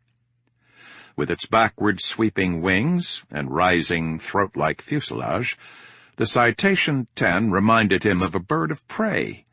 Even the cockpit was angled, so in flight it looked like the cocked head of a falcon surveying the sky. Inside, A.J. was surprised to find the cabin was outfitted like NORAD. Next to every seat was a flat-panel computer screen, fixed to the interior wall on an adjustable arm. At the front of the cabin were additional flat-panel monitors capable of displaying television, webcasts, satellite imagery, and even live video feed from the custom-built fuselage-mounted camera system. Special antennae had been incorporated into the skeleton of the plane and snaked just below its thin aluminum skin, making Niatros a mobile communications platform rivaling Air Force One. A.J.'s favorite feature was something he did not notice until takeoff: silence. It had taken Abby St. Jean's Level 0 resources 2 months to develop, but she eventually devised an inter-cabin high-fidelity sound system with active noise cancellation that made Nicolaura's aircraft as quiet as a Lexus driving on freshly paved asphalt. He had chosen the leather bucket seat directly opposite and facing Alban. She sat angled in her seat, with her knees together, ankles crossed, and tucked underneath. Kalen slept, reclined in the seat to A.J.'s left, with a black silk handkerchief draped across his eyes. Van Cleve typed on his computer, lost in a world of mathematical formulas and spreadsheets, while perched on a bench seat at the rear of the aircraft. "What? No champagne?" A.J. joked as Alban handed him a cold bottle of water. "You haven't accomplished anything worthy of celebration yet. Maybe on the ride back," she said, with a hint of a smile. "How long is the flight?" "A little over 7 hours, non-stop. This Citation is modified with winglets and an extra fuel reserve, so Prague is barely inside our 4,000-mile range." "Is it always like this?" "Like what?" "Fast and furious. 1 minute we're in Boston, the next we're jetting off to Prague to chase down a guy with a biological weapon." "Actually, yes. What you have seen is only the tip of the iceberg." A.J. pondered her words. "Tough job for a relationship. Are you married?" "No." "Otherwise committed?" "Definitely committed otherwise," she said, tapping her think-tank-issued mobile phone. He smiled and looked out the porthole window into the night sky. After the awkwardness settled, he turned back to her. "Alban, Meredith Morley said something that I've been thinking about." "Go on." "Her theory is that Foster participated in the H1N1 study so he could become a mole inside Virogen.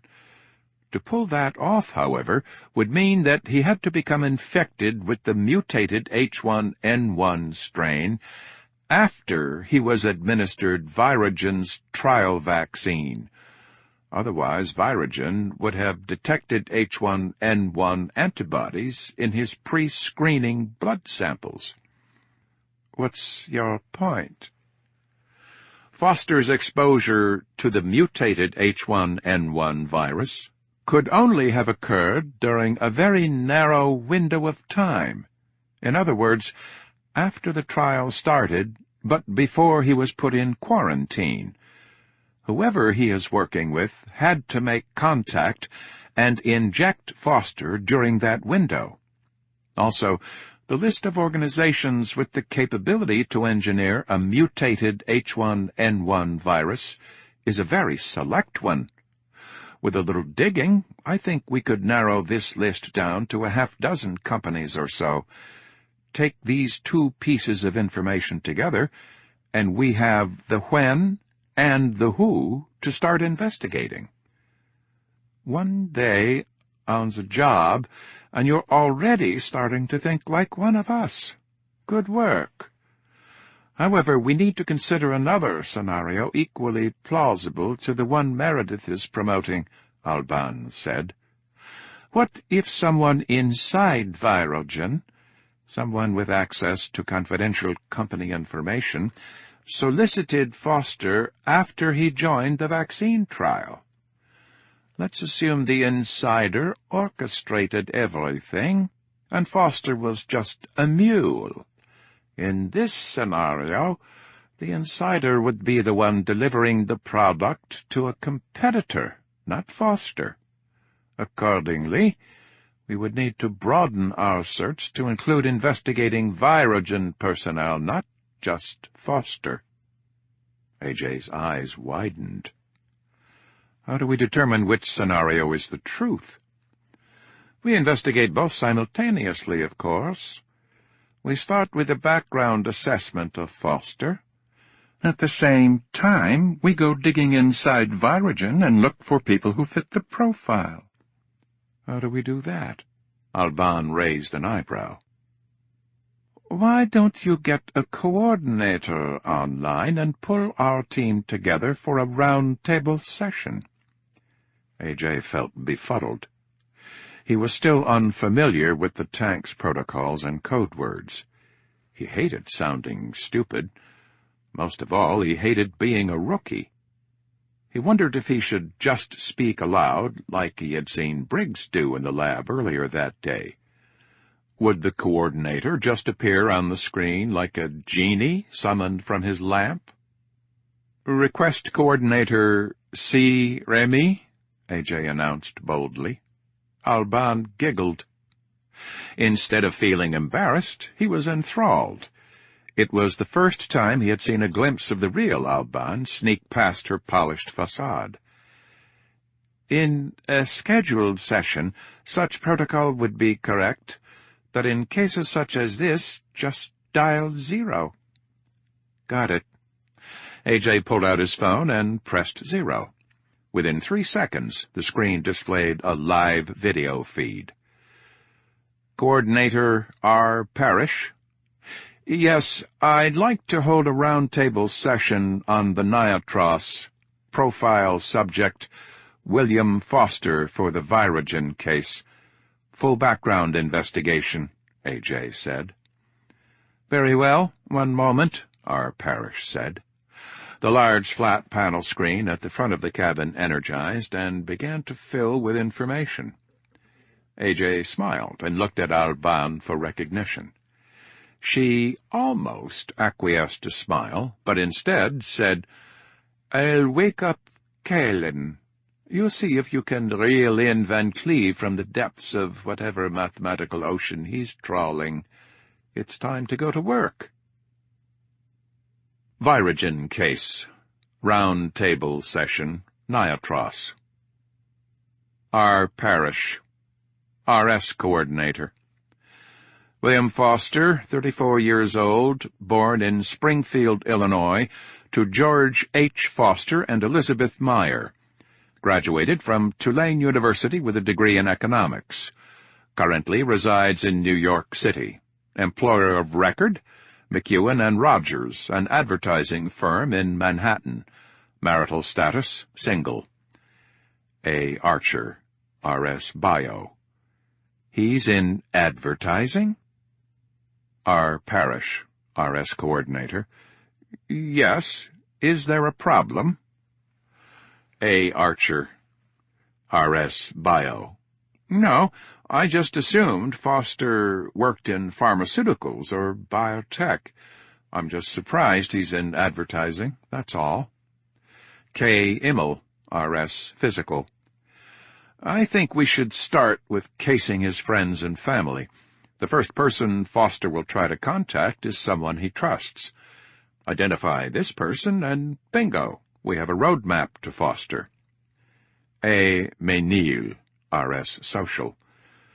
I'm not so sure about that.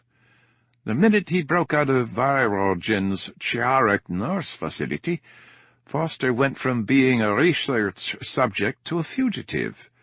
It would be very unusual behavior for him to contact a friend or loved one in this scenario.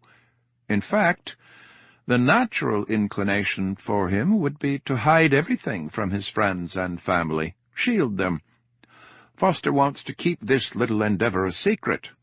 He will eventually want to go back to his old life, back to being good old Will, except, of course, for the 7-figure bank account in the Caymans he sets up after his payoff. R. Parrish, R.S. Coordinator. Excellent points, but Foster does not have family left to turn to. Both his parents are deceased. His mother died in an automobile accident in 1994, and his father passed away from a heart attack last year. Foster is an only child, has never been married, and has no children out of wedlock. By all accounts, he is alone and on his own. K. Immel, R.S. Physical. Then who's been taking care of his personal affairs while he's been a human guinea pig all these months? R. Parrish, R.S. Coordinator. Foster assigned temporary power of attorney to a corporate trustee after he was placed in quarantine. This document was included in the packet of documents turned over to us by Ms. Morley. Also included was a confidentiality agreement, Virogen test program enrollment paperwork, a hold harmless waiver, an acceptance of experimental risks statement, as well as a generous compensation schedule to be paid by Virogen in exchange for Foster's submission to experimental treatment in quarantine. All these documents are signed by Foster and appear to be legitimate. K. Immel, R.S. Physical. What about his apartment? R. Parrish, R.S. Coordinator. His apartment rent plus utilities and parking were paid in advance for 6 months by Virogen, part of the terms of the agreement. K. Immel, R.S. Physical. His job at his advertising firm? R. Parrish, R.S. Coordinator. He was laid off 4 months before enrolling in the H1N1 vaccine study. A. Ménil, R.S. Social. I want interviews with his supervisor and co-workers at McEwen and Rogers. Send a female R.S. Social. In fact, send Rebecca Knight. I want confirmatory evidence for all of this. Also, find out who is his closest male colleague at the firm. I want 2 interviews with him, one at the office and one after working hours, somewhere private. Find out everything he knows. Was Foster in debt? If so, how much did he owe? What kind of guy is he? What accounts did he handle for his firm?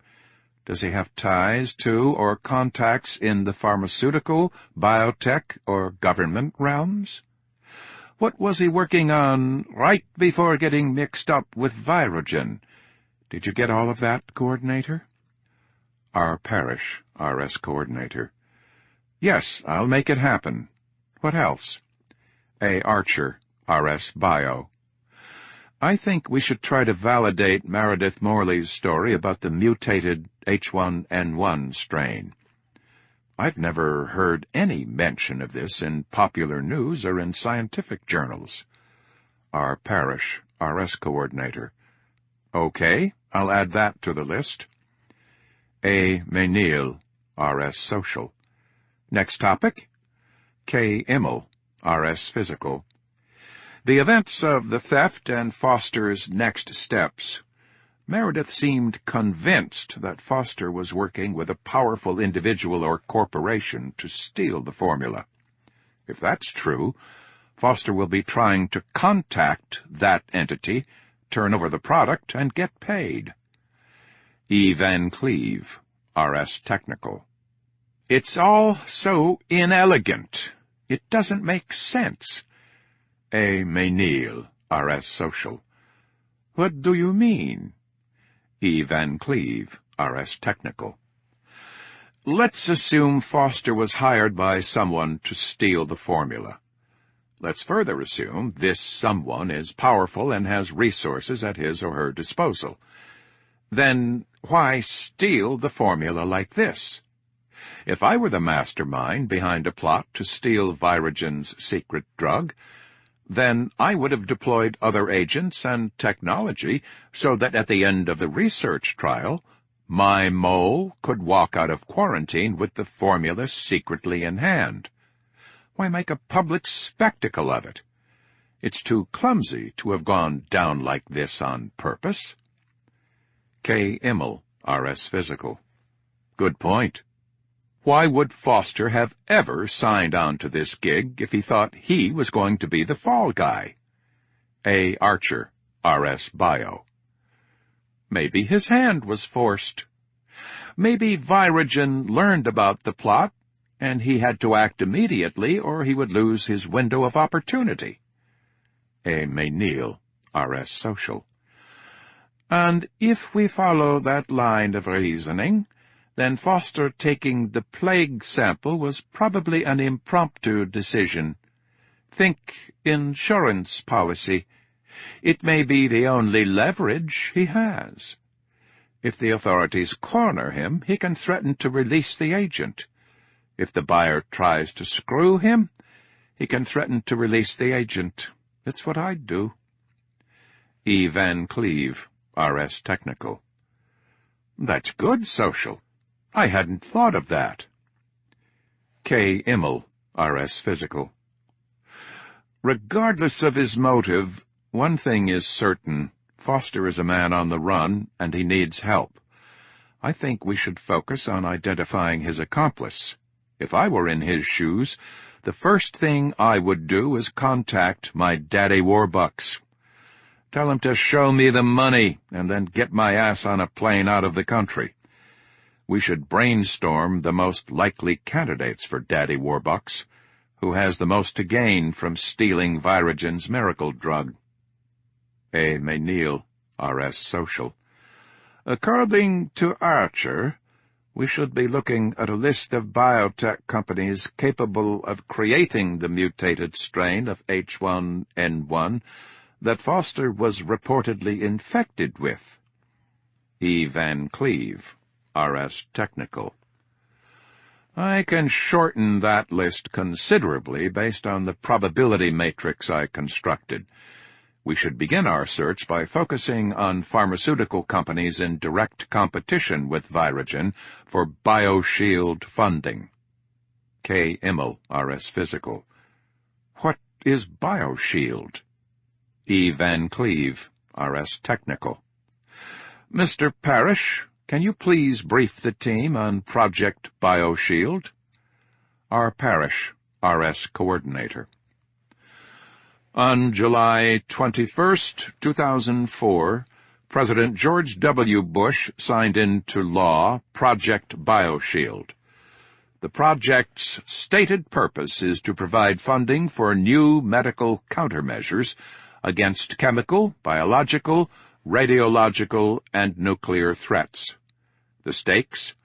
$5.5 billion of appropriated funds for the purchase of countermeasures against the most deadly biological agents, including smallpox, anthrax, plague, and others.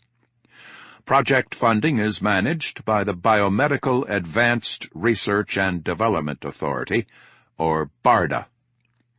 A. Archer, R.S. Bio. I remember hearing something about this. Didn't Congress just reallocate a portion of the BioShield funding? R. Parrish, RS Coordinator. Yes. Approximately $1.5 billion has to be reallocated. To date, $2.5 billion has been contracted, and of that amount nearly $1 billion has gone exclusively to the manufacture of anthrax vaccines, which leaves roughly $1.5 billion remaining. A. Archer, RS Bio. The article I read stated that one of the criticisms of the program is that no broad-spectrum countermeasures have emerged from the efforts to date. R. Parrish, RS Coordinator. That is correct. Our research shows that since its inception, all BioShield contracts have been allocated to specific threat agents. In the industry, this is commonly referred to as the one bug, one drug approach. K. Immel, RS Physical. No wonder Morley is so hot and bothered. A. Mayneil, RS Social. K. Lynn, be serious. K. Immel, RS Physical. I am serious. She's mad at work on a supposed cure-all drug, and before she can swoop in and claim all of what's left of BioShield for Virogen, Congress starts stealing from the honeypot. A. Archer, RS Bio. He's right. If Virogen really has discovered something that combats a range of viruses and bacteria, then the federal government has no reason to spread the wealth. Why continue to follow the one bug, one drug approach when you could invest all the remaining funds in one silver bullet? Just like Parrish said, BioShield hasn't awarded a single contract to a broad-spectrum countermeasure. If what Meredith Morley told us is true, then Virogen's product would be the first. E. Van Cleve, RS Technical. If I were Virogen, I'd negotiate to use BioShield money to fund the remaining clinical testing for my miracle drug. Then, in addition to my government contract, I'd have an FDA-approved product I could turn around and sell in the private sector for tens of billions of dollars. A. Mayneil, RS Social. This product is like Excalibur. Whoever possesses it holds the power to rule Camelot. In this case, Camelot is the global market share for therapeutics associated with infectious disease. A. Archer, RS Bio. I think we have a working theory. E. Van Cleve, RS Technical. Coordinator, we need a list of names, director level and above, in every company that competes with Virogen in the infectious disease and vaccine sector. R. Parrish, RS Coordinator. Understood. Any other instructions? A. Mayneil, RS Social. Give us everything you have on Meredith Morley. I'm not ready to rule out her involvement. R. Parrish, RS Coordinator. I'm sorry, Ms. Mayneil, but Meredith Morley's personal file is restricted access, founder level only. A. Mayneil, RS Social. What? On whose authority? R. Parrish, RS Coordinator. Founder 1.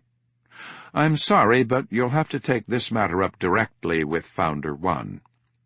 A. Mayneil, RS Social. Understood.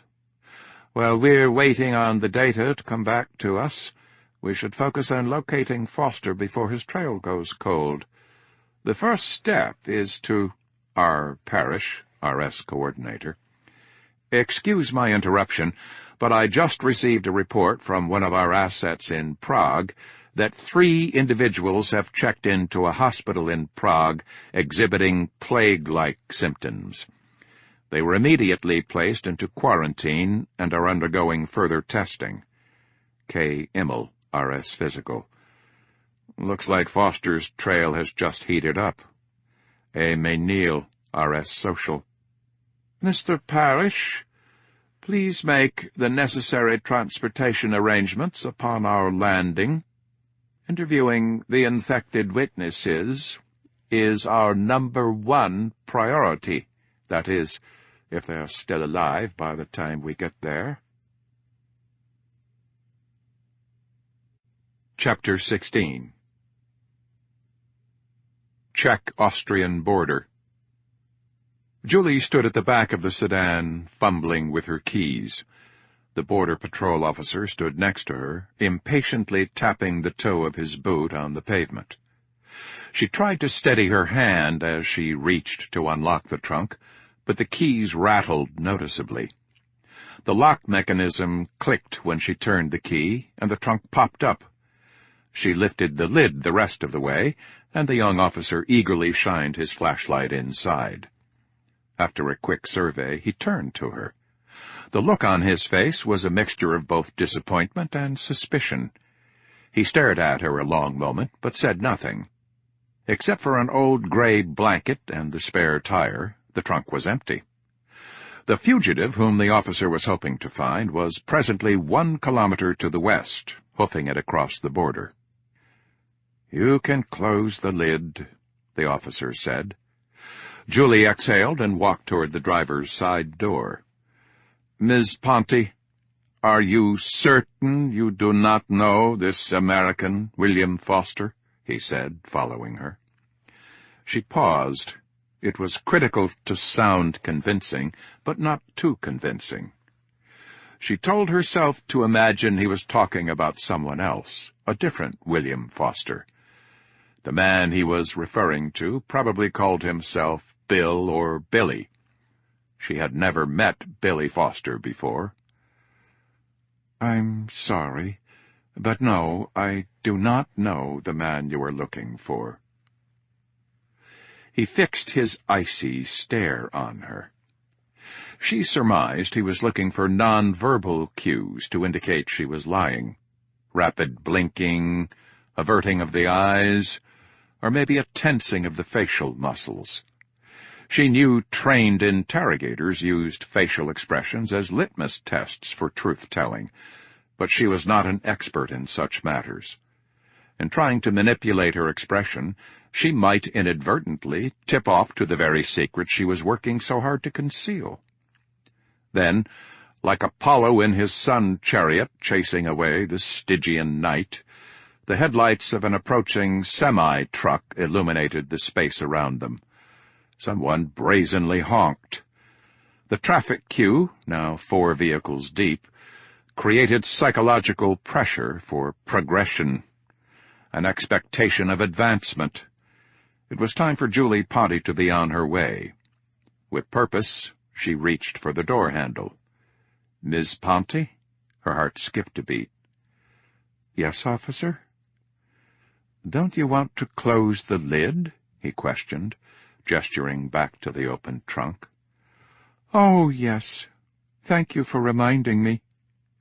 A bead of sweat trickled down her forehead and fell to the ground, glistening in the yellow glow from the headlights of the car now idling 10 feet behind her Opel. She jogged back and shut the trunk lid. "Is there anything else, or am I free to go home?" The young border patrolman's brow furrowed.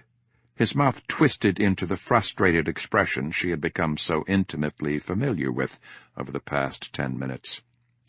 He clicked off the flashlight and slid it into a holster ring fastened to his belt. "No more questions. Welcome back to Austria, Ms. Ponty." "Thank you. Gute Nacht." Chapter 17. Schrattenberg, Austria. "Christ, Will! You scared me to death," Julie said with one hand on her chest. "You were asleep inside a locked car. How else was I supposed to get your attention besides by knocking on the window?" "I mean back at the border. I watched you get into the trunk of the car. How did you pull off that Houdini act?" "I started to get in, But at the last minute I panicked and ran for cover. I ducked into the field before the car behind us got close enough to see me in their headlights. She gave him a hard look. At the border, they were looking for you, Will. I told you. Let's get the hell out of here. She started the engine and piloted the car onto the motorway in the direction of Vienna. How are you feeling? He asked, tentatively. Panicked. Now that I know you aren't delusional, she said. She was gripping the steering wheel so tightly that the skin on her knuckles was pulled taut and shone like 8 tiny snow-capped peaks in the glow of breaking dawn. I knew I shouldn't have involved you. It's too dangerous. Knock it off, Will. I just need time to think. After an awkward silence, he said, You're not feeling sick, are you? No. Have you been sneezing or coughing or having chills? No, I feel fine. Don't worry about me. She put her hand on her purse and jiggled it. Remember, I've got a whole pharmacy in here. Then she added, Hey, why don't you finish your saga? He took a deep breath. She was making an effort to keep calm. He appreciated that. Where did I leave off? Quarantine and Xavier Pope. Ah, yes, quarantine. It was strange because even though I exhibited no symptoms, they kept me locked up anyway.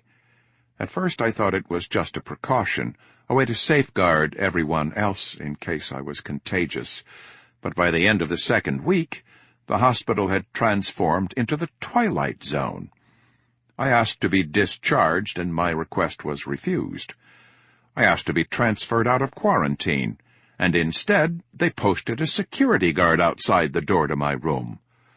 I asked for phone and internet access, and they told me I was not authorized to communicate with anyone until I was cleared from quarantine.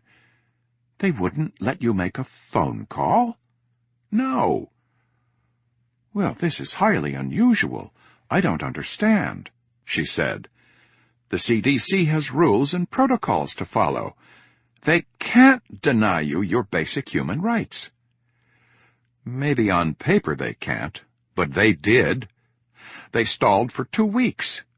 Every time I asked for a status report, they told me in 24 to 48 hours I could expect the necessary paperwork to be issued by the CDC for my release from quarantine.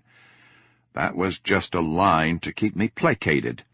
Eventually, I got fed up and demanded to be released. I shouted and pounded on the door, but they were like robots. Everyone except for Xavier Pope. He put on a pressurized biohazard suit and came into the room to talk to me. What did he say?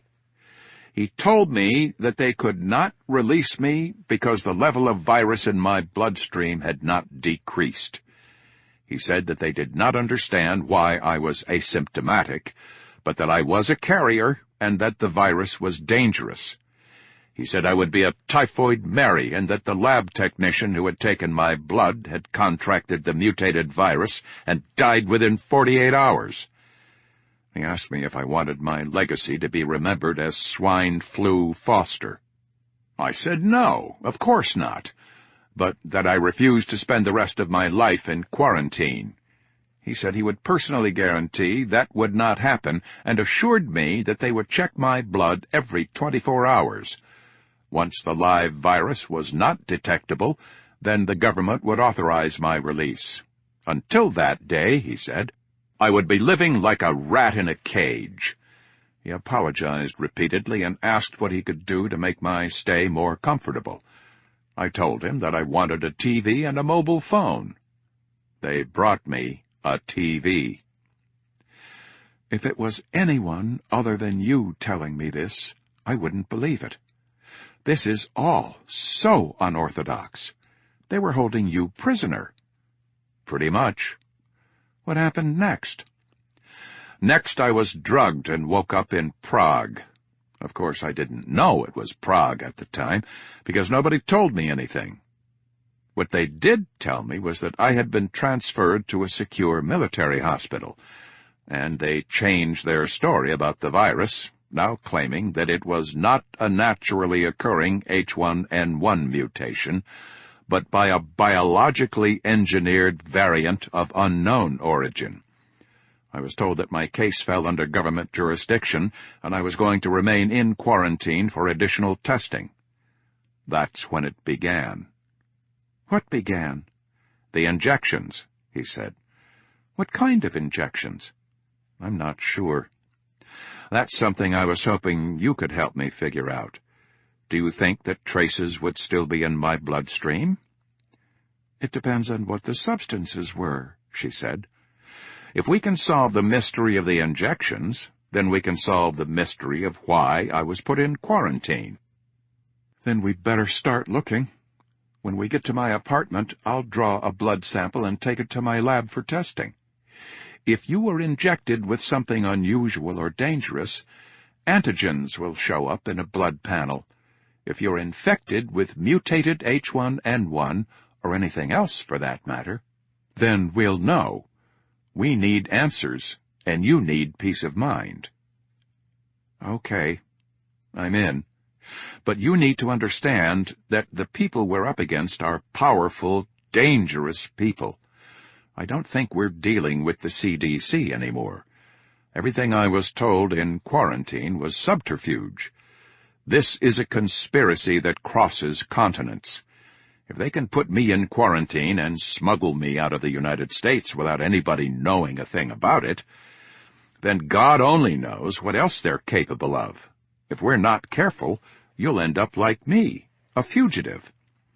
Her face softened, and she seemed close to tears. What? He asked. Nothing. No, tell me. She swallowed. It's just that you're not alone in this. I'm with you. Dormant feelings, he thought, lost and forgotten, washed over him. His emotions were a raging river, dragging his mind toward a dangerous cascade. To stay one step ahead of his enemies, he needed to stay focused, free his mind from distraction. Emotion was a liability, passion a luxury, neither of which he could afford. If he somehow managed to survive unscathed, then and only then would he think about rekindling a relationship with Julie.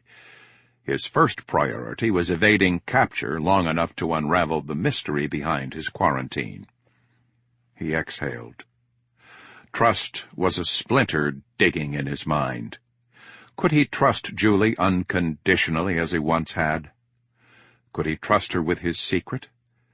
His hand instinctively went to the one remaining vial in his pocket. He had not told her everything. It was prudent to be cautious, he told himself, even with Julie.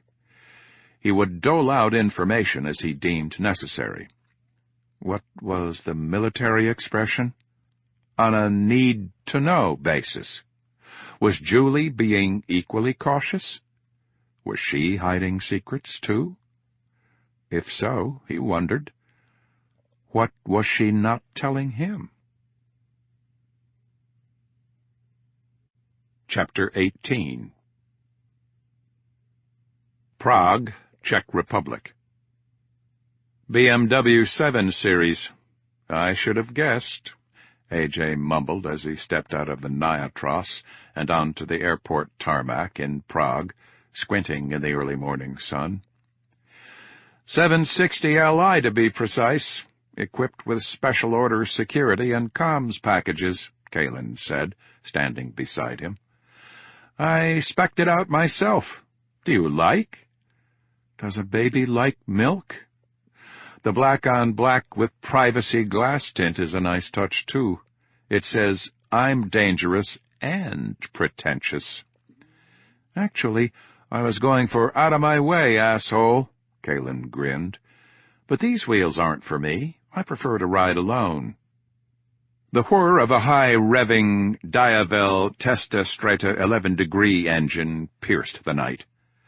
A helmeted rider on a black Ducati Diavel Carbon rocketed onto the tarmac and then abruptly came to a stop next to the parked BMW. "This job is not about the money," Kalin said as he walked toward the motorcycle. "It's about the toys." A.J. shook his head. He turned to Alban, who had walked up to stand next to him. "Is he always like that?" "No, he's usually much more excitable," she said. From inside the BMW they heard Van Cleve yell. "Every minute we delay increases the cone of uncertainty for Foster's position."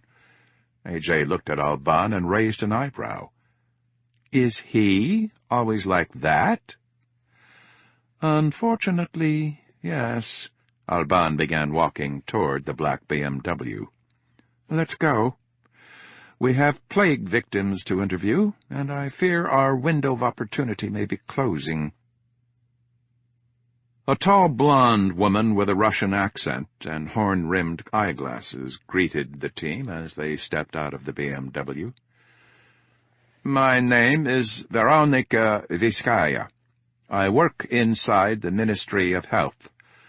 I contacted your coordinator, Mr. Parrish, a few hours ago when your team was en route. I am assuming that he has fully briefed you on the situation here, but if you have any questions for me before we go in, now is the time to ask." "Is access for interviewing going to be a problem?" Alban asked Veronica. "I do not think so. I filed the necessary clearances myself this morning, but if the military has arrived in the interim, things could get complicated." "Aliases?" Veronica nodded. "Mr. Archer and Dr. Van Cleve, you are both doctors from the CDC in Atlanta, and Ms. Menil, you are from the World Health Organization in Geneva. Here are your papers. Any other questions?" "Are the patients lucid enough to interview?" A.J. asked. "The situation is grim. One of the 2 American college students died this morning, and the other is in critical condition with full-blown pneumonic plague. The Czech woman's infection was not as advanced as the others. Her body is responding to the antibiotics, and the infection has not spread to her lungs. The only problem is that she is not talking. She's in shock, I suppose. We've had 3 different people try to get through to her, including a psychologist, but she just stares off into space," Veronica explained. "Don't worry, she'll talk to me," Alban said quietly. "Will you need a translator?" "No, that won't be necessary. I'm fluent in Czech." "Okay, very good," Veronica said, then added, "There is something else I did not report to Mr. Parrish, but given the facts of this case, I am beginning to suspect it may be relevant." Alban nodded. "Go on." "One of my duties in the Ministry of Health is to monitor and track all mysterious, contested, or unexplained deaths reported by hospitals, prisons, elderly care facilities, and law enforcement agencies in the Czech Republic.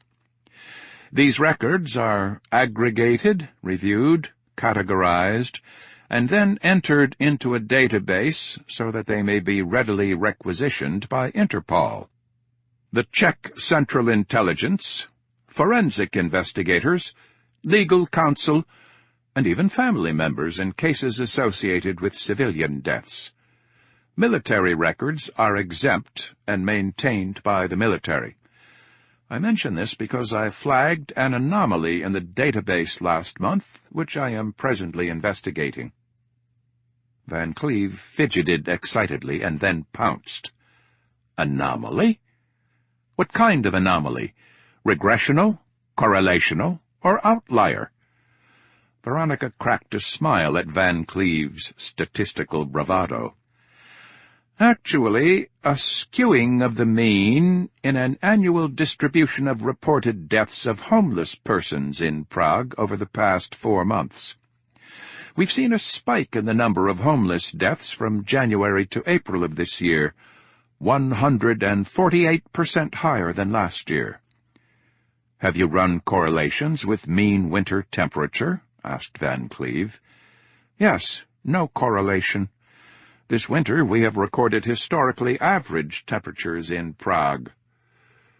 What about inflation of food prices or food shortages? We've looked at that. No correlation. I've also investigated into the possibilities of increased closures of homeless shelters, increased city drug proliferation, a change in police policy toward the homeless, and so on, and so on. The one and only thing I've found a positive correlation with is an increased number of coroners reporting organ failure due to acute toxicity as the cause of death. I just assumed this meant the homeless were drinking homemade vodka or isopropyl alcohol from the pharmacy this winter, but now I'm not so sure. Alban looked to A.J. Does this mean anything to you? In my line of work, acute toxicity can result from a hyperimmune response to gene therapy. It is a well-documented phenomenon in primate-based gene therapy studies, where adenovirus vectors are used to deliver the transgene, especially when targeting the liver.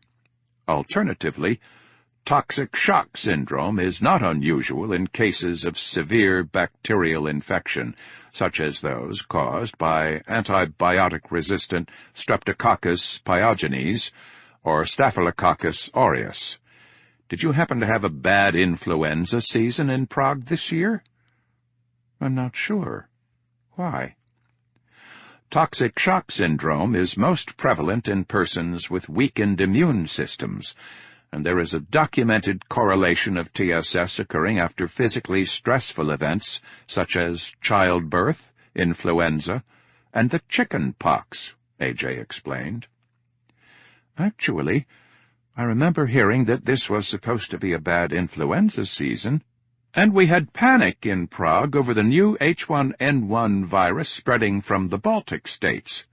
In fact, free inoculation clinics were held this year in the city until the stockpile of vaccines were depleted, Veronica said. A.J. eyed Van Cleve, his head cocked. Van Cleve nodded. They were on the same page. "What is it?" Veronica pressed. "Ms. Vizcaya, could you please pull whatever information you have on these free inoculation clinics? Specifically, we would like to know where the clinics were held and who was the supplier of the vaccines," A.J. said. Veronica nodded curtly. "Also, we'd like copies of any coroner's reports that list toxic shock as the cause of death for all persons who died in Prague in the past 5 months," Van Cleve added. "Of course. I will have the digital scans transmitted to the coordinator as soon as possible. Anything else?" A.J. shook his head. "We should probably tend to the issue at hand, interviewing our plague victims. Ms. Mayneel, are you ready?" Alban nodded and began to walk away with Veronica when A.J. grabbed her upper arm. "Shouldn't we wait for Caelan?" "No. Caelan has other matters to attend to." She reached into her handbag, pulled out a thin leather case, and opened it. Inside was a pair of horn-rimmed glasses, similar to the ones worn by Veronica. Alban unfolded and donned the eyeglasses. She turned to A.J., tapped the frame of her glasses, and winked. "Superman has X-ray vision. We have Gucci with HD video capture." "What? No contact lens camera?" "Abby's working on it, I'm told." "I'm not surprised." "Alban?" "Yes, A.J.?" "Do you really think this is such a good idea? Can't you interview the woman from behind the glass? You know, where it's sterile, safe, and free from aerosolized plague bacteria?" Alban reached up and put her hand on AJ's cheek. She looked deeply and tenderly into his eyes, and as she did, he felt his pulse quicken. AJ, it's not the questions we ask, it's how we ask the questions. I cannot show this woman compassion and tenderness from behind the glass. These people are dying. They need human interaction. They need human touch, even if that touch is separated by a yellow plastic biosafety suit. He nodded, speechless. Alban withdrew her touch. See? It works, she said with a coy smile. As she walked away with Veronica, she looked over her shoulder at him and added, "But I appreciate your concern." "The suspense is killing me. What did you find out?" AJ asked. "I was only able to interview the woman. The one living American boy is in pretty bad shape, delirious with fever." "Would she talk to you?" "Yes, but only after we had a good cry together," Alban replied. "She is terrified that she is going to die. From what I could gather, her name is Sophie, and she is the proprietor of a youth hostel in Prague. She met Foster less than 2 days ago. A cab driver, who she is friendly with, brought Foster to the hostel in the middle of the night. She said that Foster was battered. The cab driver said that Foster told him he had been robbed and had his wallet and clothing stolen. The cab driver also warned her that the men who had attacked Foster could come looking for him. She took pity on Foster and gave him some old clothes and a bed in one of the dormitory rooms. When 2 other Americans, college students, checked in, she put them in the same room with Foster. Then the story gets a little fuzzy, but from what I could glean, there was some sort of accident involving a glass tube shattering and spilling liquid in the room. She said Foster made her disinfect the room with bleach, but it didn't matter. By that night, the 2 boys were exhibiting plague symptoms, and she and Foster tended to them. Of course, she didn't realize it was plague. She thought they had the flu. The broken glass tube must have been the plague sample Foster stole, Van Cleve said. My conclusion as well. What else did she say? 2 men showed up at the hostel with a picture of Foster, asking if she'd seen him. Sophie lied to the men and said no. Then she warned Foster and helped him escape out the back door. Were they the Czech police? Veronica asked. No, she said they looked like the mafia. Any more info about the stolen vials? Van Cleve asked. She was light on the details. She said Foster was very upset because the tube had broken and the boys had touched it. Apparently, Foster had insisted that they all check into the hospital, which is why, when Miss Sophie started to feel symptoms, she called an ambulance. You know what this means, don't you? AJ asked rhetorically. Unless Foster has another sample, he's lost his leverage. That's nothing to cheer about, AJ. God help us if this becomes an outbreak, Van Cleve said. The Czechs are taking appropriate measures. The hostel has been cordoned off. Our 2 surviving victims are in quarantine, and according to Sophie, there were no other guests checked in at the time. It's out of our hands, Alban said. What's our next move? AJ asked, feeling again like the rookie without a clue. He looked to Van Cleve, who sniffed, but said nothing. He turned back to Alban. It depends. On what? On whether we believe that our client has been telling us the truth. Chapter 19. Vienna, Austria. "Here we are," said Julie, as she opened the door and turned on the lights to her apartment. "Home sweet home." "Cool place." "Thanks. I love it. And it's in a great location. We're in the embassy district of Vienna, near the Karlskirche." "2-bedroom?" "Yep. I have a roommate. Helps with the rent." "Is she or he here?" Julie laughed. "No. She is on holiday in Greece. She's not supposed to be back until tomorrow night." "Oh, that's good," he replied awkwardly. "I mean, it's good that we don't have to try to explain anything." "You mean like the time my mom walked in on us over Christmas break, our sophomore year in college?" He laughed. "Exactly." She motioned to a vacant wooden chair next to her tiny kitchen table. "Sit." "Okay," he said. "Are you cooking breakfast? I'm starving." "Help yourself to anything in the fridge. I'll be back in a sec."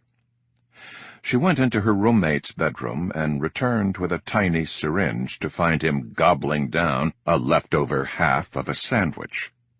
His eyes went wide at the sight of the needle. He shuffled in his chair, almost toppling over onto the floor.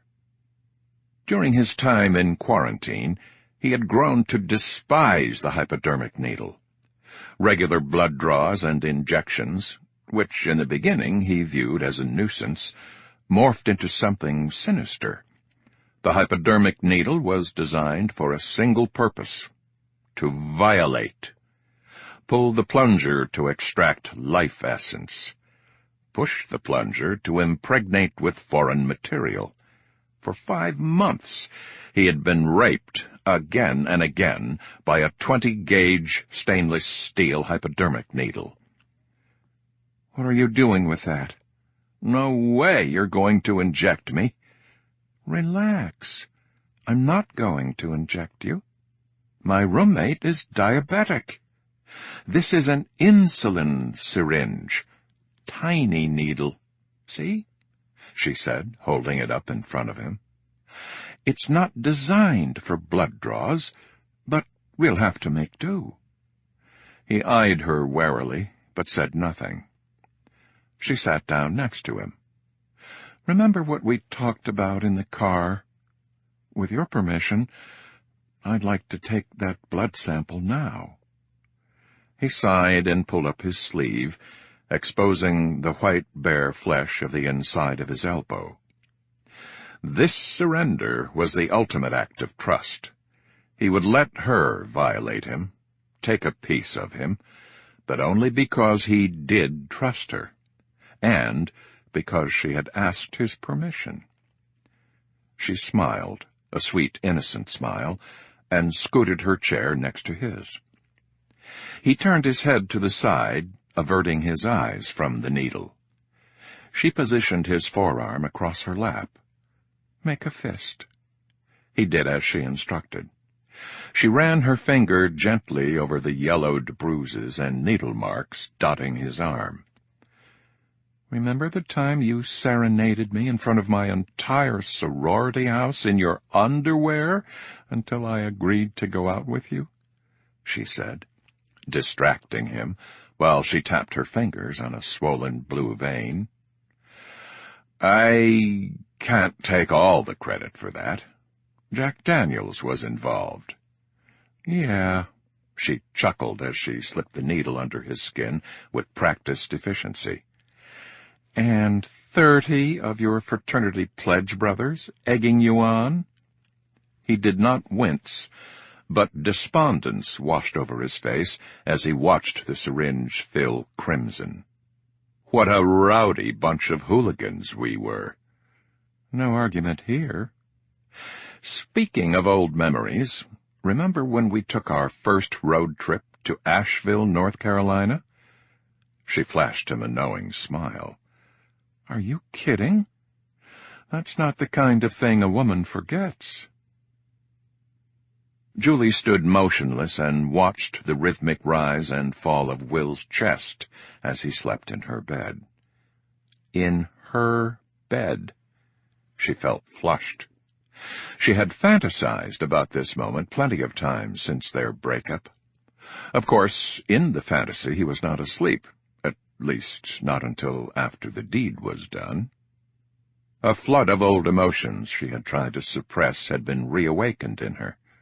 Her mind would run away from her, making plans, hopeful plans, about all things they would do together, until she reined her thoughts back in under the cool pragmatism of her scientific intellect. Yet no matter how hard she tried to deny it, a part of her could not help but trust to hope. Like a bucket of cold water dousing a fire, the exigencies of the present shook her from her daydream. She was getting ahead of herself. She needed to be cautious with him, emotionally distant. It had been years since they had been together. Why was she letting herself be so vulnerable? Before entertaining anything other than friendship, she had to deal with the strange and preposterous mystery he had embroiled her in. Suddenly, she felt like Little Red Riding Hood standing at the threshold of a dark and portentous forest. Every instinct telling her not to tread forward, but knowing that the dangerous journey was necessary if she wanted to reach the happily ever after. She bent to kiss him on the forehead, but stopped short. A kiss, even the slightest caress of her lips, would probably wake him. He was in such a fragile state at the moment, he needed rest. She blew him a kiss instead, and tiptoed out of her bedroom. Julie's roommate, Isabella, was on holiday with her boyfriend and was not scheduled to return for another day. Hopefully that would give her enough time to run the necessary tests, develop a plan, and depart with Isabella none the wiser. She went to the kitchen and picked up the Ziploc plastic bag holding the syringe full of Will's blood. She pulled out a second Ziploc and decided to double-bag it just to be safe. She wrapped the bagged syringe in a dish towel and placed it gently in her purse. She made sure to lock the apartment door deadbolt when she left. She had only slept for 2 hours. Hopefully it would be enough to carry her through the day. It was 9:15 in the morning. She would arrive at the lab by 9:45 at the latest. That would give her an hour to prep microscope slides before the lab emptied for lunch. But making blood smears was a colossal breach of biosafety protocol. If Will's blood contained an unknown virus or other deadly microbes, then working with his blood would require biosafety level 4 controls. The campus was only permitted as a BSL-3 facility. To complicate matters further, she was an oncology research scientist, not a virologist. Although her work involving the STAT protein overlapped with immune system function, she did not have the requisite experience to make proper diagnoses of bacterial or viral infections. Just as a circus acrobat has no business standing in for a lion tamer, she had no business delving into the realm of infectious diseases. A bead of cold sweat dripped from her underarm and ran trickling over her ribs.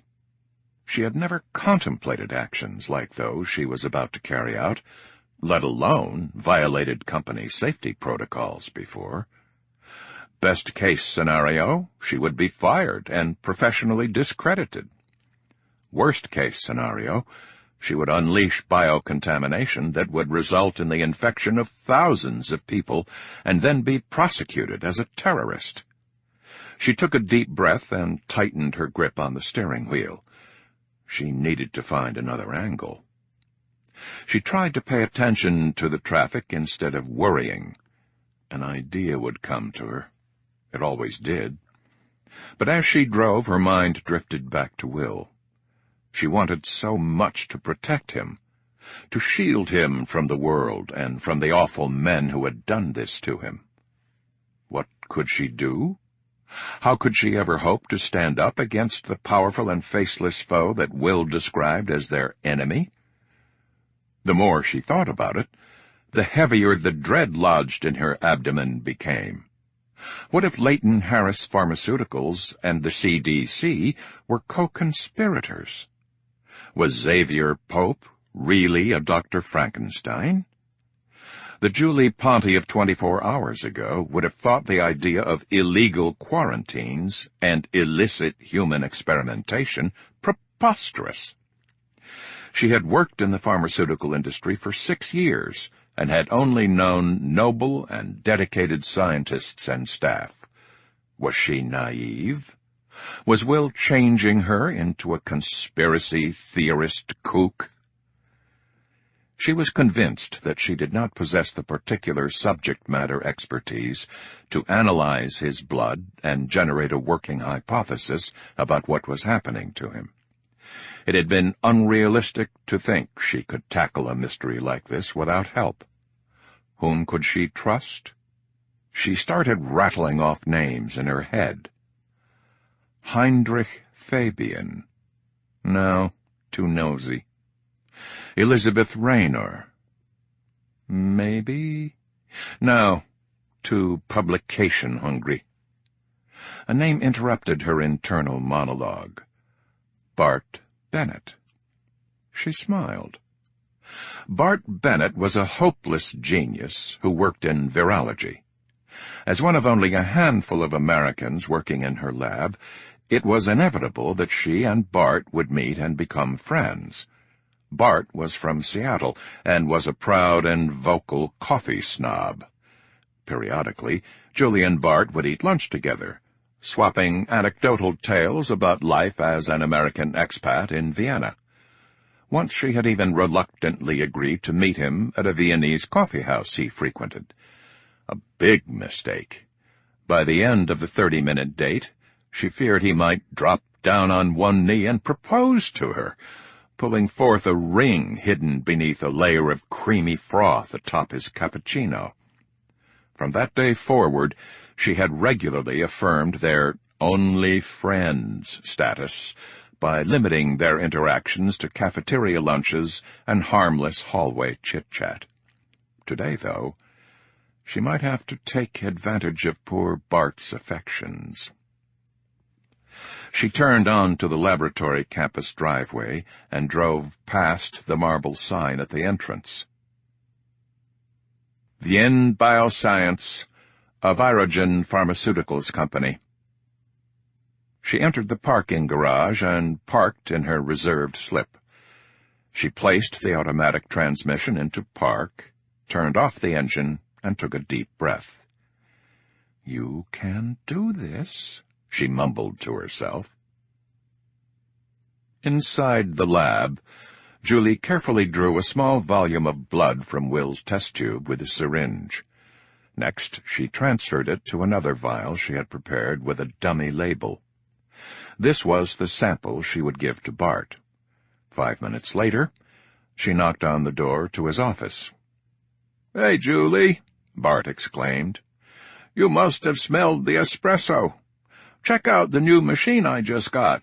It's small enough to fit on the corner of my desk. Now I can have espressos whenever the urge strikes." "Wow, it's a cute little guy. But are you sure that's legal? If you drink 4 or 5 espressos a day, your blood caffeine level will be above the legal limit, and you'll be SUI," Julie teased. "SUI? Scientist under the influence." Bart smiled and forced a polite laugh. "I've already had 2 espressos this morning, and I'm still yawning. That must be a good sign, right?" "I guess so. Hey, do you have a second? I was hoping you could run some tests on a blood sample from one of my subjects in the stat protein study I'm working on." "What kind of tests?" Bart asked.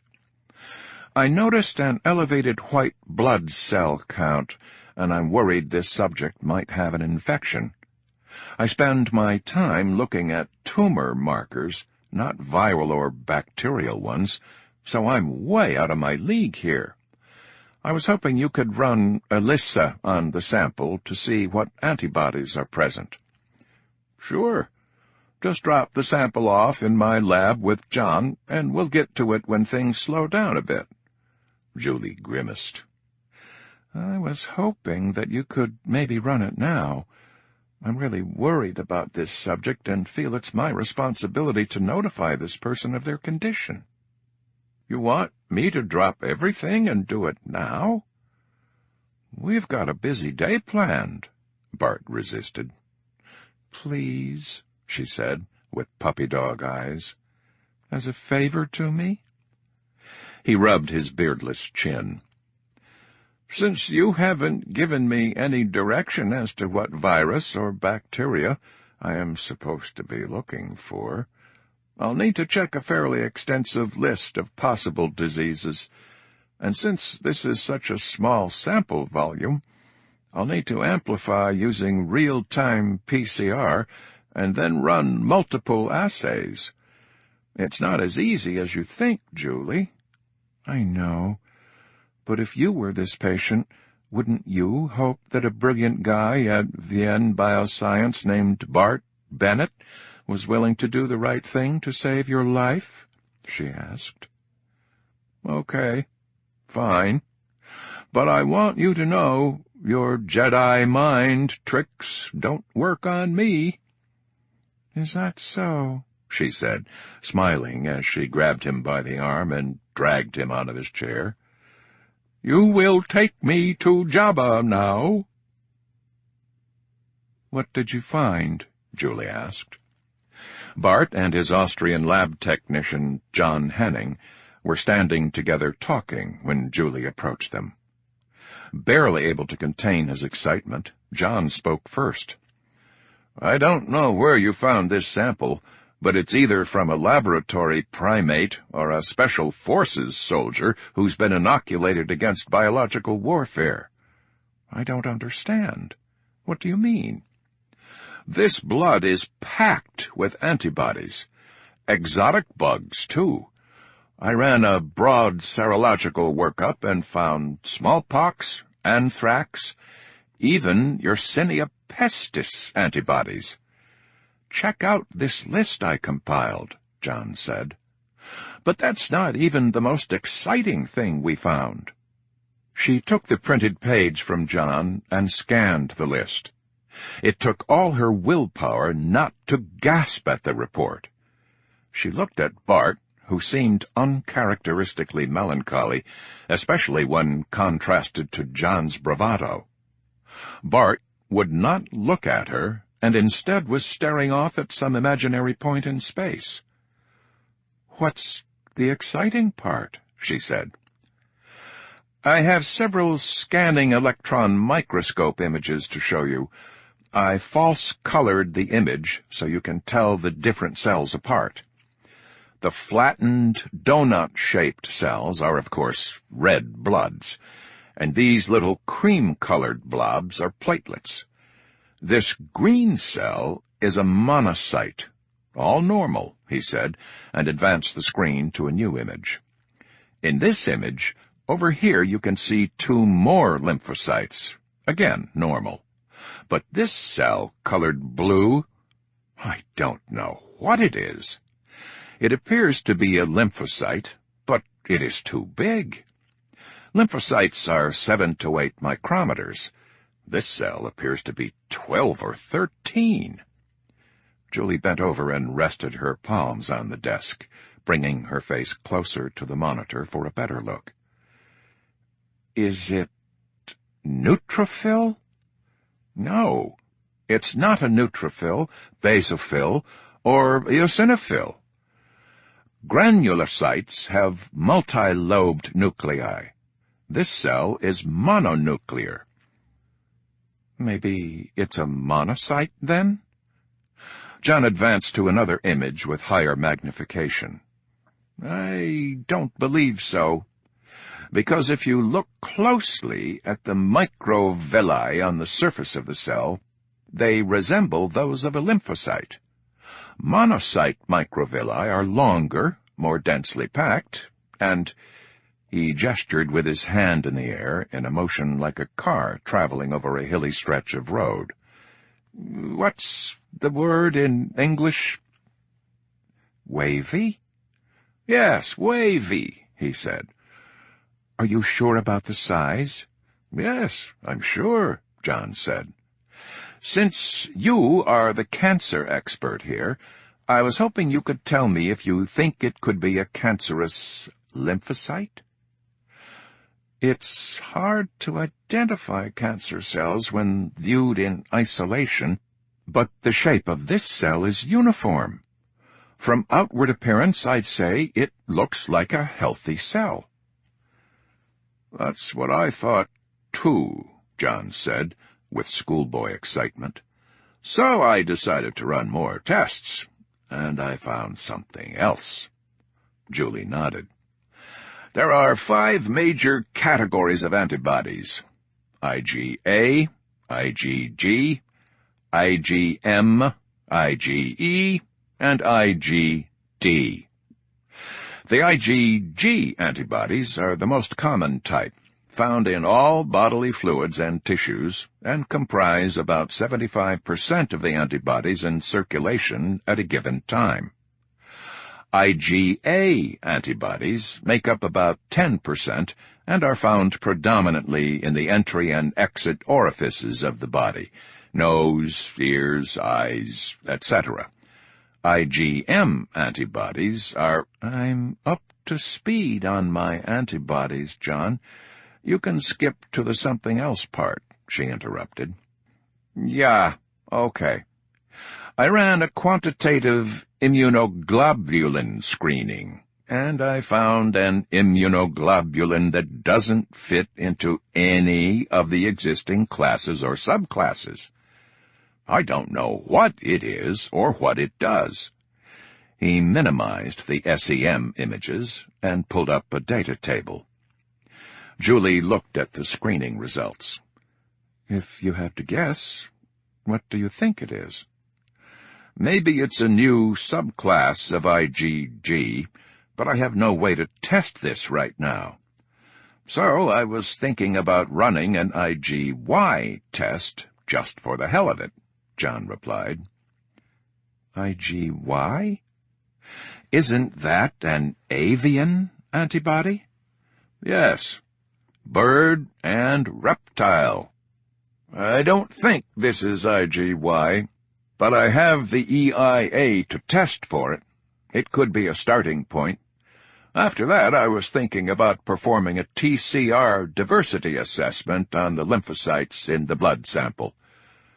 "What's a TCR diversity assessment?" TCR stands for T-cell receptor. Analyzing the receptors on a lymphocyte is one way to identify what kind of lymphocyte it is. T-cells and B-cells are so morphologically similar that scanning electron microscope images don't provide a reliable means of distinguishing them. So I need to analyze them chemically. Maybe the mystery lymphocyte in the SEM image is responsible for generating this new antibody. We could be looking at a breakthrough discovery. "Bart, what do you make of all this?" Julie asked. "It's definitely an anomaly, but at this point it's nothing to get too excited about." "Where did you say you got this sample from?" "From a clinical subject in the STAT protein study I'm working on. Why?" "Oh, just curious." This was not the response she had expected from Bart. He was usually excitable and talkative, especially when it came to questions in his specialty. The more she thought about it, the more Bart's behavior made her nervous. First, she would have expected him to be downright euphoric over the discovery of this strange new lymphocyte. Second, she had expected him to panic about her violating BSL safety protocols, given the antibodies found in the sample. The one response she had not expected from him was indifference. "John, can you print copies of the SEM images and the other test results for me?" she asked. "Not a problem," John said. "Hey, maybe we can get this subject in for some tests. Is this a local subject pool, or are these samples being shipped in from somewhere else?" Julie hesitated and then replied, "The samples are from our UK office, but I'll call over there this morning, report what we've found, and lobby for this subject to fly here for tests." "Great! I'll go grab the pages off the printer for you." "Julie?" Bart put his hand on her shoulder. "I'd like you to turn over the rest of the blood samples you have from this patient to me this morning. With the antibodies we found in the blood, this subject's blood needs to be controlled with biosafety Level 3 protocols." "If I recall, you said this was nothing to get too excited about." "I did, and it's not. But safety is paramount, and with the type of antibodies present in this sample, it would be prudent to treat it as an infectious agent." Julie paused, trying to formulate her response. "The vial I gave you this morning was all I have left from this week's delivery, after running all my usual tests. I'll contact the UK branch this morning, however, and instruct them that biosafety hazard protocols need to be implemented regarding this subject." Bart looked as if he was about to speak when John returned from the printer holding the pages she had requested. "Here you go, Julie. If you're not busy, you are welcome to help us. Bart and I have plenty of other tests we can run this morning. This is very, very exciting." "I need to discuss this with the folks in my department and call the UK office, but I'll pop back in later. This could be huge if we've discovered a new lymphocyte," she said. She folded the printed pages in half, tucked them inside her purse, and headed for the door. On her way out, she called back over her shoulder, "Thanks, guys. I really appreciate you jumping on this for me." Bart stood in silence and watched her leave with a scowl. Then he turned to his assistant. "I'm going to need the rest of that sample to run some more tests. Oh, and, John, until we know what we're dealing with here, I think it would be best if you not discuss this with anyone. Okay?" "Yeah, okay," John replied with a raised eyebrow. "You're the boss." Julie walked as swiftly as she could without running through the corridors toward the west exit. Something was wrong. Her intuition was burning like a 5-alarm fire. This was not the first time Bart had seen antibodies like the ones in Will's blood. He was hiding something from her, and she was certain that something had to do with Will. Chapter 20. Prague, Czech Republic. Alban twirled an ink pen around her forefinger like a tiny propeller with rhythmic flicks of her right thumb. With her left, she pressed icons on a touchscreen tablet computer that she had propped on a small table in the hotel suite in Prague. For the third time, she queued up the recording of the brief with Meredith Morley from the Founders Forum. The software even allowed her to insert chapters, like a DVD movie, for ease of navigation and playback. The first time through, she just listened. During the second playback, she edited out all other speakers except for Meredith and made time-annotated notes. She was the team's RS Social. Deciphering human behavior was her specialty, and she wanted as many data points as possible. So, for the third playback, she fetched AJ and asked him to listen. She wanted to watch his expressions, compare his untrained visceral reactions to her own conclusions without having his judgments influenced by hers. "Are you ready?" "Yes," he said. She pressed play and watched AJ in silence. She had not told him why she wanted him to wear headphones, and he had not asked. As he listened, she took notes on a clean sheet of paper. If he twitched, nodded, sighed, changed his facial expression, or even blinked, she would jot down the time from the playback counter. When the recording finished, she retrieved the notes from her previous listening session and laid them next to the notes she had just taken. She scanned the timestamps for matches. She had made 19 entries on her sheet and 7 on his. Between the 2 sheets, she identified 2 times that matched to the second. "Interesting," he commented as he watched her work. She nodded and queued up the first matching time. "Shall we listen to the 2 matching sections together?" "Absolutely." "Okay, here is the first one we both reacted to." For the past 10 years, Virogen and its subsidiaries have been working on developing vaccines and treatments for the diseases that can be used as biological weapons. We are also searching for treatments for other global killers, such as malaria, AIDS, ALS, etc. You name it. We want to find a way to treat it. "When you were listening to this, you scratched your neck repeatedly with your index finger below your right ear," she said, looking at her notes. "What bothered you about this segment?" "I'm not really sure. Why does it matter that I scratched my neck?" "Neck scratching is a common reaction by a listener indicating anxiety or disagreement to what a speaker is saying." "I didn't know that." She lifted her notes for him to see. "When I listened to this segment, the following thought came to mind.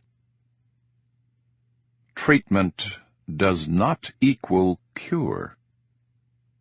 "Interesting," he mumbled. "I thought so, too. Why would Meredith say, 'You name it, we want to find a way to treat it,' and not, 'You name it, we want to find a way to cure it'?" He nodded. "If we take her words literally, then she doesn't want to find cures. She wants to find treatments." She smiled. "Exactly. Now replace the word find with the word supply. She doesn't want to supply cures. She wants to supply treatments. It seems like nuance, but it's actually paradigmatic." "Go on." "We should ask ourselves the following question. Is Big Pharma, like Virogen, in the business of selling cures or selling treatments? Consider this. If you cure a patient of disease, you make a sale, but ultimately you lose your customer. But when you treat a patient, you have an ongoing revenue stream. Keeping their customers for life, that's the strategic business model that benefits Virogen most. Why do you think drug companies like to label every ailment a disease or syndrome? Is acid reflux really a disease? What about obesity? Drug companies want us to think so. That way they can sell us a little purple pill that we have to take every day for the rest of our lives. That's cynical." She sighed. "That's reality. What about BioShield? How does that fit into this equation?" "I'm not sure yet, but the web is growing more and more tangled, isn't it?" "I'd say so. I guess it's our job to untangle it." "We wouldn't be paid like sultans if it were otherwise," she replied. "Let's move on to the next match." She entered the time of the second match and pressed play to hear the clip. To our surprise, Foster became ill during the trial period. Testing revealed that he was infected with a mutated strain of H1N1, but a different strain from the one we were targeting with the vaccine. This warranted placing him in quarantine and contacting the Centers for Disease Control and Prevention. "What did she say here that's suspicious?" AJ asked. "It's not what she said, but what she did when she was saying it. Let me play the clip back again on mute." AJ watched intently as Alban played the video. "I don't notice anything unusual. Watch again in 2 times fast forward." "Oh. It looks like she's swatting at her nose." She did it twice, in rapid succession. "You didn't notice it before at normal time-lapse because our mind is accustomed to screening out familiar gestures as mundane. Changing the speed of the video opens the mind to a new perception." "What does it mean? The gesture, that is." "Nose touching is one of the most informative tells for lying." "Maybe she just has a cold or allergies." "I have allergies, and my nose and eyes bother me all the time," AJ said. "I'm always rubbing my eyes and wiping my nose." "It's a question of context, of course. The cornerstone of reading body language is first understanding the context in which the subject is interacting. In this case, Meredith is speaking publicly, and she is the center of attention. I can say with confidence that the tell is legitimate, not allergy-related." "Why is nose touching a tell for lying?" "It's a well-documented and studied phenomenon.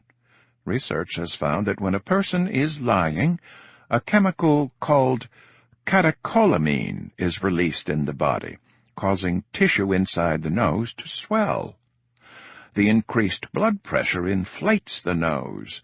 This in turn causes the nerve endings in the end of the nose to tingle, resulting in an unmistakable itch.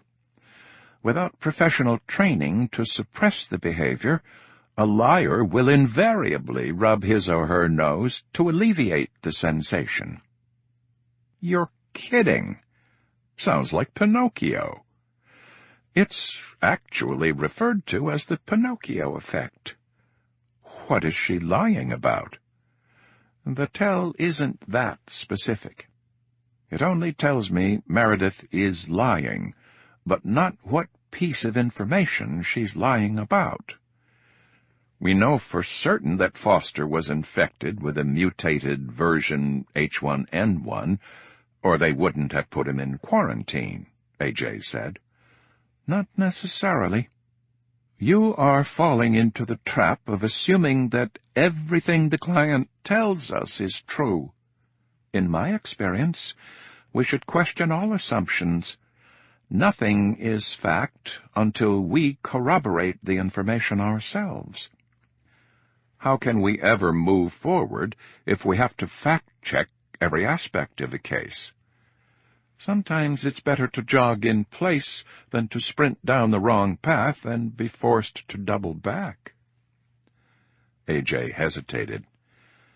"Chiarek Norse? We're not seriously going to—" "What you are alluding to is something we refer to in the tank as sampling the client," she said. AJ nodded. No further explanation was necessary. "Isn't that a bit, risky?" "I was going to say illegal, but yeah, I guess risky sums it up." "Sampling the client is sometimes a necessary part of our job. Once you're in this business long enough, you come to realize that our clients are not always entirely forthcoming with us," she explained. "Sometimes we need to take a peek inside the purse of the lady of the house while she's in the other room. The decision to sample the client is not a decision that you or I have the authority to make." "Nicolora?" "Yes. It's Nicolora's call, and his alone." A.J. was about to ask the obvious question when they heard the door lock disengage, signaling that Kalin was back from his reconnaissance outing. Alban sent A.J. to fetch Van Cleve and Veronica, who were working in the adjoining suite. "So," Alban said once the team was gathered, "the facility is located inside the city, housed in a 4-story stone building built about the turn of the 20th century. Access is through a main lobby and controlled by an attendant at a security desk and an armed, uniformed guard. Elevator banks have RFID security tag readers. Standard external and internal ceiling-mounted security camera system. A fire escape stairwell exit is located on the west side, blocked by a hollow steel door, wired, with no external handle or lock. The facility is a research hospital and laboratory owned and operated by a Czech company called Chiarek Norse, which, according to our research, is a wholly owned subsidiary of Virogen Pharmaceuticals," Kalin explained, crossing his legs casually. "What is your accessibility rating of the facility?" Alban asked.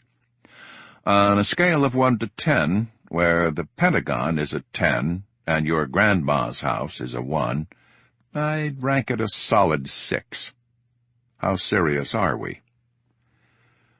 "It's Nicolora's call, but I have reason to believe a sampling op is warranted," she said. A.J.'s stomach was in knots.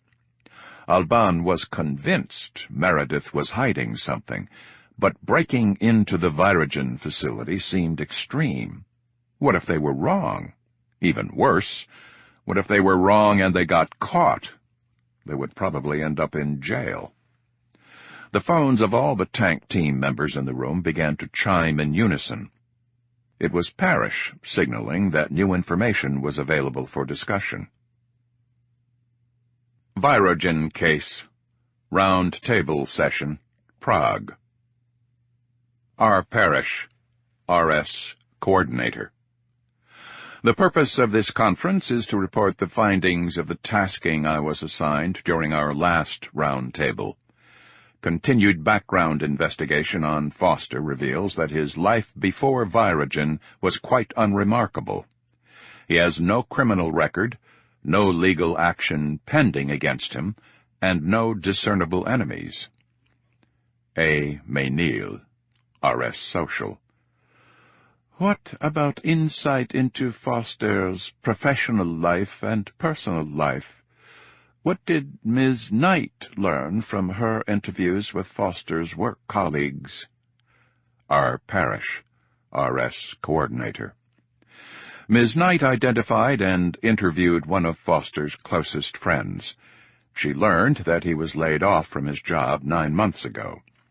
His girlfriend at the time did not adjust well to his strained financial state and also let him go.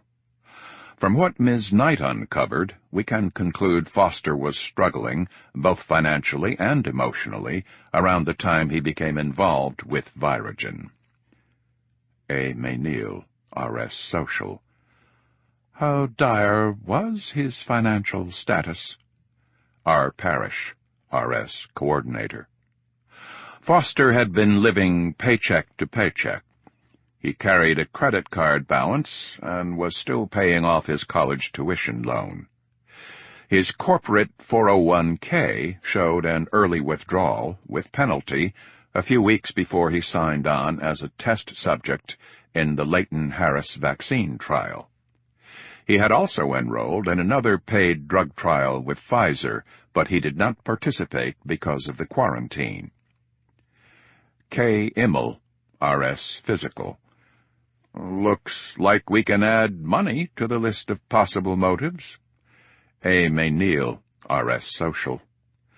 Did you uncover any connections or relationships Foster may have had with other pharmaceutical companies? R. Parrish, R.S. Coordinator. None, but we're still looking. K. Immel, R.S. Physical. What about government contacts? R. Parrish, R.S. Coordinator. Nothing. A. Archer, R.S. Bio. What accounts did Foster manage for his firm? R. Parrish, R.S. Coordinator.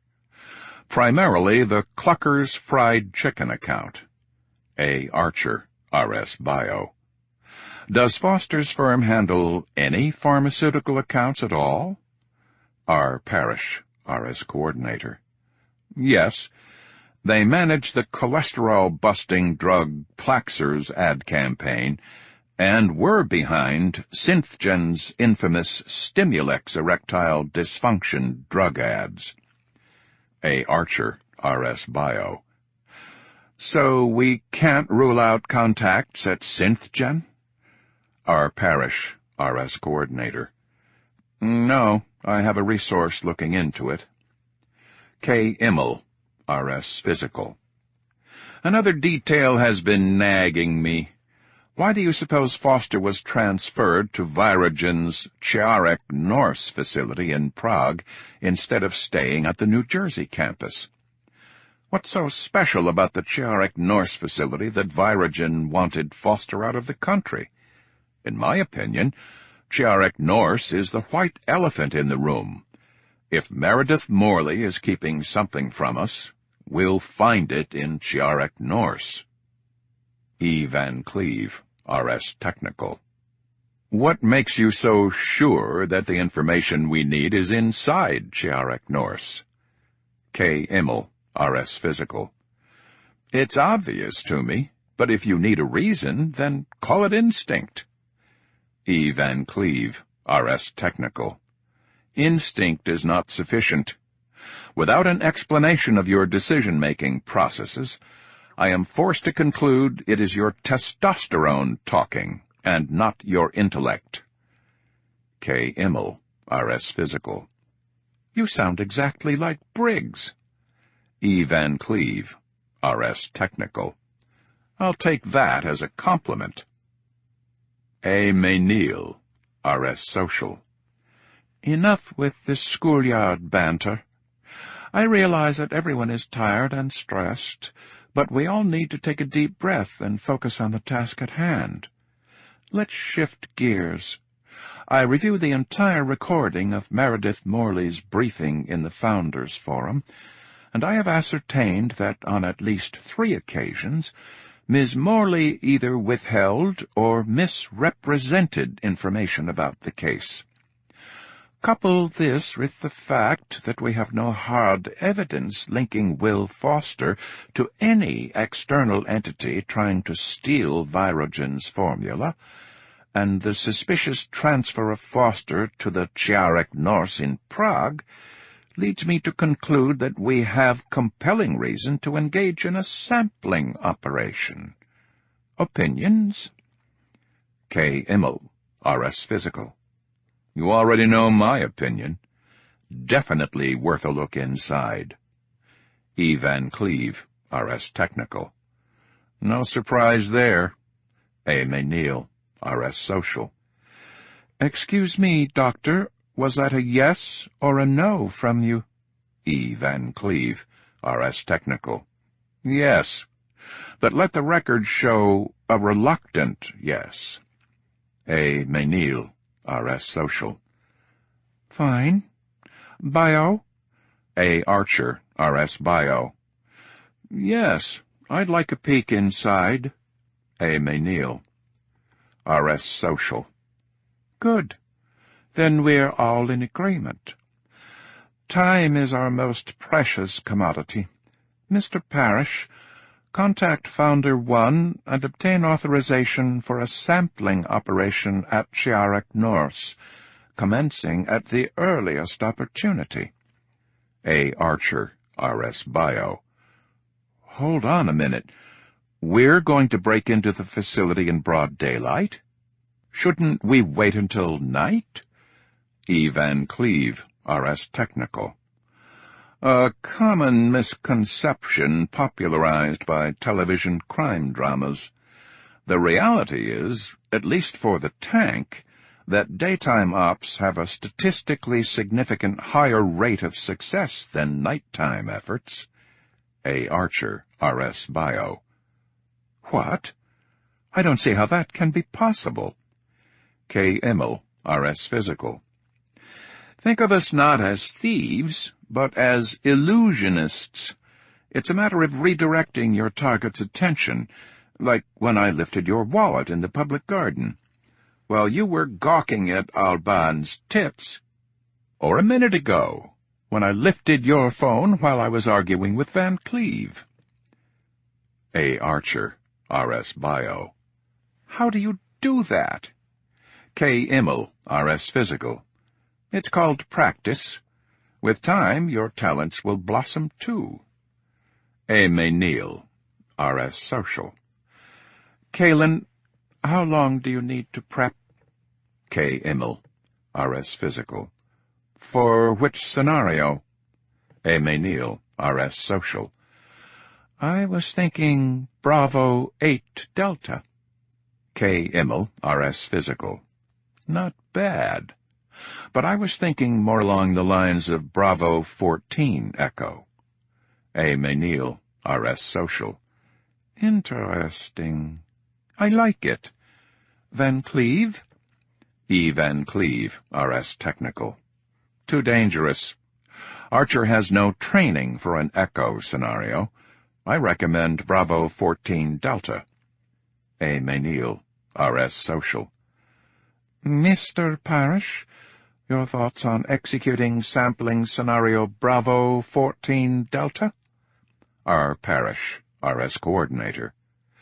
I concur with Bravo 14 Delta. A. Neal, R.S. Social. Mr. Parrish, your thoughts on executing sampling scenario Bravo 14 Delta? R. Parrish, R.S. Coordinator. I concur with Bravo 14 Delta. A. Neal, R.S. Social. Kalen, how long do you need to prep? K. Immel, R.S. Physical. 90 minutes to wheels up, assuming Van Cleve can be ready in time. E. Van Cleve, R.S. Technical. Of course I'll be ready. A. Neal, R.S. Social. We'll need paperwork. V. Vizcaya, Embed. Czech Ministry of Health. I'll take care of that. A. Neal, R.S. Social. And an electrician. R. Parrish, Coordinator. We have 2 in Prague. I'll make the calls. A. Neal, R.S. Social. We'll probably need an ambulance, too. K. Immel, R.S. Physical. We'll definitely need an ambulance. R. Parrish, Coordinator. Understood. A. Neal, R.S. Social. Okay, then it's decided. We prep and wait for the green light from Nicolora. Any questions? A. Archer, R.S. Bio. Guys, could somebody please explain to me what a Bravo 14 Delta is? Chapter 21. Vienna, Austria. Will woke in Julie's bed, alone. He checked the clock on the bedside table. It read 10:47 a.m. He did not hear Julie leave and had no idea what time to expect her return. She had not left a note, but he assumed she had gone to her lab to analyze his blood sample as they had agreed. He swung his legs off the side of the bed, stretched, and cracked his back. He took a hot shower and dressed grudgingly back in the same tired, dirty clothes he had worn since Miss Sophie's. He wandered into the kitchen and poured himself a small glass of orange juice. He sat down at the tiny kitchen table and considered his predicament. Even with Julie's help, he still had plenty to worry about. His biggest problem was that he did not have any leverage over his adversaries. Nothing to level the playing field. He needed a bargaining chip, something to trade besides just his body. He retrieved the glass vial of synthesized product from his pocket and held it between his thumb and index finger. This, he thought, staring at it, could be the last of its kind. He had destroyed the rest of the inventory the night he escaped. However, for the sample to be effective leverage, he needed to find a safe place to hide it. That way, if he were captured, the sample would still be at large. The hiding place needed to be secure and yet easily accessible. He brainstormed, trying to imagine where such an oxymoronic place might exist. Bank safety deposit box? Banks had security cameras, restrictive hours, and would demand him to provide ID and paperwork. Strike one. Post office box? P.O. boxes aren't like mailboxes. They're unidirectional. He could place the vial in a self-addressed envelope and leave it inside. No one would take it out but him. Unfortunately, the Postal Service was a federal entity, and he was certain they would require ID and paperwork just like a bank. Strike two. Julie's apartment? Easily accessible, yes, but not particularly secure. Eventually his enemies would make the connection, and Julie's apartment would be the first place they would look for him. Strike three. Dread washed over him. He'd put Julie and her roommate at terrible risk by staying in the apartment, and it was tying his stomach in knots. He needed fresh air and decided to go for a walk. Although it galled him to do it, he left the apartment door unlocked so that he could get back in if he returned before Julie. As he walked the streets of the Embassy District, he scanned the landscape, hoping a survey of the surroundings would coax an idea. Rising skyward from behind a nearby building, he noticed twin spires and a green, tarnished copper cupola topped with a gold cross. He smiled. A church! A church met both of his criteria. Freely accessible, yet ironically secure. He would find a dark, inconspicuous place to hide the vial. Perhaps inside a confessional, or simply taped underneath a pew. With renewed spirit in his stride, he set off toward the nearby church. "I was getting worried. You've been gone a while," Will said to Julie, as she stepped across the threshold into the apartment. He glanced at a nearby wall clock. It was 12:30. She had been gone the entire morning. "How did it go?" She shut the apartment door, leaned back against it, and exhaled deeply. "Well, there is some really weird shit going on inside that body of yours." "Tell me something I don't know," he said. "What did you find? Were you able to figure out what they injected me with? Am I infected? Am I contagious?" "The tests show that your blood is packed with antibodies." "What does that mean?" "It means that you've been exposed to many different pathogens." Julie handed him a printout. He scanned the list, aghast. "Anthrax, smallpox, tularemia. I'll be damned." "I know," she said, and then, echoing John Henning's words, added, "Your blood panel looks like a sample from either a Special Forces operative or a test monkey in a BSL-4 lab." Will spied an entry on the list that made him blanch. Yersinia pestis. That was the name written on the vial that Rutgers broke at Miss Sophie's. He had forgotten the Latin name until now. "What is this one?" he asked, pointing at the list. She craned her neck to read the entry by his index finger. "Yersinia pestis. That's bubonic plague." "Bubonic plague?" She nodded. "Everything on this list is something that I'm infected with?" She smiled. "No, Will. I wouldn't be sitting at this table with you if you were infected with all of these horrible diseases." He cocked his head at her. "I thought you said all these pathogens were in my blood?" "No. What I said was that you have antibodies in your blood for these pathogens." "So I'm not infected or contagious right now?" "No. In fact, if this analysis is correct, you are probably the least contagious person on Earth, because your immune system is primed to eradicate every disease on this list. But there's more." She spread out the SEM images on the table. "What are those?" "Scanning electron microscope images taken of lymphocytes in your blood." "Cool." "Cool does not even begin to describe this," she exclaimed, putting her arm around his shoulder as they stood hunched over the table. "We found a cell that we've never seen before." "Oh, my God, I'm such an idiot." "I'm confused," he said. She pulled away and started pacing. "I can't believe I didn't realize it until now. This," she said, tapping the picture repeatedly with her index finger, "is why they took you. I need more information.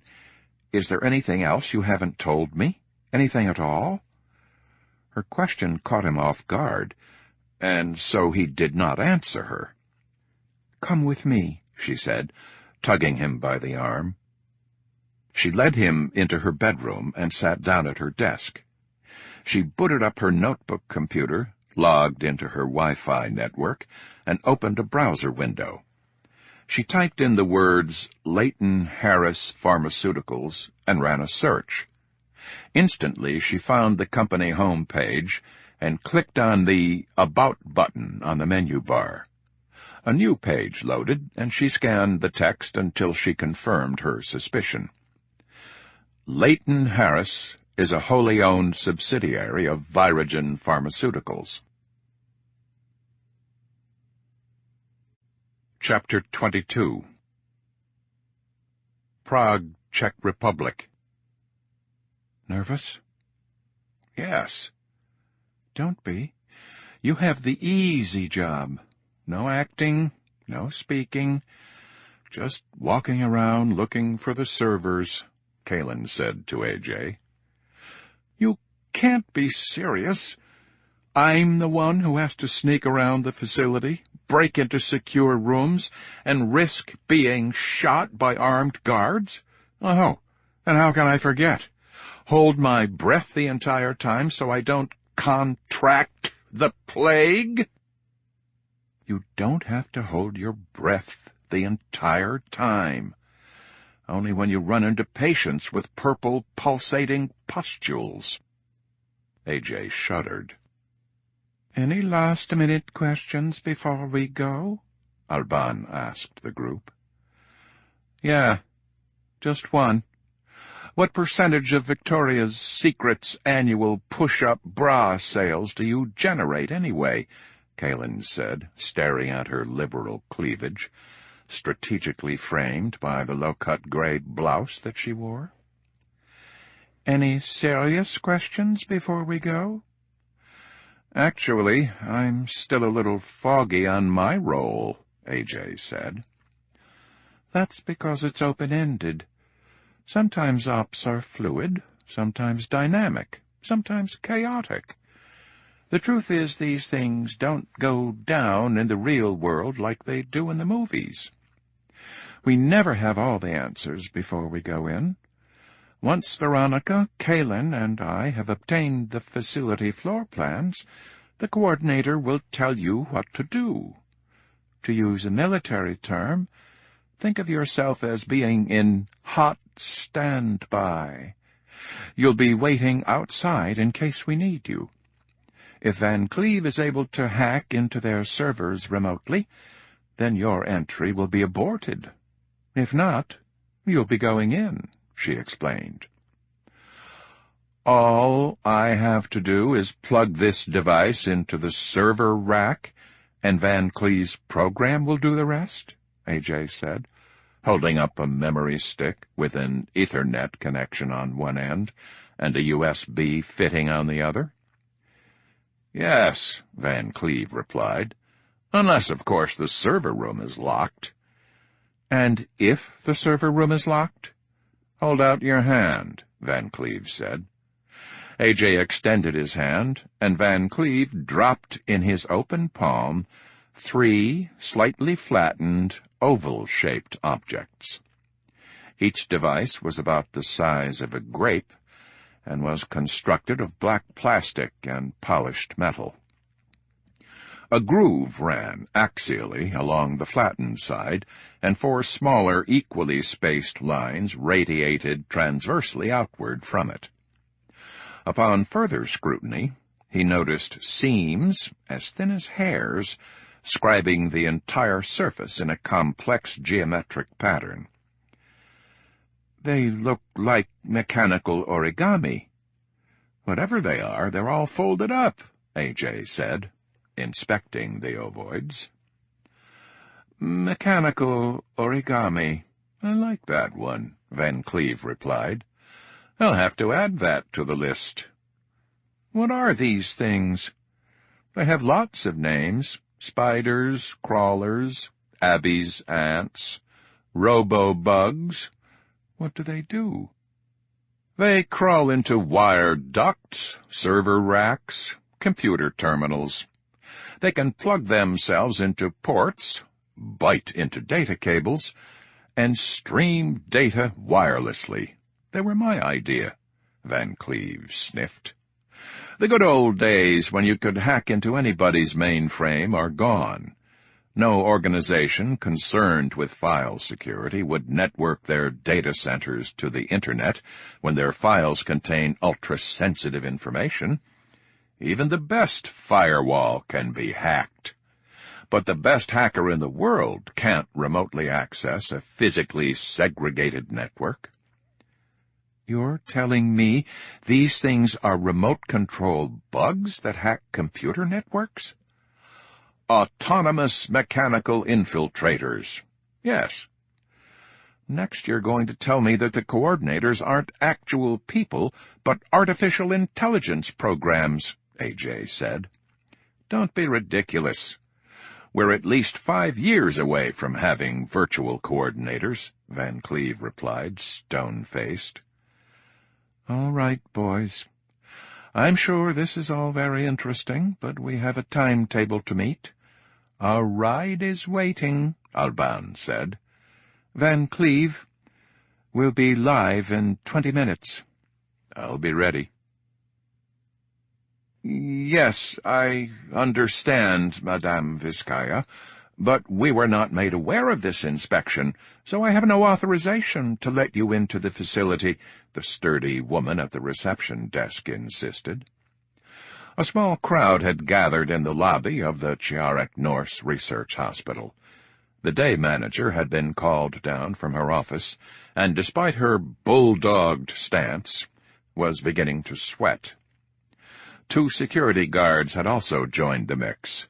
The senior guard, a heavy-set middle-aged man with dark circles under his eyes, and the door guard, a tall, muscular boy of about 19, had taken post on opposing corners of the desk. Like a pair of unmatched bookends, they stood at attention, gargoyle and knight. Standing opposite the day manager was Veronica Vizcaya, with her hands planted firmly on the desk, leaning forward over a stack of official Ministry of Health inspection documents she had ramrodded through the proper channels an hour earlier. To her left stood Alban Menil, and to her right, Kalin Immel. They were dressed in fine, dark-colored suits, tailored in the physique-accentuating European fashion. Veronica had taken the lead and assumed a direct and assertive posturing. Caelan feigned boredom, frequently yawning and checking his watch. Alban had remained silent, but was passively garnering the attention of the male security guards.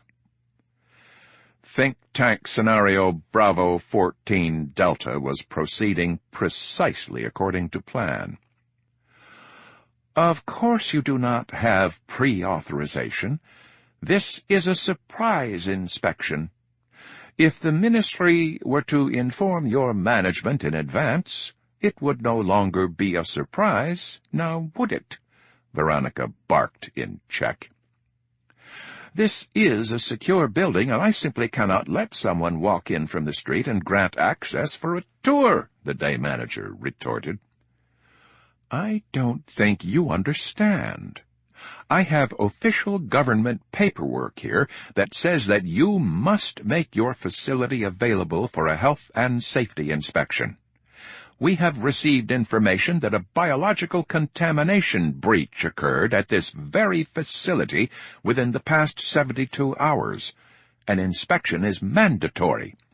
We are not asking for your permission. We are informing you that we will be conducting the inspection and demand your cooperation." "I am sorry, Madam Inspector, but we are under strict instructions that no unauthorized personnel may enter these premises at any time for any reason," the woman replied with conviction. "I am authorized to order the guards to use force to protect this mandate." Veronica looked at Alban. Alban removed her eyeglasses, carefully folded them, and placed them inside her breast pocket. She then stared directly into the reception attendant's eyes, holding the gaze in silence until the other woman looked away.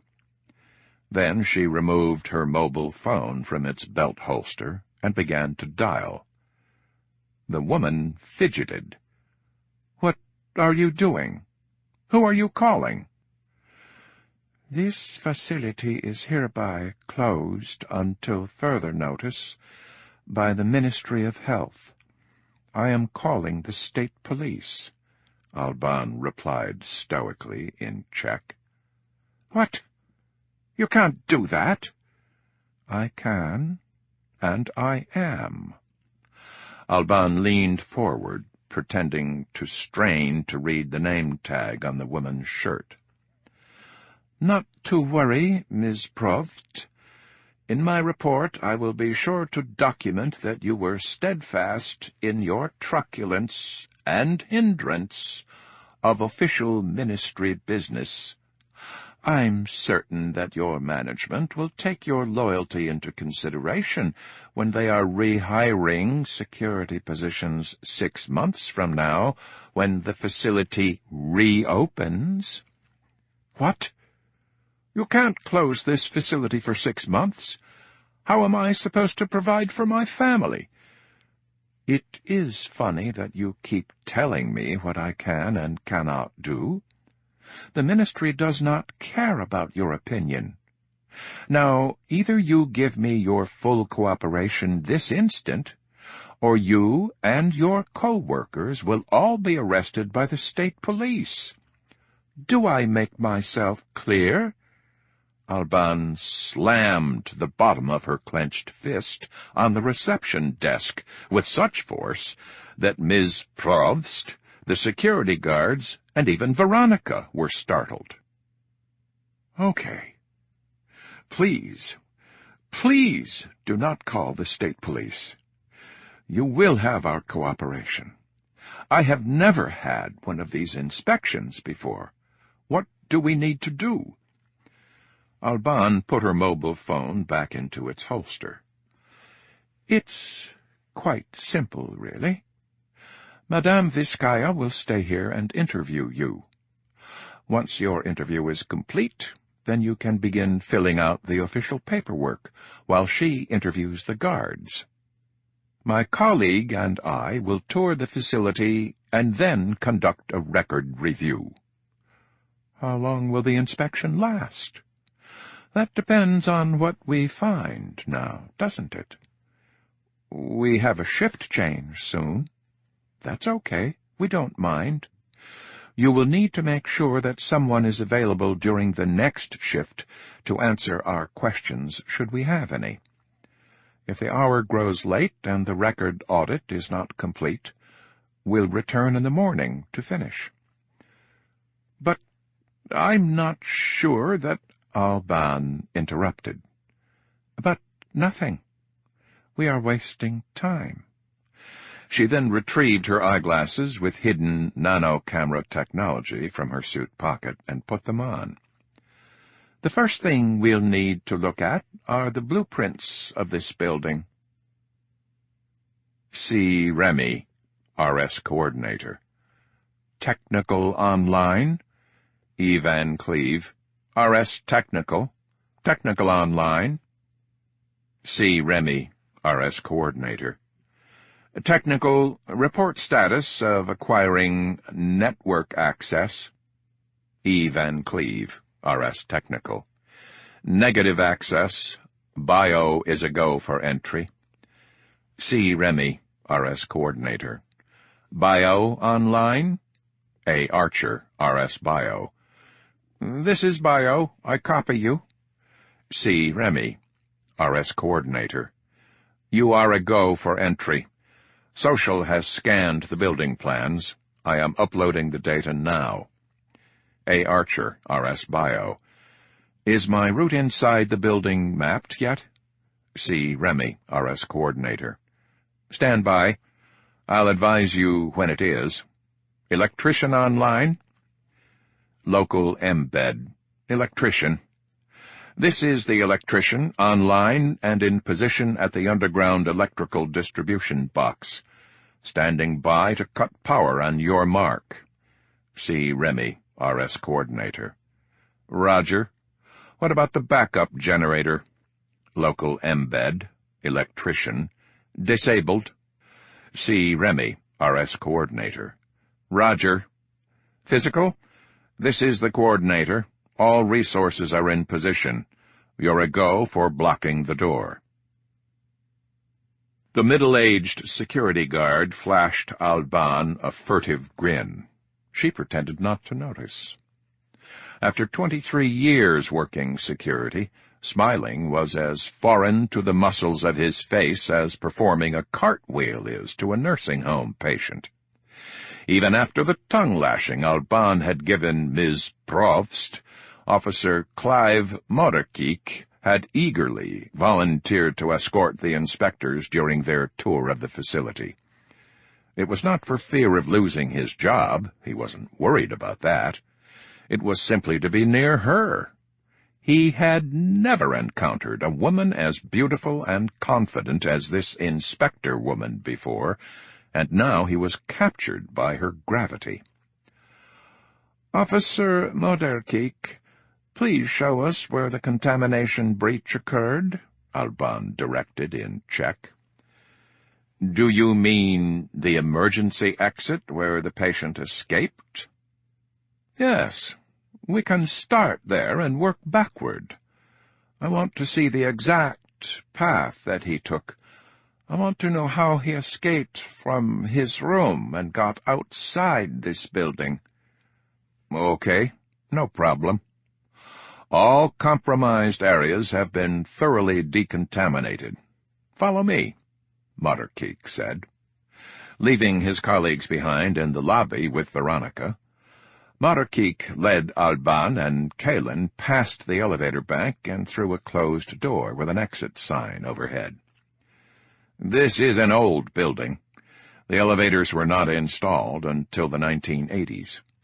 At one time, this stairwell was the main stairwell for traveling between all the floors of the building, but now it functions as the emergency exit.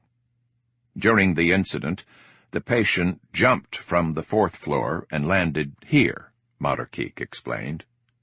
Alban looked down at the concrete floor. How did he accomplish such a feat without injury?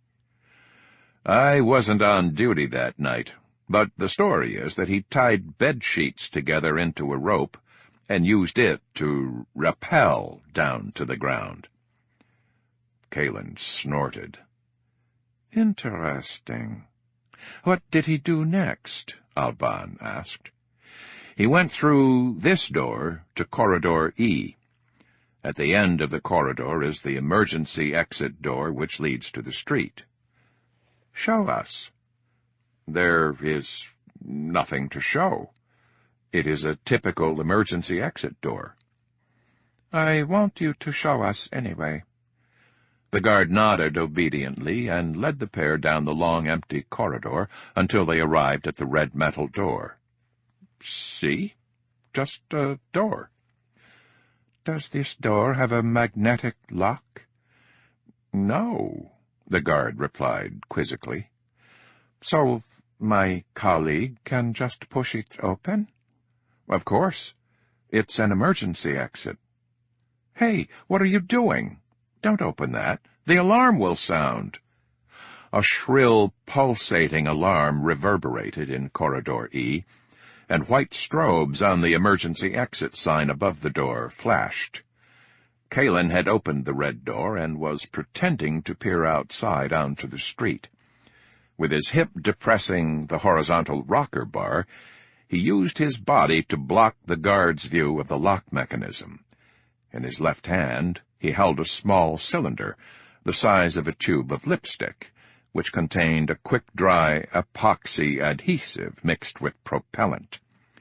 He sprayed the adhesive liberally over the door latch mechanism while it was retracted.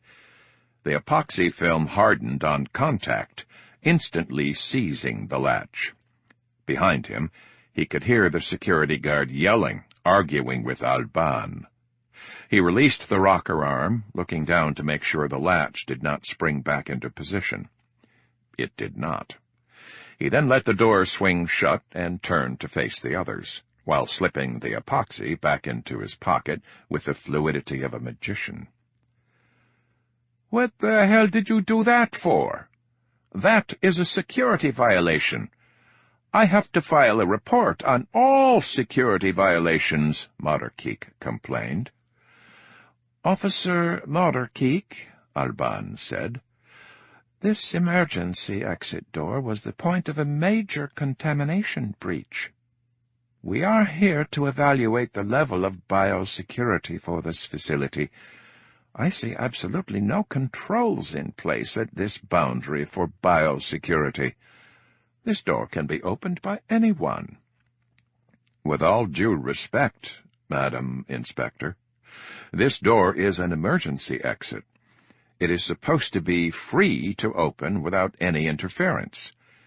If this door were locked, then during a fire, anyone trapped inside the corridor would die. Fire escapes are not biosecurity boundaries. Biosecurity is established via access checkpoints on each floor of the building, according to the classification of the work being conducted on the floor. The convention we use here is that building level 4, in other words, the 4th floor, has biosafety level 4 controls. The 3rd floor has biosafety level 3 controls. That way it is not confusing.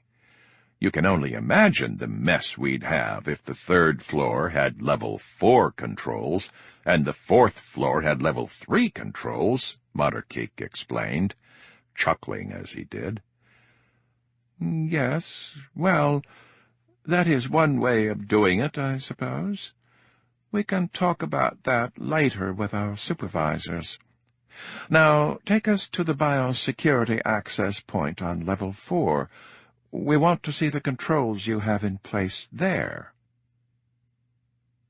"See Remy, RS Coordinator.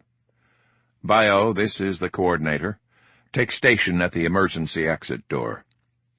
A. Archer, RS Bio. "This is Bio. Roger that. Moving into position." See Remy, RS Coordinator.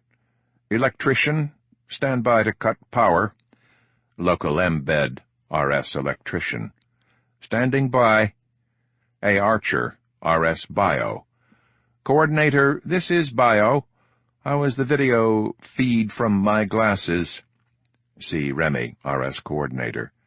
Receiving your feed on 2-second time delay. It looks good. A. Archer, R.S. Bio. I'm in position now. C. Remy, R.S. Coordinator. Electrician, cut the power. Local embed, R.S. Electrician. The power is off. Standing by to restore power on your mark. C. Remy, R.S. Coordinator. Bio, you are a go for entry. A. Archer, R.S. Bio. Roger. I'm going in. A.J. pressed the flat bottom of the star-shaped knob against the metal surface of the emergency exit door and turned it 90 degrees clockwise, just like Kalen had instructed him to do. From the street, the emergency exit door had no handle, so A.J. needed to make one. Kalen had called the device a vacuum clamp. It worked like a suction cup, except it was orders of magnitude stronger and could adhere to virtually any solid surface. Turn it 90 degrees clockwise to engage, 90 degrees counterclockwise to disengage. Presto! Instant doorknob. A.J. took a deep breath and pulled. The emergency exit door swung open with ease. The latch mechanism still frozen in the retracted position by Kalen's epoxy. A.J. removed the vacuum clamp, slipped it back into his pocket, and stepped across the threshold. Corridor E was pitch dark, save the shrinking triangle of daylight that disappeared quickly as the door swung shut behind him. He had only 8 minutes of darkness to complete the mission, and no time to waste second-guessing. He needed to move. He extended his arms and walked at a 45-degree angle to his right until his hand bumped into the wall. He turned his hand to the thumb-down position so that his right palm laid flat against the wall, with a surface to guide him and aid his balance. A.J. shuffled down the corridor. C. Remy, R.S. Coordinator. Bio, report. The sound of C. Remy's voice suddenly in his ear startled A.J., almost causing him to trip. A. Archer, R.S. Bio. I'm inside, moving down corridor E, but it's pitch black. C. Remy, R.S. Coordinator. Why aren't you using your light? A. Archer, R.S. Bio. Because I forgot I had a light. A.J. reached into the left pocket of his navy blue maintenance worker coveralls and retrieved the LED mini-light. The beam from the flashlight illuminated a 15-foot cone in front of him. He jogged to the end of the corridor and then pressed his ear up against the door. He heard nothing. With the building power off and the elevators inoperable, traversing the stairs would be his biggest risk of counter-detection. He turned off his light, opened the door, and crept into the bottom of the stairwell. Overhead, he heard another door swing open, followed by the sound of footsteps. Then the door slammed shut with a reverberating echo. On a metal landing somewhere above him, 2 men began arguing heatedly in Czech. Their individual flashlight beams zigzagged wildly over the concrete walls as they gestured. He hesitated. He had 2 choices. Slink up the stairs to the 2nd floor, now using their argument as a distraction, or wait for them to leave. With option 1, he risked an ill-fated mid-stair encounter. With option 2, he risked being pinned down too long to complete his mission. His heart pounded. He wanted someone to tell him what to do, but this time he was on his own. A bead of sweat rolled down Alban's forehead. It was hot, uncomfortable, and rank inside the yellow biosafety suit, but she was smiling in the dark. Scenario Bravo 14 Delta was going swimmingly. As soon as the power had gone out, Officer Moderkeek had begun to panic. He had instructed his 2 charges to stay put at the security checkpoint at Corridor C, while he went back through the double doors to talk with another guard about checking on the emergency diesel generator. But staying put was the last thing she and Kalin intended to do. Nicolora had unexpectedly changed the op plan to include accessing the Level 4 laboratory. No further explanation had been given. The instructions were simple. Search for and retrieve any samples related to Virogen's secret formula. Entering the Chiarik Norse facility had gone smoothly. Exiting with the samples in hand and without blowing their cover was another matter altogether. Their success going forward hinged solely on Kalin's talents. Alban nudged Kalin. "Ready?" "Yes." "Let's go. Before Moderkeek comes back." In all the years Moderkeek had worked in the building, he could recall losing power only once, and that time the emergency diesel generator on the roof had kicked on automatically. He was angry. The timing of this power outage could not have been worse for the Chiarik Norse security detail. First, the infected American escaped, and now this, with government inspectors present no less. He wanted to scream, and so he did, at the Corridor B security guard. Arguing with his colleague didn't solve anything, but it did make him feel better. It was imperative that someone check the diesel generator, but he did not want that someone to be him. He had assigned himself the responsibility of escorting the beautiful inspector woman, a responsibility he had no intention of delegating. Unfortunately, the Corridor B security guard was steadfast in defending his obligation to remain at his post at the Biosecurity Level 4 boundary door. As much as Moderkeek wanted to overrule the junior guard, he could not. As the senior guard on duty, if he could not find another guard to check on the diesel generator, he would have to do it himself.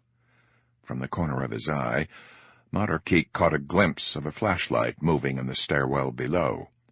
He abruptly stopped yelling at the Level 4 guard and peered down into the darkness. Someone had just entered the stairwell on the ground floor. Good. Whoever it was, Moderkeek would order him to check the diesel generator so he could quickly return to his official escort duties. AJ's legs seemed to make the decision for him, because he felt his body moving while his brain was still engaged in debate. He powered on the LED flashlight and aimed the beam downward toward the stairs. He could not afford an untimely tumble. Besides, all facility employees would be using flashlights. To do otherwise would be conspicuous. To his dismay, the stairwell fell silent. A deep, angry voice bellowed in check above him. He knew the utterance was directed at him, but since he didn't speak Czech, he was unable to translate. He kept moving. The voice called out again. He did not look up. Only a few meters left to go. As he reached for the door handle to access Level 2, he heard footsteps echoing above. He yanked, and the door opened freely. He was in. "See Remy, RS Coordinator. Good job, Bio. Proceed 10 meters down the corridor. Turn right at the first intersection." This time the sound of the coordinator's voice did not startle him. The opposite was true. Like an invisible wingman, C. Remy was with him, guiding and emboldening him.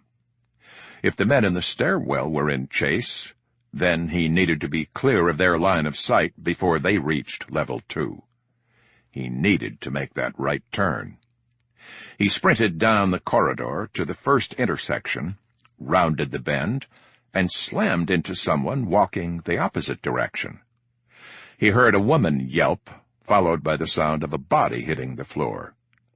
His heart pounded. Like a hyperventilating scuba diver, fighting the fatal urge to tear the regulator from his mouth, A.J. resisted addressing the woman in English. He stood over her, legs straddled, looking down in silence. "Our Nicolora, Founder 1. A.J., this is Founder 1.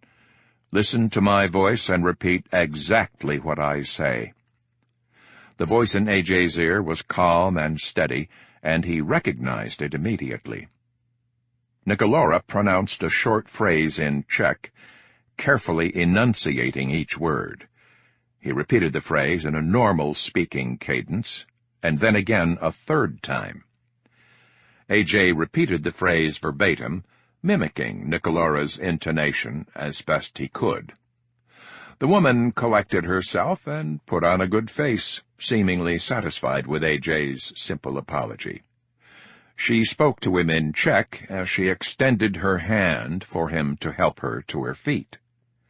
"Our Nicolora, Founder 1. She just chastised you for running in the dark. Now repeat exactly what I say, and then laugh in a self-deprecating way." A.J. mimicked Nicolora's Czech words as he pulled the woman to her feet. She laughed, brushing her clothes with her hands, as if to straighten out any wrinkles from the tumble, a pointless exercise in the dark. A.J. smiled and began to walk away. The woman called out after him. A.J. could hear Nicolora laugh on the line. A.J. laughed, mimicking Nicolora. "Our Nicolora, Founder 1. Good. Now say goodbye in Czech. Keep moving. Don't look back at her." A.J. did exactly as Nicolora instructed, and to his relief, the woman did not follow him. With the corridor now empty, he picked up the pace. A. Archer. "R.S. Bio, I've got to know. What did I say to her?" "Our Nicolora, Founder 1. You told her you were very sorry, but you are not especially skilled with women in the dark." To which she replied that was too bad, and she hoped you fared better with women in the light. A. Archer, R.S. Bio. "Nice." "Our Nicolora, Founder 1. Humor is a powerful diffuser of tension. A well-timed joke can save your ass in our line of work." A. Archer, R.S. Bio. "Yes, sir. I'll be sure to remember that." C. Remy, R.S. Coordinator. "Bio, this is the Coordinator. According to the building plans, the server room is the third door on your right." A. Archer, R.S. Bio. "Third door on my right. Got it. I'm there." He peered through the small glass window on the door and saw something he did not expect. Rows and rows of modular computer towers. A city of blinking LED lights in an otherwise dark room. A. Archer, R.S. Bio. Guys, I've never actually seen one in person, but from the hardware they're packing in here, I'd wager our friends have got themselves a supercomputer." E. Van Cleve, R.S. Technical. "Are you certain? Describe what you see." A. Archer, R.S. Bio. 4 rows of black cabinets, 6.5 feet tall, 4 feet wide. The enclosures look like parallelograms. Everything is humming, so they definitely have UPS. I'm going to try the door. Negative. It's locked. E. Van Cleve, R.S. Technical. What you described sounds like IBM Blue Gene towers. Supercomputers. Coordinator, access the registered and unregistered IBM client list. See if Virogen has purchased a Blue Gene supercomputer.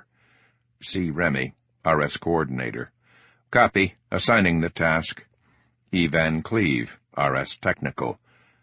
Bio, check if there's a gap between the bottom of the door and the floor. A. Archer, R.S. Bio. There's a gap, approximately 1/2 inch. E. Van Cleve, R.S. Technical. That will do nicely. Deploy the spiders. A.J. reached into his pocket and withdrew 3 ovoids Van Cleve had given him earlier. A. Archer, R.S. Bio. How do I turn them on? E. Van Cleve, R.S. Technical. Squeeze each one 3 times between your forefinger and thumb. Then set it down on the floor, smooth side up. A.J. did as instructed. After the 3rd squeeze, a blue LED on the belly of the spider turned on, and the tiny object came to life. He took a step backward and shined his light on the trio to watch the transformation. Silently, 8 tiny legs unfolded, extended, and elevated the body off the floor. The microbots shuddered in unison, like ducks shaking water from their feathers after a swim, and then began to rotate in place. 1 full revolution clockwise, then 1 counterclockwise. A. Archer, R.S. Bio. What are they doing? E. Van Cleve, R.S. Technical. Calibration sequence. A. Archer, R.S. Bio. It's creepy. E. Van Cleve, R.S. Technical. Any second they should finish calibrating and attempt to log into our network using your phone as a modem. A.J. watched the robot spiders complete their calibration sequence, blink twice, and then scurry under the gap of the door. He stepped toward the door and peered in the window, looking down at the floor. He could see 3 faint blue lights moving across the floor, straight toward the server rack. A. Archer, R.S. Bio. My God, they're fast little buggers. So that's it? They'll do the rest by themselves? E. Van Cleve, R.S. Technical. Yes. A. Archer, R.S. Bio. Good, then get me out of here. C. Remy, R.S. Coordinator. Negative. Founder 1 has changed your tasking. Stand by for routing to the record room. A. Archer, R.S. Bio. What? Why? C. Remy, R.S. Coordinator. Founder 1 wants to see Foster's paper files. Your new tasking is to find his medical charts. E. Van Cleve, R.S. Technical. Coordinator, this is Technical. I strongly recommend against this course of action. All the information we need is on the servers. Retasking Bio increases the probability of detection 41%. It increases the probability of mission failure 33%. R. Nicolora, Founder 1.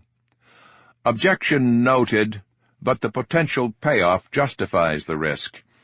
Even in this day and age of electronic records, one thing I can tell you for certain is that doctors take notes. Doctors who are research scientists, I surmise, take copious notes. I want Bio to look at Foster's handwritten records. Meredith didn't give us copies of his paper charts. Maybe we need to ask ourselves why. Coordinator, where is the record room? C. Remy, R.S. Coordinator. Central Records is on level 1, but the building plans also show a record room on each floor. R. Nicolora, Founder 1. What floor was Foster kept on? C. Remy, R.S. Coordinator. According to Social, Foster was kept on level 4. R. Nicolora, Founder 1. Where are Social and Physical now? C. Remy, R.S. Coordinator. On level 4, en route to the lab.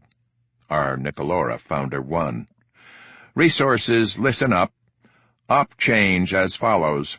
Bio, proceed to Central Records on level 1. Objective, find and film Foster's medical charts. Social, deviate to the record room on level 4. Objective, find and film Foster's medical charts. Physical, proceed to level 4 lab and retrieve samples as planned. Social, Regroup with physical upon completion of new tasking. Mission extension granted. You have 11 minutes until lights on. Coordinator, remap the timeline and get these resources moving. C. Remy, RS Coordinator. All resources, this is the Coordinator. Request status report. A. Mayneel, RS Social. Coordinator, Social. I'm in the Level 4 record room. It's been cleaned out. There's nothing here. K. Immel, RS Physical. Coordinator, Physical. Ditto for me in the Level 4 laboratory. The sample fridge is empty. All the drawers and cabinets are empty, and the instruments and lab equipment are wrapped in plastic. Looks like our friends are skipping town. A. Archer, RS Bio. Coordinator, Bio. I'm inside the Level 1 record room. I've hit the jackpot. All the files are here, packed into boxes. A. Mayneel, RS Social. Physical, this is Social. Meet me back at the decontamination station. As soon as that diesel is back online, Motorkeek will be back looking for us. The priority now is to clear Corridor E on Level 1 for Bio's egress. K. Immel, RS Physical. Roger. C. Remy, RS Coordinator. Bio, Coordinator. Have you found Foster's files yet? A. Archer, RS Bio. Negative. Still looking. The boxes complicate things. I was expecting nice organized file drawers, but no, that would have been too easy. K. Immel, RS Physical. Look for the box with a big F on it. A. Archer, RS Bio. Thanks, I never would have thought of that. The boxes aren't labeled. I have to open each one. Shit, there are a ton of boxes. C. Remy, RS Coordinator. How are they organized? A. Archer, RS Bio. Each box has a sealed manila envelope and approximately 30 file folders. The folder tabs are labeled using an alphanumeric code. I don't see names anywhere. This is bad. Very, very bad. It could take me hours to figure out which records are Foster's. C. Remy, RS Coordinator. You have 7 minutes. A. Archer, RS Bio. Technical, this is Bio. I need your help. E. Van Cleve, RS Technical. Technical online. Go ahead, Bio. A. Archer, RS Bio. I'm trying to locate Foster's records, but the files are organized using an alphanumeric scheme. We have 2 minutes to decipher. E. Van Cleve, RS Technical. Read the folder tabs to me in order, one by one, front to back, back to front. It doesn't matter. Just don't skip folders. Go in sequence. A. Archer, RS Bio. Got it. P17.F.01.11.11. P37.F.02.22.12. P37.F.03.05.12. E. Van Cleve, RS Technical. Okay, that's enough. Go to the next box. A. Archer, RS Bio. All right. Hold. P21.M.17.12.11. P21.M.16.01.12. P21.M.15.09.11. E. Van Cleve, RS Technical. Stop. Check 3 more boxes. Tell me if you see any other alphanumeric scheme besides P, 2 digits, M, or F. 2 digits, 2 digits, 2 digits. A. Archer, RS Bio. Copy. Hold. No. The other boxes use the same system. E. Van Cleve, RS Technical. With 95% confidence, the scheme is P for patient, followed by ID number, M, male, or F, female, followed by day, month, year, which is the European date convention. You need to find Foster by his patient number. A. Archer, R.S. Bio. Which is? E. Van Cleve, R.S. Technical. Stand by. Searching the files Meredith Morley gave us on Foster. Multiple hits on P65. A. Archer, R.S. Bio. Copy P65. C. Remy, R.S. Coordinator. Bio, Coordinator, you have 4 minutes. The file room was windowless and pitch black, except for the reddish glow from A.J.'s flashlight.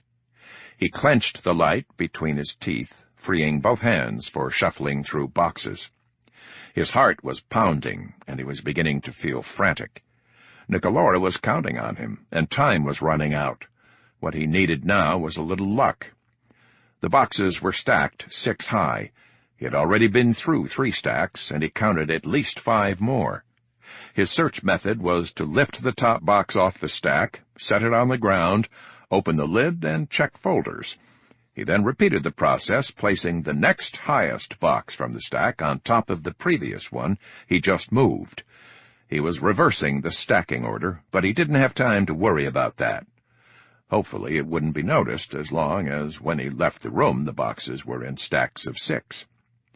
He was rushing, and the stiff edges of the new cardboard boxes were giving him paper cuts as he worked. The most recent slice felt slippery. He held his hand under the light beam. His right index finger was bleeding. Stacking order was one thing, but blood smears on the boxes would certainly not go unnoticed. A. Archer, R.S. Bio. Shit! I cut my finger! I'm going to get blood on everything. C. Remy, R.S. Coordinator. Do you have a tube of spray epoxy with you? A. Archer, R.S. Bio. Yes. C. Remy, R.S. Coordinator. Good. Wipe the fresh blood off on your socks. Spray the epoxy right into the cut. 1 quick pulse. Don't touch anything for 15 seconds with that hand. A. Archer, R.S. Bio. Into the cut? C. Remy, R.S. Coordinator. Yes, a small cut is nothing. Resources have used this technique for life-threatening wounds. A. Archer, R.S. Bio. Okay, it's done. It seems to be working. C. Remy, R.S. Coordinator. Bio, you have 2 minutes. A.J. revised his search pattern, tossing the lids off the remaining boxes so he could quickly glimpse inside. On the 4th box he found it, P65. He lifted the box down, set it on the floor, and crouched next to it. A. Archer, R.S. Bio. I've found it. I'm starting with the envelope. E. Van Cleve, R.S. Technical. No, start with the folders. You need to scan as many pages as possible. A. Archer, R.S. Bio. I see tons of folders, but only 1 envelope. I'm starting with the envelope. A.J. unwound the string clasp holding the envelope flap closed. The envelope was heavier than he expected. He tilted it and shook it gently over a cupped hand, but the contents slid out en masse, like an avalanche, spilling onto the floor.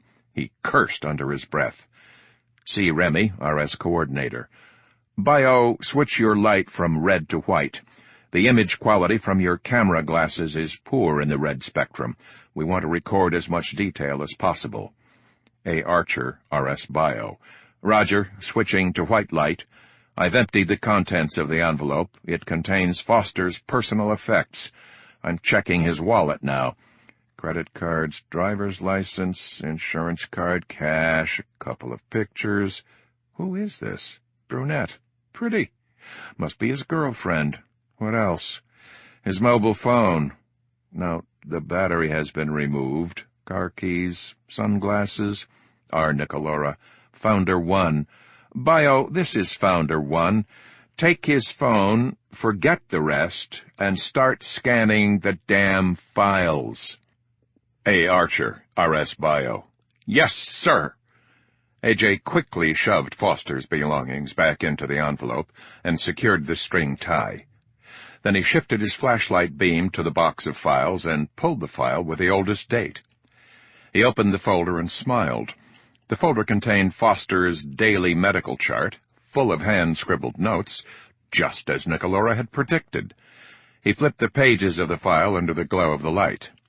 A. Archer, R.S. Bio. Coordinator, Bio, are you getting this? C. Remy, R.S. Coordinator. Yes, the feed is good. Keep it coming. A. Archer, R.S. Bio. How am I on time? C. Remy, R.S. Coordinator. You're over. Founder 1 is extending you. You have until my mark. A. Archer, R.S. Bio. Roger. Scanning until you mark. That file was first in line. I'm assuming it was Foster's Day 1 chart. We don't have time to scan all of these. Any requests for other dates? E. Van Cleve, R.S. Technical. Bio, this is technical. Like any good story, we need a beginning, middle, and end. A. Archer, R.S. Bio. Roger. Day 2 file scanned, moving forward in time. This box has only 1 month's worth of charts. I'm closing it up and moving to the next box. Okay, good. This box is P65 too. Grabbing 2 folders. The dates would be about 2 months in, not exactly the middle, but close enough. Scanning. Okay. Looking for the last P65 box. No, damn it. Where is it? Bingo! I've got it! Pulling the last file. This was 5 days ago. Scanning. Oh, shit. The lights just went on. They've restored power. C. Remy, R.S. Coordinator. Electrician, Coordinator. Report. Local embed. R.S. Electrician. Clear at my location. Main power is still off. They've started the diesel generator. We are plus 15 minutes on the timeline. What did you expect? R. Nicolora, Founder 1. All resources, this is Founder 1. Bio will be egressing with social and physical. Execute exit scenario.